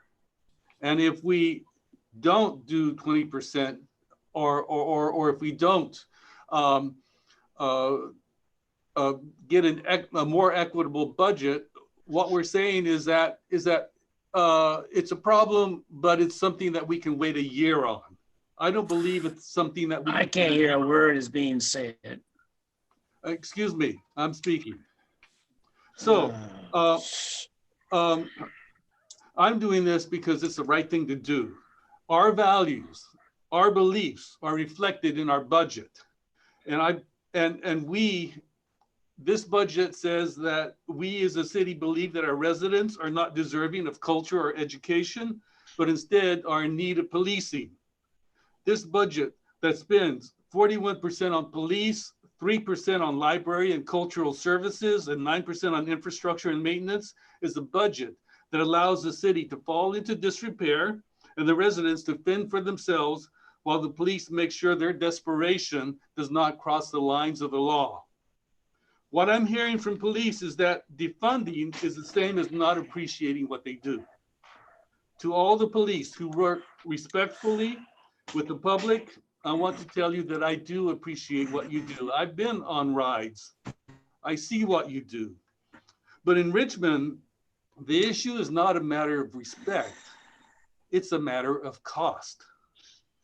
What I envision is a more equitable division of the budget, a budget that provides alternatives to mischief in disregard of the law, a budget that gives our residents the means to improve themselves instead of the need to be monitored by authorities. We need to think outside of the box. Defunding equals a smaller police force to some people, but why not less expensive?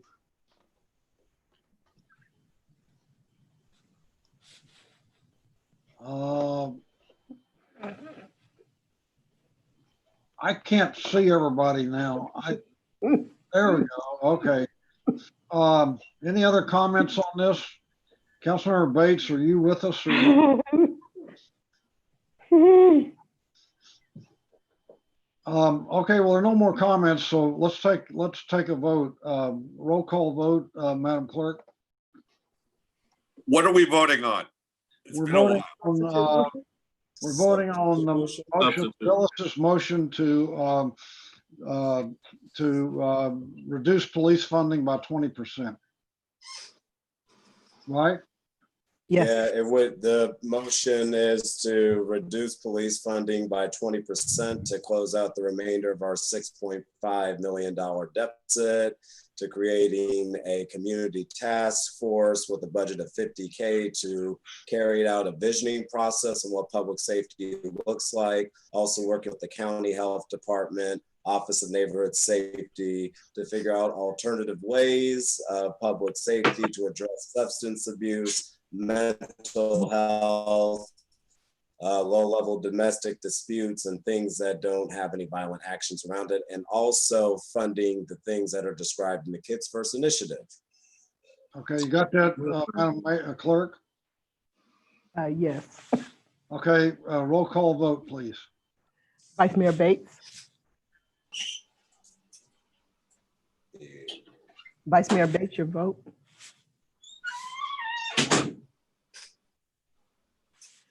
Councilmember Choi. Oh, I was gonna go ahead and share my screen, but no.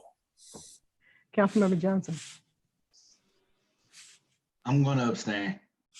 I believe in what Willis is saying, and I really want to research it more before I vote yes or no. Vice Mayor Bates. Vice Mayor Bates, we're voting on the substitute motion. He's connecting to audio right now. Councilmember Martinez. Yes. Councilmember Myrick.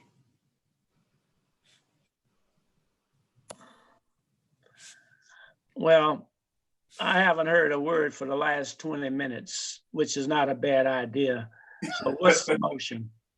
The motion essentially is to reduce police funding by 20%, and there's a whole list of things that are going to happen after that. There's a motion by Willis. Well, I'm sorry that I didn't get an opportunity to speak. So if you want to proceed with the motion, so be it. I'll have my comments at some point. But like I say, I've been offline for at least 10 minutes. I haven't heard anyone. Okay. You want to vote on it? I'm voting no on defunding the police. Okay. Councilmember Myrick.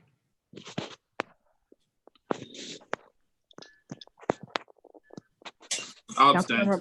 Okay. Councilmember Willis. Yes. And Mayor Butt. No. The motion fails with Mayor Butt, Vice Mayor Bates, and Councilmember Choi voting no. Councilmembers Johnson and Myrick abstaining, and with Councilmembers Martinez and Willis voting yes. So now we still have a motion. Mr. Mayor? Yes. What I had planned on commenting about in reference to the funding is that I think because of the emotional reaction to the Floyd and Brooks situation, people are overreacting, and we need to look at the chart as it relates to what municipalities' responsibility are. I hear people telling us we need to put money in the schools. We are not a school district, and that's why you have a unified school district. Put money in mental health. That is a responsibility of the county, and we're not a city and a county like San Francisco. They can do that.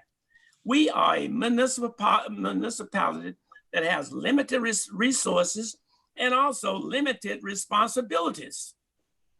And unless people begin to understand that we can't be everything to everyone, because we simply don't have the resources. And we need to put this whole defunding of the police department to rest and stop allowing people to come up and keep telling us to do this every council meeting. And I would make a motion that we put the defunding of the police department to rest and move on to a more important things where we have a consensus, where we can probably get to this budget and resolve the issues that we're required to do according to the city charter. So point of order, I already have a motion on the floor. Vice Mayor Bates, there's a motion on the floor. I didn't hear the motion. Madam Clerk, would you read the motion? Okay, it was a motion by Councilmember Myrick, seconded by Councilmember Johnson to freeze the remaining positions, including the police. Let's see, 170,000 for department cuts, 200,000 for citywide comp study. Yeah, so it's freezing those things, and it's the 1.1 million that's getting frozen in additional positions. 5 of those are in the police. One is a landscape maintenance. So yeah. So that's that motion. Well, I can support the motion, but I'm saying that we ought to serve notice to the community that we're not going to keep deliberating upon this defunding the police. And if that's you can make that as a separate motion later. I think that's a broader conversation, which has been my point. Hey, Vice Mayor, I think we've done that. You know, I introduced a motion last council meeting. One of the purposes of which was to see if the city council wanted to go down the road of defunding the police department. The answer was no. The answer was no, they don't. Okay. We just had another motion on the floor to reduce police funding by 20%. The council member said, the council said no. So I think right. both of those we've put to bed. We're not, that's not where the city council wants to go.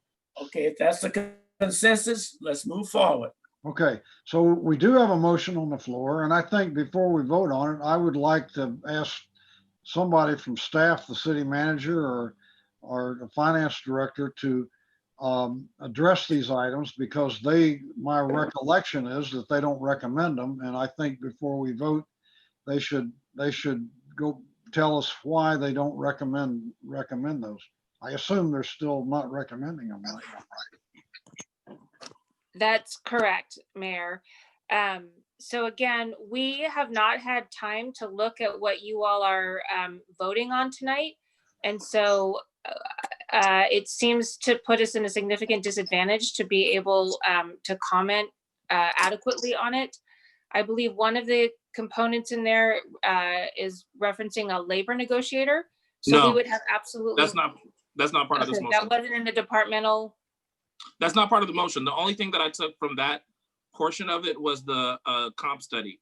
So my motion was the freezing of the positions. Go ahead. We're at a significant disadvantage to even comment adequately on the motion because you're taking information that we didn't have time to look at this evening. What we would probably have to do is, if the council chooses to pass this, we'd probably still have to come back next week in the adopted budget and tell you if there are still differences that we're recommending in the budget, because you need to adopt a budget that can be amended. It can be amended at any time. We do need to adopt a budget, but we don't have to wait a whole nother year to do the budget process again. So we can start again in July as necessary. So what is the city manager's recommendation? My recommendation is to move forward with option C. Well, I'm going to make a substitute motion to move forward with option C. It's totally inappropriate for us to undercut hired professional staff, as the city manager and her staff has come forward and recommended. While I recognize there are some areas of tension, you've got to support your managers. And if you don't, you're only going to have some real difficulties down the road. And if that's her recommendation, so Mr. A motion that we follow and support the recommendation of the city manager and let it be as that. So Mr. Councilmember Bates, because I actually agree with option C, and I do want to support staff. I don't think that these things are that incongruent, but since it seems like clearly the issue is that staff hasn't had a chance to look at it, maybe what I would say is, because I don't want to have a competing motion with you, Councilmember Bates, on this, what I would then, I guess, say is maybe I'll second your motion, and then just as a friendly amendment, say that we direct staff to review these additional departmental savings. But I kind of want to bank these savings as well, because, yeah, I guess I'll just make that in a second. Okay. Here's what I'll do. I'll withdraw my motion and I'll second your motion, and then I'm going to make a separate motion that you can vote against. Well, you can put an amendment in that's friendly. I'm not opposed to that. I think what you're saying, you want the staff to look at the concerns that you've had and come back, and we can make a necessary adjustment once they have reviewed it. But I also feel like we made that motion last time, and this was the result of it. So now that I'm thinking, I still want to sort of bank these savings. So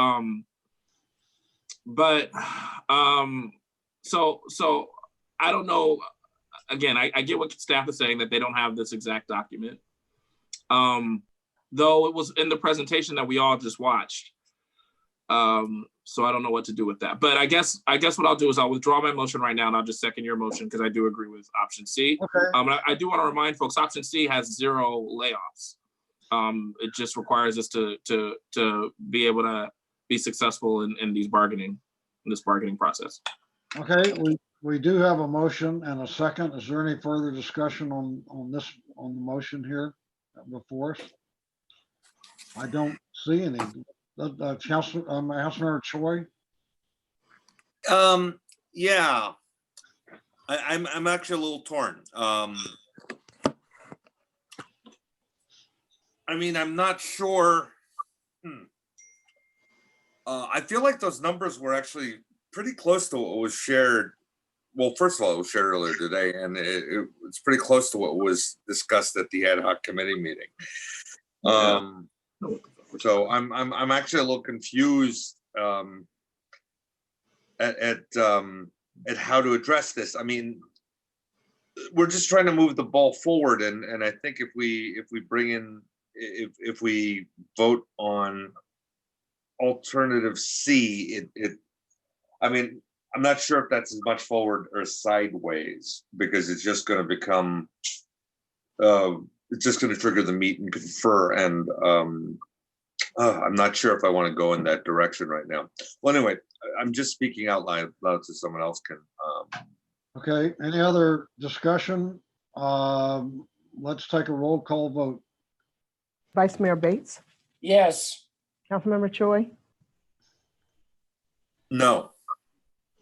Councilmember Johnson, Yes. Councilmember Martinez, No. Councilmember Myrick, Yes. Councilmember Willis, No. and Mayor Butt. Yes. The motion passes with Councilmembers Choi, Martinez, and Willis voting no. And I do want to come back and make my original motion. And maybe I'll sort of, since staff still needs to look at some of this. I know they know about the vacancy freezes. I know they may not agree with them, but I know they know about them. So I'll make the motion to just for that 1.1 million and just the $200,000 comp study, delaying that. I'll make a motion for those two things. I'll second. We have a motion and a second. Any further discussion on that motion? All right, let's do a roll call vote, please. Vice Mayor Bates, Yes. Councilmember Choi, Yes. Councilmember Johnson, Yes. Councilmember Martinez, Yes. Councilmember Myrick, Yes. Councilmember Willis, Yes. and Mayor Butt. No.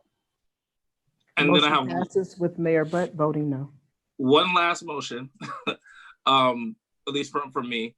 And this is actually, it goes in the opposite direction of what we're going in, but I think if we're serious about this conversation that defund is talking about, which is really, again, long-term conversation, but talking about how do we build up systems that actually prevent crime, and how do we sort of build up things. I think that means we actually have to increase programs like ONS. And so I want to make a motion, even though it's increasing the budget, I want to make a motion that we increase the Office of Neighborhood Safety by 3 positions. Is there a second? I'll second that. I have a lot of thoughts, but I'll second that. Yeah. I mean, and it's frankly so folks understand, and how I'm looking at it, it's the cost of the lieutenant position. It's essentially like taking that lieutenant position, instead of banking that savings, just putting that over to ONS. Okay, I just want to get the finance director to confirm that statement.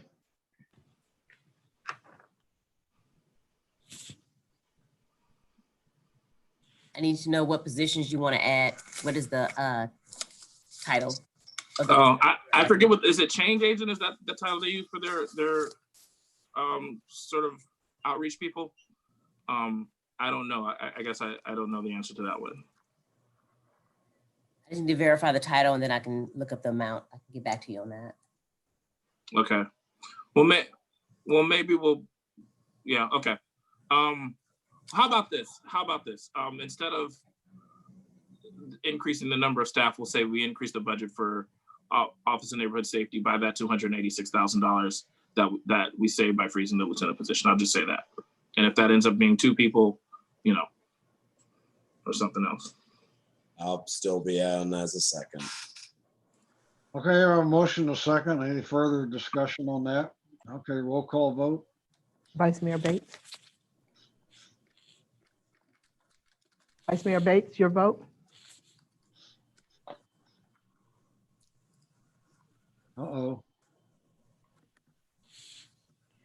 Councilmember Choi? Yes. Councilmember Johnson? Yes. Councilmember Martinez? We're trying to balance the budget. I'm going to have to vote no. Councilmember Myrick? Yes. Councilmember Willis? Yes. Mayor Butt? No. And Vice Mayor Bates? Okay. Well, you got your full Motion vote. passes with Vice Mayor Bates absent and Council Members Martinez and Mayor Butt voting no.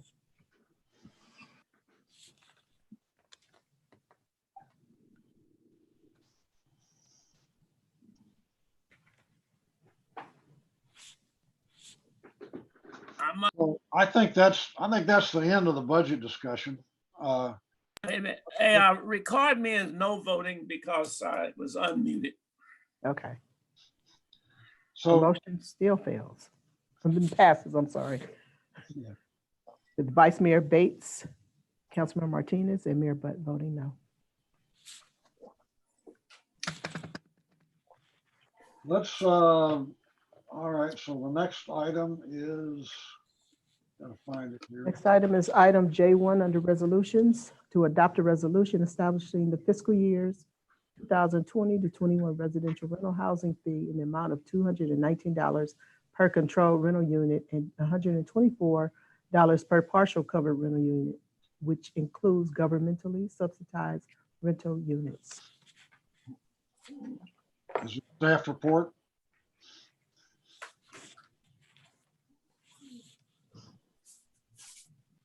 All right, before we get started, I'm going to need IT to assist me with the presentation. I'll try to share the screen, but I was having issues earlier. So maybe IT can move the slideshow for me.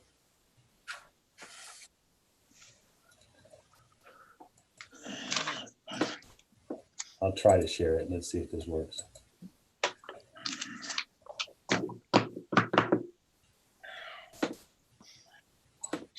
Okay, can you see that? Can everybody see that? It's on the screen, Nicholas. Sorry? It's on the screen. Okay, great. Thank you. All right. Good evening, Mayor Butt and members of the City Council. My name is Nicholas Traylor. I'm the Executive Director of the Richmond Rent Program. The item before you this evening is adoption of the recommended rental housing fees for the upcoming fiscal year.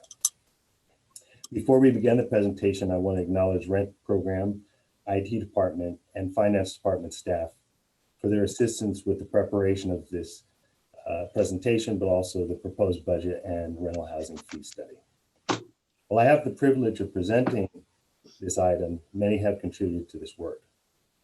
I also want to thank the IT Director, Sue Hartman, and Programmer Randall Nairn for being of such great support in calling the data we need and needed for our fee study and for refining Richmond's rental housing data. In accordance with section 11.100.060L of the Richmond Rent Ordinance. The City Council votes on the recommendation of the Rent Board to determine the amount of the residential rental housing fee. Prior to July 1st, the Board is required to hold a public hearing on a proposed budget and adopt an annual budget for the ensuing fiscal year. The budget is funded by the residential rental housing fee. Last month, the Board adopted the fiscal year 2020-2021 budget and corresponding fee study and recommended fee amount for fully and partially covered rental units.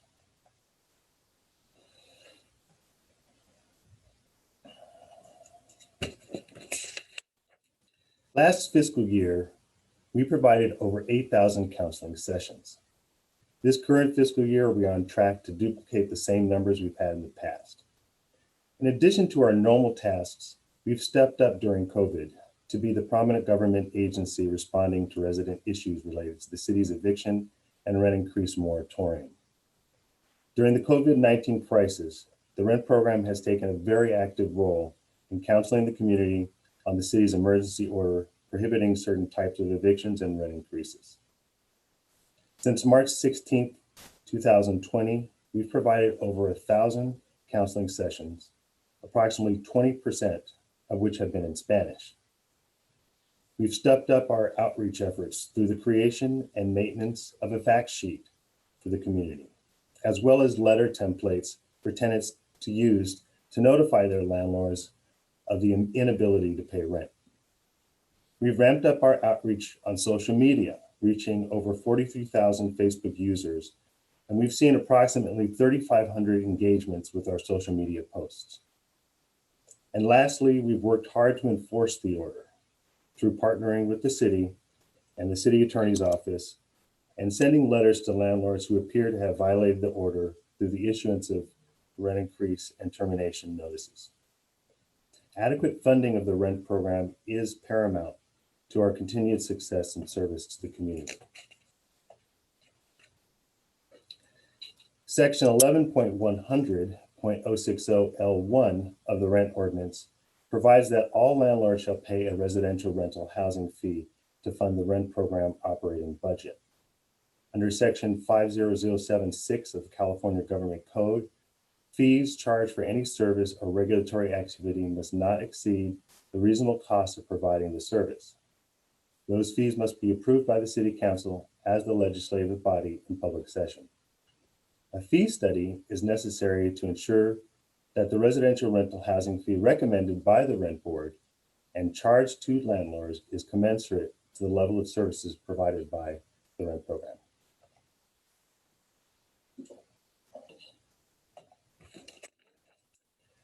The amount of the rental housing fee applicable to a particular rental unit depends on its status. So just like in prior years, we have a tiered fee structure.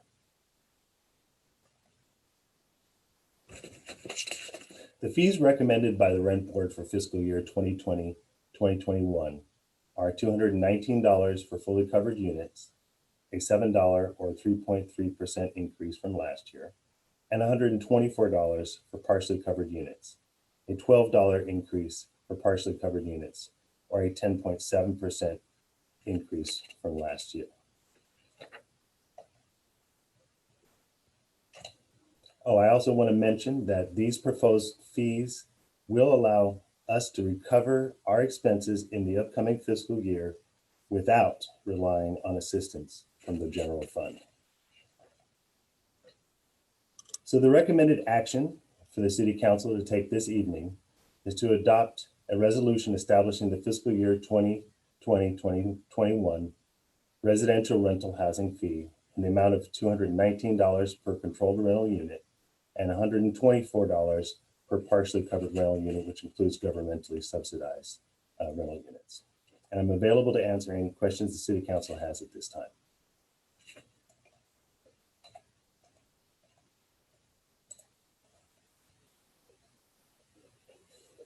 Are there any questions by council members? I can't see your hands yet, but if you have a question, just speak up. Can somebody put the large view back up, please?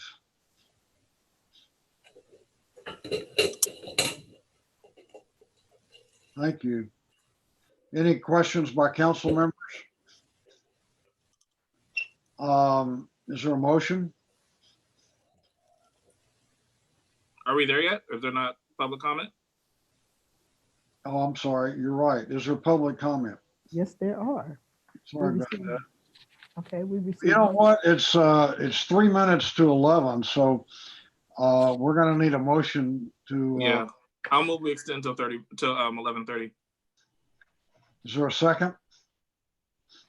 Second. Are there any objections? Public comment? I object. Councilor Martinez objects. Anybody else? Okay, it looks like we're on to 11:30 once again. Go ahead with public comment. Okay, public comment before 3 o'clock. We received one comment urging the city council to vote no on item J1. We have one comment to read and 2 callers, and we're going to take the callers first. And they have 2 minutes. Joshua? I have Gail McLaughlin on the line. Gail, you have 2 minutes. You can go ahead and start. Okay, thank you. Good evening once again, council. These fees are very reasonable.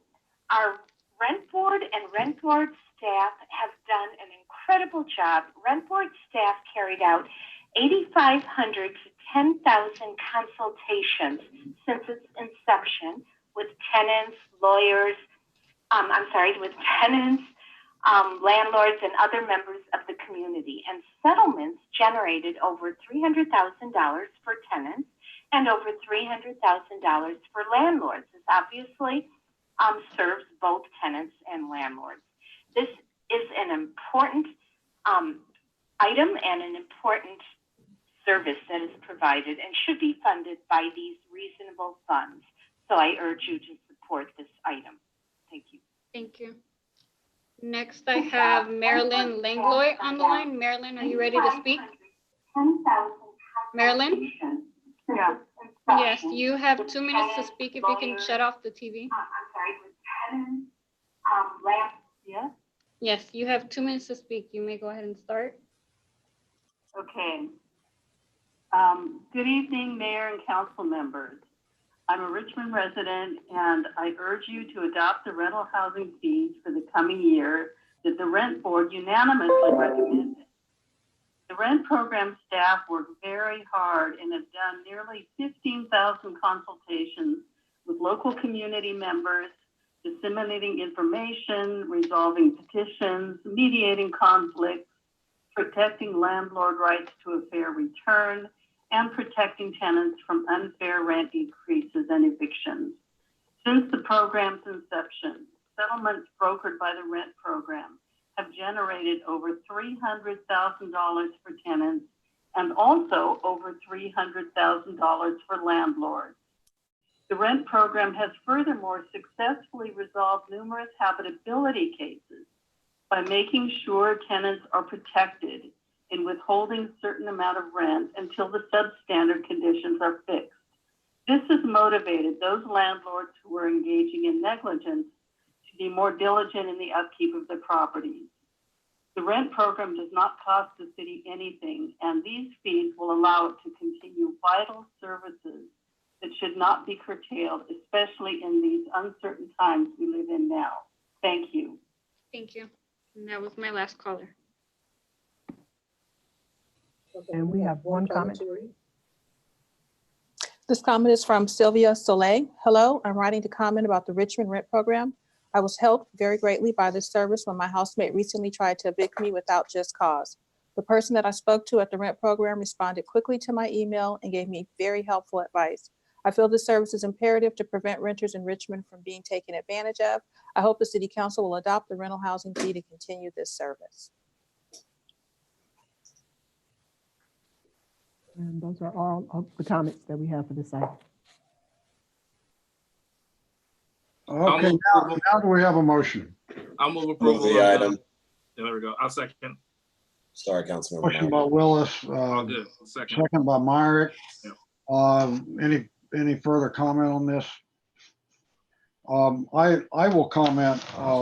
I'm not going to support this for a lot of reasons.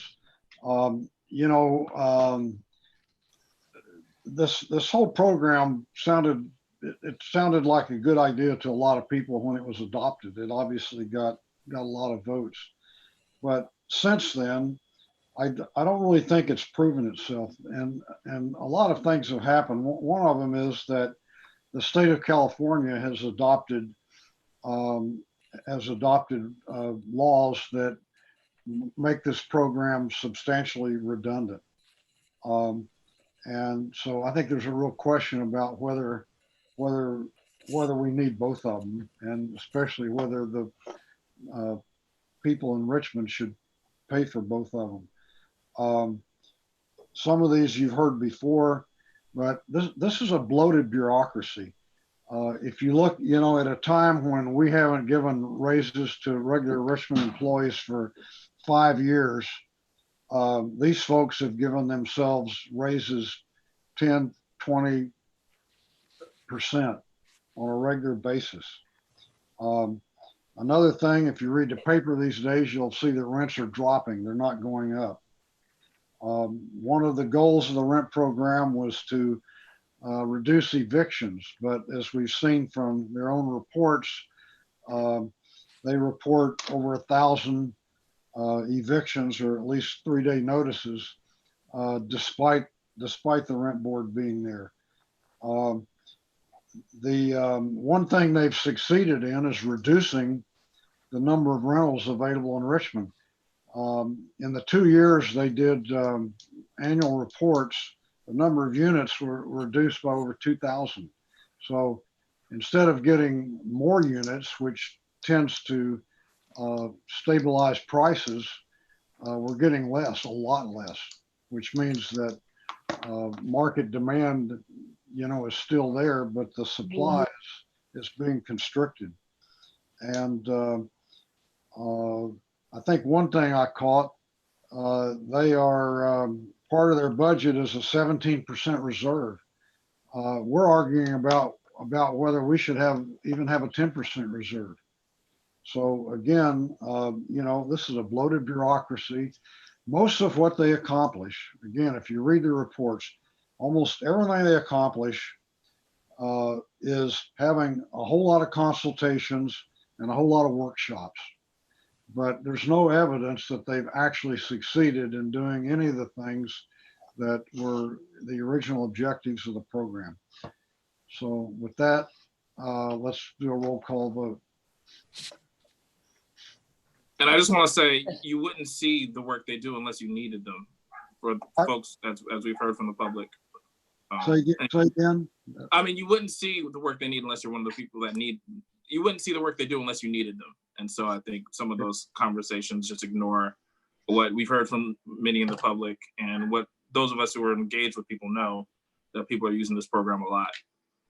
Well, the only thing I'll add to that too is I just want to thank the rent program for facilitating a meeting between USA Properties earlier this year and the residents of the Senior Complex Heritage Park. And to the point about the state law, I was a part of passing that last year. It's an anti-gouging ordinance that allows a 10% cap, but nobody should have a 10% increase on any kind of housing, homeowner or rent. So thank you to the rent program, and I appreciate everything you do. Well, since you brought it up, the rent program allows rent increases of 3.5%, but the market's not even there. So what's kept rents down has been the market, not the rent program. And during about a month ago, just out of curiosity, I went to their website and they said, well, we're closed because of coronavirus, but we man the phones. You can call us anytime from 9 to 4 or whatever. I called them 2 or 3 times and nobody ever answered. And I get that complaint a lot, that it's really hard to find somebody down there. So anyway, let's vote. You guys like this program? Go for it. This is a motion by Councilmember Willis, second by Councilmember Myrick. Vice Mayor Bates. No. Councilmember Choi. Yes. Councilmember Johnson. Yes. Councilmember Martinez. Yes. Councilmember Myrick. Yes. Councilmember Willis. Yes. and Mayor Butt. No. The motion passes with Vice Mayor Bates and Mayor Butt voting no.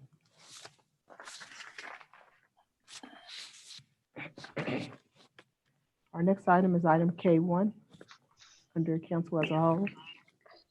And Mayor, if, given the lateness of the hour, if you would like to move on to other agenda items, this can wait until a future meeting. Okay, well, I'm gonna continue item K2 and K3 until sometime in July, after we get our budget done. Can we just get that over with? It's not gonna have the votes now and it's not gonna have the votes in July. Can we just get those two over with so people stop having fear? No, I'm gonna continue them to July.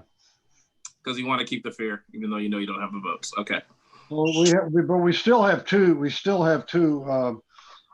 consent calendar items we have to vote on. So that'll take up the next half hour. Is that the second meeting in July? Yeah, that's good enough. So let's move to item G12.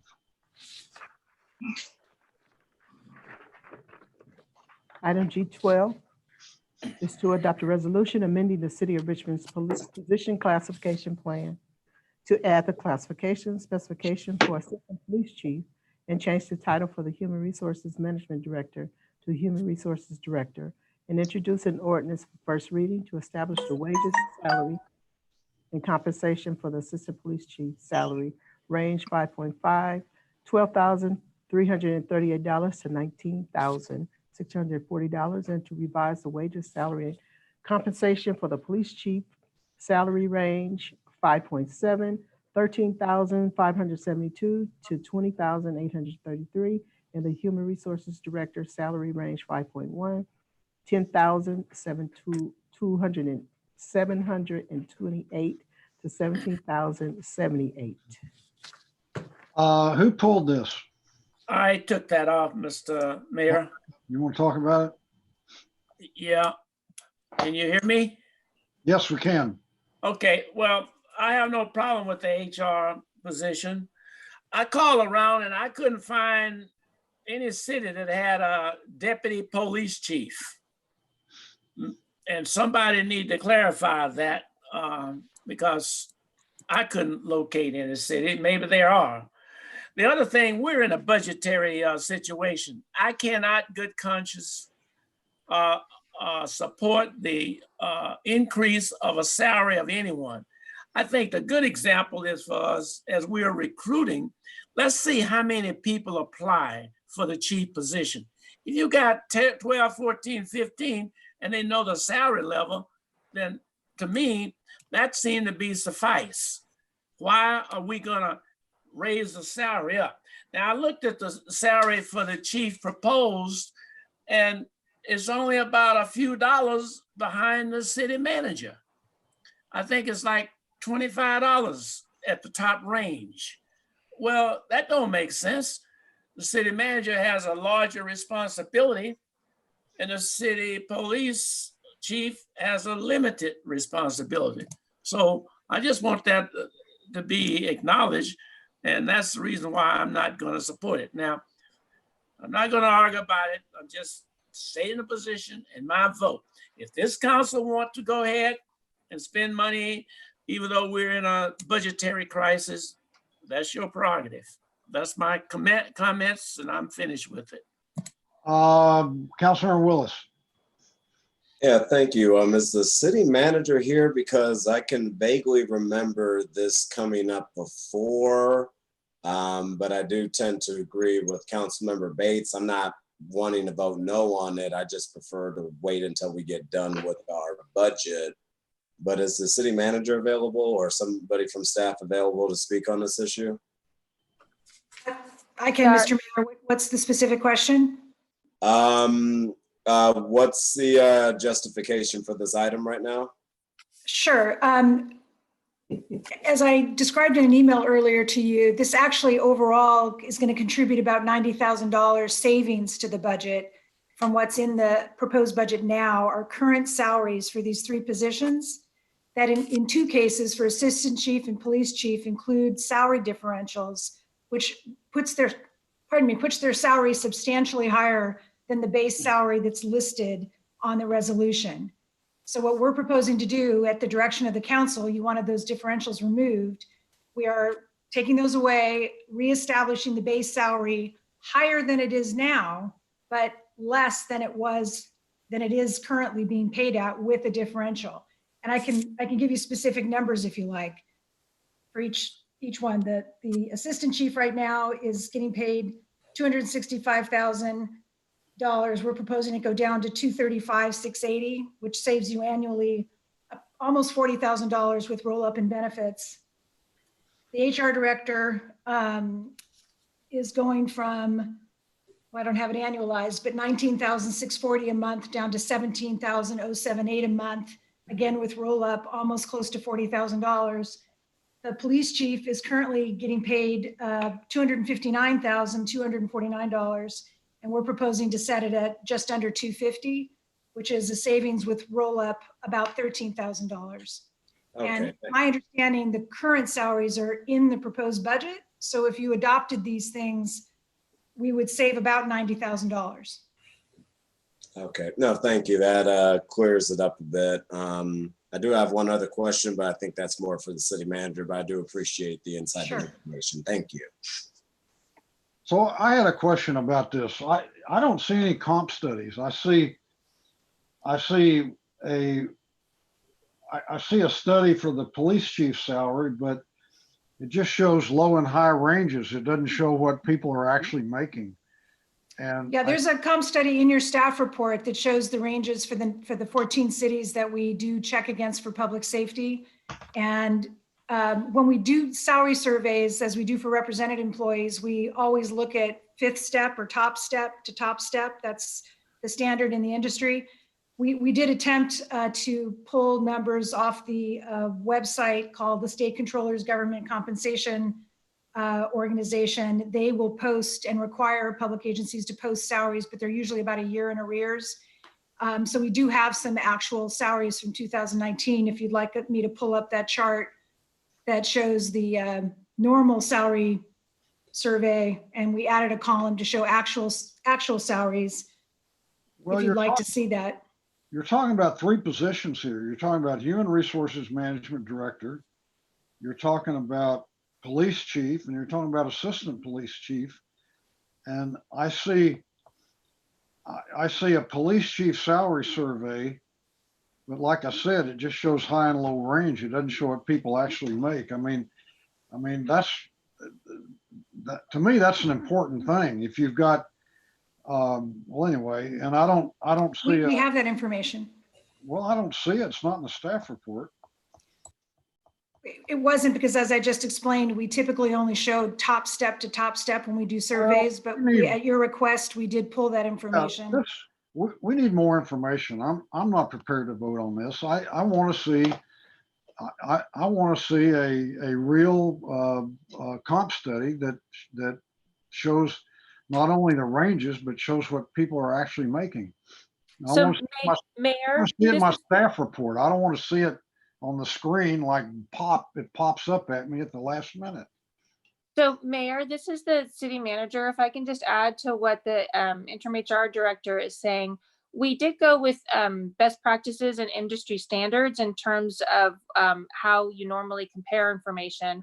A full class and comp study, as you know, would cost money, and that is what we were recommending to do with all of our positions, because we need that information for all of our positions.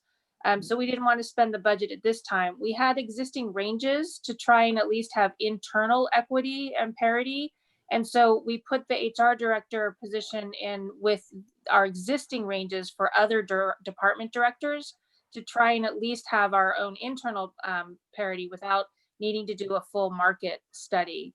And so LaShonda can keep sharing and give you the actual data if you wish for the actual salaries, but it isn't typically how we set salaries. And again, the other reason for all of this is to address the differentials.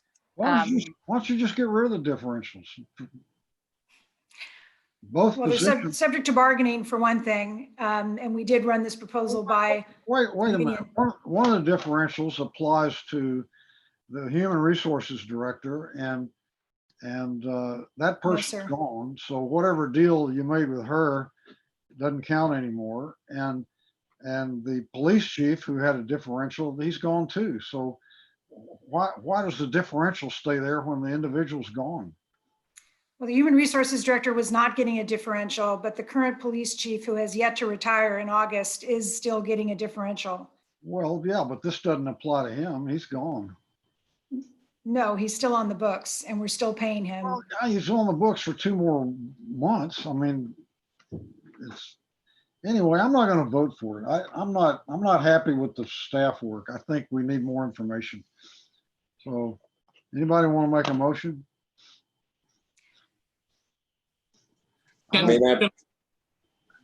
Councilor Meyer? Well, can we just get a better understanding from staff? I mean, because this is a confusing item, but it sounded like I heard staff say that this is going to save $90,000. So I don't know why, if that's the case, we're opposing it. I understand that it's complicated how it saves $90,000, but if this results in a reduction, even if it looks like an increase, it's really a reduction because they're not getting differentials, then I don't know why we wouldn't want to do it and why we wouldn't want to do it as part of this budget process. But can staff just like succinctly explain how the savings are reached? Sure, I can try. So you have a salary resolution for all of your executive pay, and it's got various bands of pay from low to high bands. And the top current step of the police chief is at 235. Yes, 235. And with a differential, he was at 259,000. He was receiving is receiving a 10% differential. So his base salary is 235. That's what you see publicly posted. He's not actually getting paid almost 260. We're recommending 250, which is less than he's getting paid now overall, but more than what his base pay is listed in the salary And resolution. I guess, so for that one's a bad example because I think the mayor was right about that, but that person's only going to be getting that money for another 2 months anyway. So it's not, we're not talking about $260,000 because that's over a year. He's not going to be receiving funds from the city of Richmond for another full year. This doesn't make sense. You're showing the top step current at 235,000 and you're showing proposed at 249,000. That's a $15,000 raise. That's not saving $90,000. Right, as I explained, it's a change in base salary, but on top of base salary, he's getting 10% more as a salary differential. But he's gone. That you don't see He's only here anywhere. for It's 2 not more posted months. anywhere. He's only here for 2 more months. So remember, we also have a recruitment underway, and the range, that's the public range, which we have not been paying in that public range for a number of years. We've been paying much higher. Is I think the second lowest. I don't remember the chart, maybe, but I believe it's the second lowest of our comparable cities. So it's, part of it is in terms of the recruitment process, what the council's desire is to attract the most high quality candidates. Well, I can see that, but how can you tell us we're saving money when we're raising the top step by $15,000? So it's compared to what we have been paying over some period of time. That's more than a year. We don't have to pay that anymore, so it's not a fair comparison. Anyway, I'm not going to vote for it. Well, how about this, Mr. Mayor? What if we take these one by one? Because I kind of agree with you that I'm confused, especially with the one with the police chief, because that was up. So how about the human resources director one? Are we clear that that's a savings? Yeah, that's moving from salary range 5.5 down to 5.1 to be with all the other department heads. As the city manager pointed out, there was a reorg. That position no longer reports directly to the city manager, reports to the deputy city manager. So we're placing it with all the other department heads. And that salary would go from a top band of $19,640 down to $17,078 and would save almost $40,000 with roll up of benefits annually. With just that one. So I'll make a motion for that, just for starters. I'll second the motion. Second. Is there, okay, we got a motion. Willis, did you second it? I'll give it to Vice Mayor Bates, who seconded. It doesn't matter. Well, just trying to be equitable. I guess I could probably support that. But I still would like to see a comp study. I mean, that's what upsets me is there's no comp study. And, you know, we're only talking about 3 positions here. You don't have to go out and hire a consultant to do a comp study. The other key thing on the police, Mr. Mayor, was that he was getting a differential pay for work coordinating all the rest of the West County police officers, which I thought was really ridiculous. And I thought the city manager was going to get rid of all of these darn differential pay. Yet I keep hearing that they are still with us. It's like a plague or something. Well, let's vote on these. We got a motion and a second on the Human Resources Director. Do a roll call vote, please. Please. Vice Mayor Bates, Yes. Councilmember Choi, Yes. Councilmember Johnson, Yes. Councilmember Martinez, You're muted. You're muted, Martinez. You're muted. I can't see the numbers of where it's where it's from and where it's going to. I mean, it just. What's your vote? Well, uninformed. Okay, I got it. So what are you voting? Yes, no, or abstaining? I'm gonna have to abstain. I can't. I have no idea what's going from. We're running out of time. Let's keep going. Councilmember Myrick, Yes. Well, like I said, I can't see what it's coming from. Councilmember Willis, Yes. Mayor Butt. No. The motion passes with Councilmember Martinez abstaining and Mayor Butt voting no. And I might make a motion on the next one, but I want to just sort of get these are a little more complicated. So the assistant police chief, how is that one achieve savings for us? Well, the current published base salary of the assistant chief is $225,420. She was getting a differential that includes a differential of 8% to be the assistant chief. When she became the acting chief, she got another 10%, which puts her total compensation at $265 for the assistant chief. That's one you're asking about, right? Yeah. And we are recommending $235,680. So that's a difference of $30,000. And that would be her total. That would include. There would be no differentials. We're taking those away because that's what you directed. Right. I'll make a motion to do that. Second. That saves $30,000. I asked the question, Mr. Mayor. How many cities in Contra Costa County or in our survey have a assistant police chief?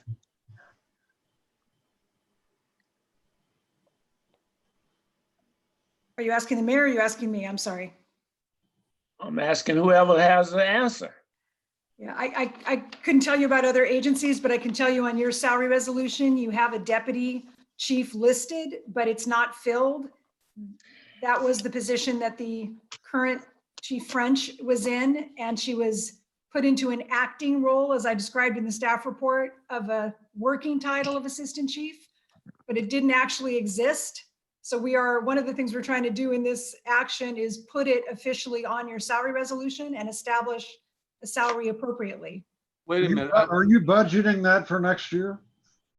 I believe so. I think that the salary, the budget anticipates all salaries staying status quo unless you take an action. How come that didn't show up on the vacancy list? Because it's not vacant. We have a person in that position. My understanding is that several years ago, there was essentially a kind of reorganization in the police department where a captain position went away or wasn't filled or something to be able to create an assistant chief position. So it was how the police chief wanted to organize the department. I think if we can't verify that any other police department in the county has an assistant chief, and if we don't have a comp study for it, I can't support it. So we have somebody in the position. I don't even know how we would, I don't know how we could eliminate it. And it turns out that there were actually two deputies that were created. So there were two deputy chiefs and they created one assistant chief instead of 2 deputies. So That's part of the overall, it was a budget reduction. well, that's part of the problem. Okay, let's vote on this one. So again, Wait just a as a minute. reminder, this is saving $30,000, Wait a right? minute. I'm confused. What if we don't fill it? We're not. So who's creating positions? Are you telling me that any department can create any position they want and fund it? No, that's Or is actually, that something that the city council does? And if it So- is, we didn't do it.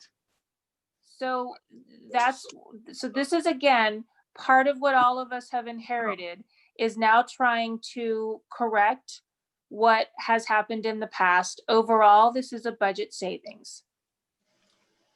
Well, I don't So, agree Ms. it's a budget saving. I think what we should do, we should wait until we appoint a chief of police, and then we're in a position to recognize whether we need a deputy chief or we do not. Obviously, if we appoint someone other than the current chief, then she would revert back to being a deputy chief, which we would have to fund. But I'm not supporting 2 positions of which we may not need one of them. Wait a minute. Depends on who The the- council Given did the not new create the information. position of deputy chief. Since we did not create it, we did not, it's not from us. So I don't see how we can fund it. You did have it, so I believe, so Allison, if you could help me out, if you know, there were deputy chiefs, there are deputy chiefs, and this title of assistant chief came into being, and that is what we are seeking your authority for tonight, is to finalize the salary range for that position that is currently filled. So we have assistant chiefs and deputy chiefs now? No, Not the deputy actual chief is not people, but- filled. There is a deputy chief allocation. It's on your salary resolution. It has a salary with it. But as Laura pointed out, it has not been used in some time. Instead, the former chief appointed at the level of assistant chief using a differential. That's one of the ways differentials were used, in my opinion, inappropriately. A salary should have been brought to your council to approve for an assistant chief. Okay, did we have a That's motion not what on this? happened. Well, So- I wish I didn't hear that part, because given that, I'm going to withdraw my second, because that just confused things more than it needed to be. And that actually is frustrating to know that positions were created out of differentials, even admitting that it was inappropriate use of differentials. I'm abstaining from this question. This is about fixing that, though.